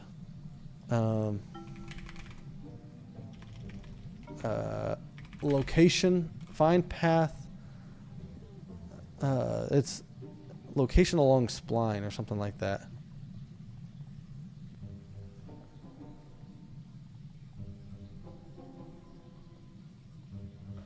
At distance along spline. Okay, so that's, yes. So we need this, but we also need spline. We need get spline distance. Is that a thing?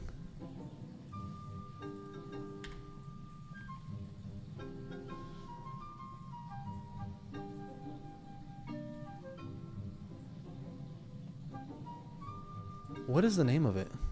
Oh, spline length. Get spline length. Okay, there we go. So we want to get the spline length divided by the move distance, and we want to get the location at that distance, and then with that we can set world location. We can just do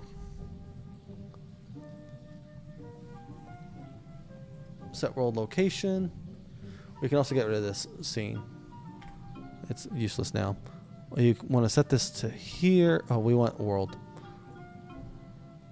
for the return location.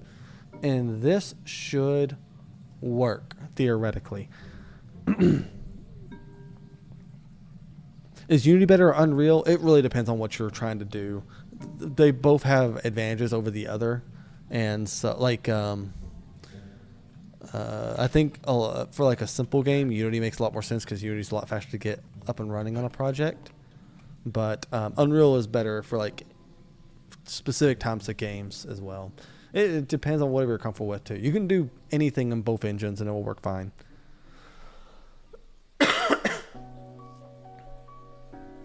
You literally fall off it? Yeah, that's something you can do in this game. I just, yeah, I need to do that.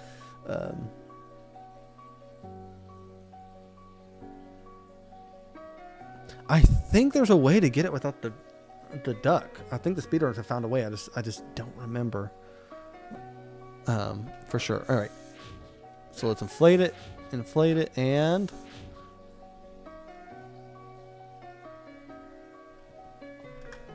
oh, I know. Okay, here's the problem. I didn't set the which spline path to use, so that was an error.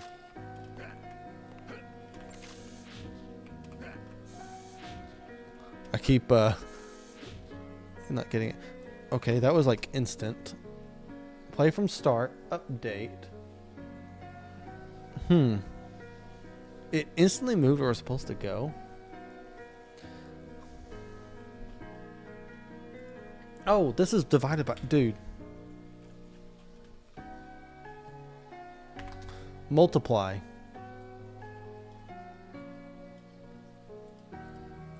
Yes, because we're multiplying by a percentage, which will give us a decimal amount, or a lower amount than 100%. Dividing it will give us over 100%. Okay. It's a little awkward, like near the top, but that's fine. It's good enough. And then I can also make it spawn a launcher here, which will be cool. We can actually maybe add that. Let's see. How easy is this to add? Will it work or no? It will not. Okay. That's fine.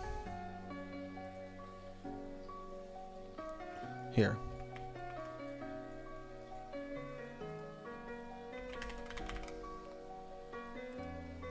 I only have the one launcher. So let's copy and paste it, bring it over here.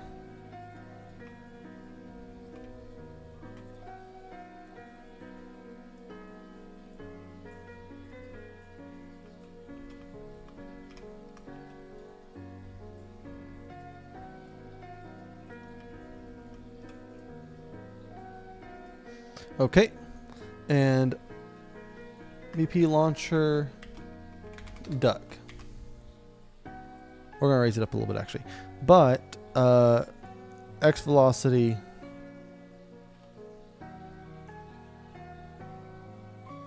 We're gonna say 0, and let's just see what happens.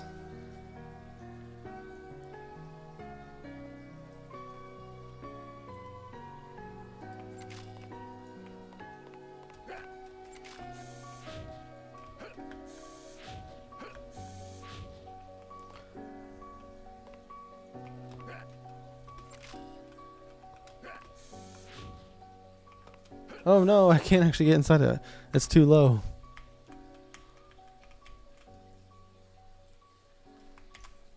All right. Try this again.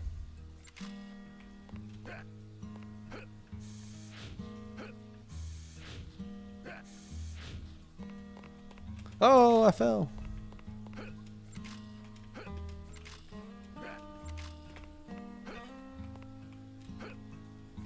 This is like so much harder with a keyboard and mouse than it is on Oh, it works! Whoa! That's what I'm talking about. It's so much harder on a keyboard and mouse for me than it is controller. I do not like keyboard inputs.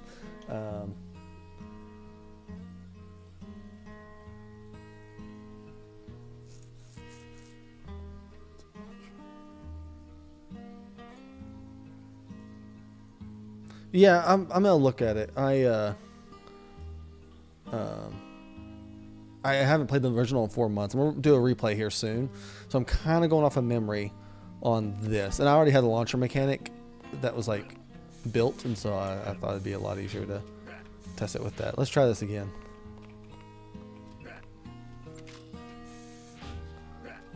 I need to get the stuff right. This needs to bob if I do that as well. Like it may just like bob up and down and you'd be able to reach it with that, but I think like actually like stomping on it would be more fun.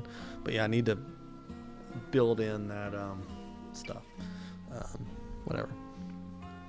That was super satisfying.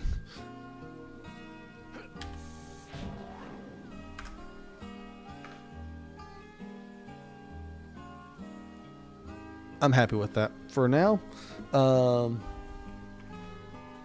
That is getting shipped. Ship it. We're good. What we're actually going to do though is we're going to take this and can you not select two at a time? That's fine. Can we move them down a little bit? That's going to be, that's too harsh, right? Maybe not. I'm going to see if this angle looks a little bit better. Or if that's too.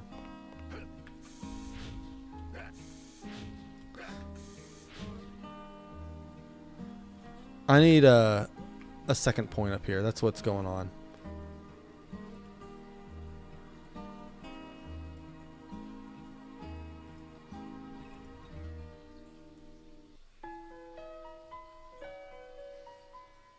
Here.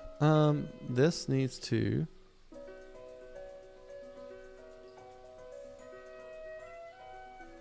click here. Stop.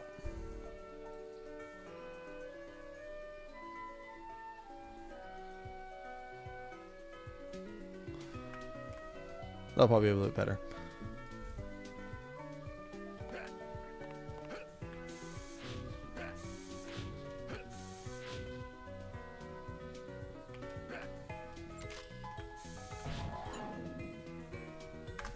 Ship it.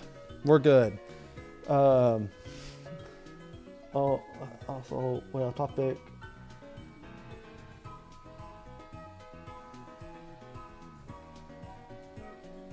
I think you have to. I think it's either distance based, or you cannot be looking at them. I don't remember. I don't really care about that. I have a really cool system for their respawn, and I kind of want that to be seen. And so, yeah, I don't want to make it like when you're not looking at them, or even like a certain distance. Although I do want to make it to where they can't aggro for like 2 seconds after their respawn, because right now they aggro as soon as they come out of their respawn, which is not ideal. Because right now they like explode into pieces, right? And then we'll wait 10 seconds, and then they will recombine into one mesh. And I kind of want that to be seen because it's cool. We can do it here too.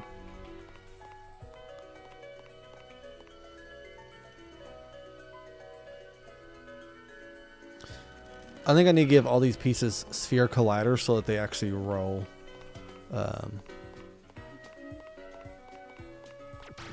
That may be like something we have to like tweak, and like maybe some pieces like,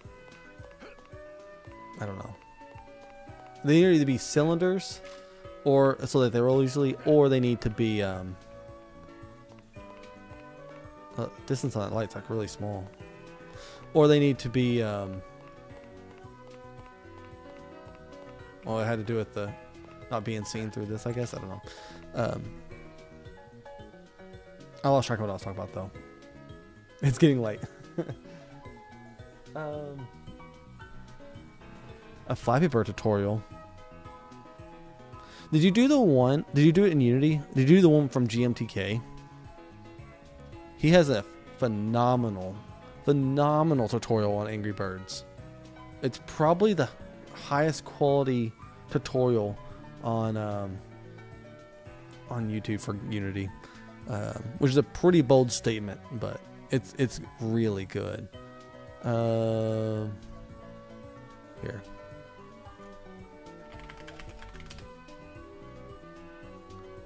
And this is GMTK Unity tutorial. Boom. This one right here, 4.6 million views. And it's a 46, dude, this video made a lot of money. But it's a really good tutorial. Oh my gosh. I'm not on my YouTube Premium account, and so I have ads. Anyways, this guy right here, Mark Brown. I'm also not, probably because I'm streaming. I'm not going to update that just because I am streaming. But Mark Brown here, GMTK, he has an awesome tutorial. Yeah, this is the one you did. Cool.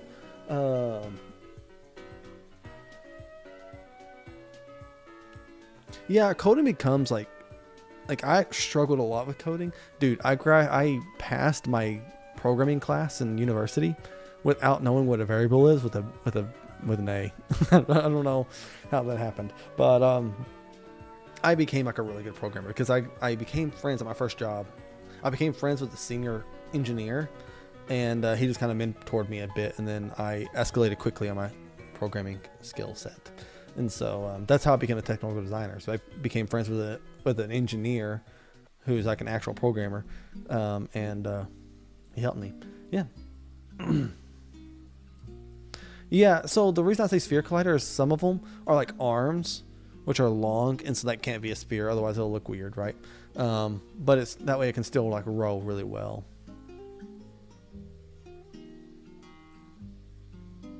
Yeah, that's actually really sick. I'm sure, I know there's ways to get it, like multiple ways to get it that I've seen from speedrunners talk about. But yeah, one of the issue with me is the swing bars are so much, they cause a lot of problems. Anyways, the swing bars instantly snap you to the middle position of the bar instead of where you grabbed, and I need to and I have like other bugs to fix the swing bars. Swing bars are causing a lot of problems. I almost think it'd be easier to just completely scratch it and rewrite it from complete scratch. But you know, oh well. I can't test this level yet because I need to be able to jump through this, and then once I can jump through that, I can turn. I can then get through this entire area at that point. So yeah, I think that would make the entire level actually playable though. Like once I actually get to where you can get up here, the entire level is already playable then. So that's cool. I think we're gonna wrap up there. Anyone have anything else they want to see real quick before I turn off for the day or anything like that?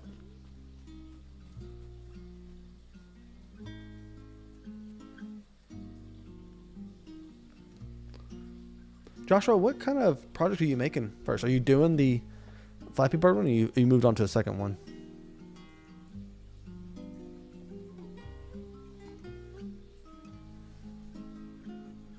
Oh, that's so nice of you. They are backing up. Yeah, they back up a little bit too. I realized. So that way they like back up and then they charge, which would not be difficult to do because I have a thing that like rotates them towards you for like 2 seconds or something, or half a second. It's either 1 or 2 seconds, I don't remember. But they kind of like rotate towards you and then they charge at you. So it could be like backing up while it does that and then take off. Okay, very cool. I have a commercial game, but it's not very good. It's like an actual like bad game. And one thing that makes it worse is that it's more so boring than bad, and bad is more fun to poke fun at. Boring is not very fun to do. like even like mess around with, waiting for like the next like bad thing to kind of fun. You know, it's like a solid like 4 out of 10 game where it's not a 2 out of 10. A 2 out of 10 can be fun to play because it is so bad. Whatever.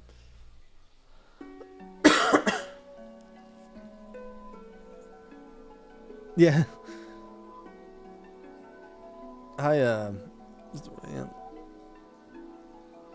Yeah, it's 1:30 here, so I am going to be heading off. Okay, man, we got a lot done today. We got the duck, we got the mounds, we got a bug fixed on the Zerg cars, which was super easy to fix. We did the quicksand. The quicksand took the longest. It was like 2 hours by itself. But I mean, I was talking to chat a lot, you know, but yeah. And that was fun. Like I said, I want to do more live streams, so hopefully we kind of keep these up. I will not be doing it in 2 weeks from now because my family will be out of town except for my little boy, and so I'll be on dad duty that whole weekend. But you know, maybe besides that. Anyways,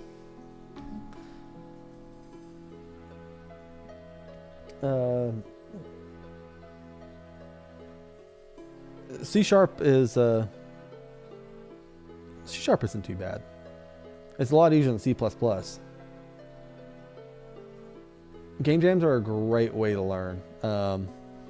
My favorite game jam I ever did was a little micro game that was inspired by Sweeney Todd, and basically there was like a food shop and like animals would come in, but as you ran out of food, there was a barber shop next door, and you could invite like these cute little chibi animals to go get like a haircut or something, and then they would just like explode into like blood and pieces everywhere, and then you would use that for your food. But certain animals provided different amounts of food, and some paid more, and so there was like some meta there that you had to actually figure out. But that was a really fun project because it was just fun to have like these really adorable cute chibi assets that I used for animals, and then just have them explode into like blood particle effects and chunks everywhere. That was a lot of fun. Yeah. That was a few years ago. I'd like to redo that project because it wasn't like super great. It wasn't like really greatly done because I had some like I only got like half the time available to me because something came up. I don't remember what it was. That's always disappointing when that happens on the game jam, when you lose like half your time for something that was kind of like unavoidable. Anyways, thank y'all so much for watching. I'm gonna head off for the day, and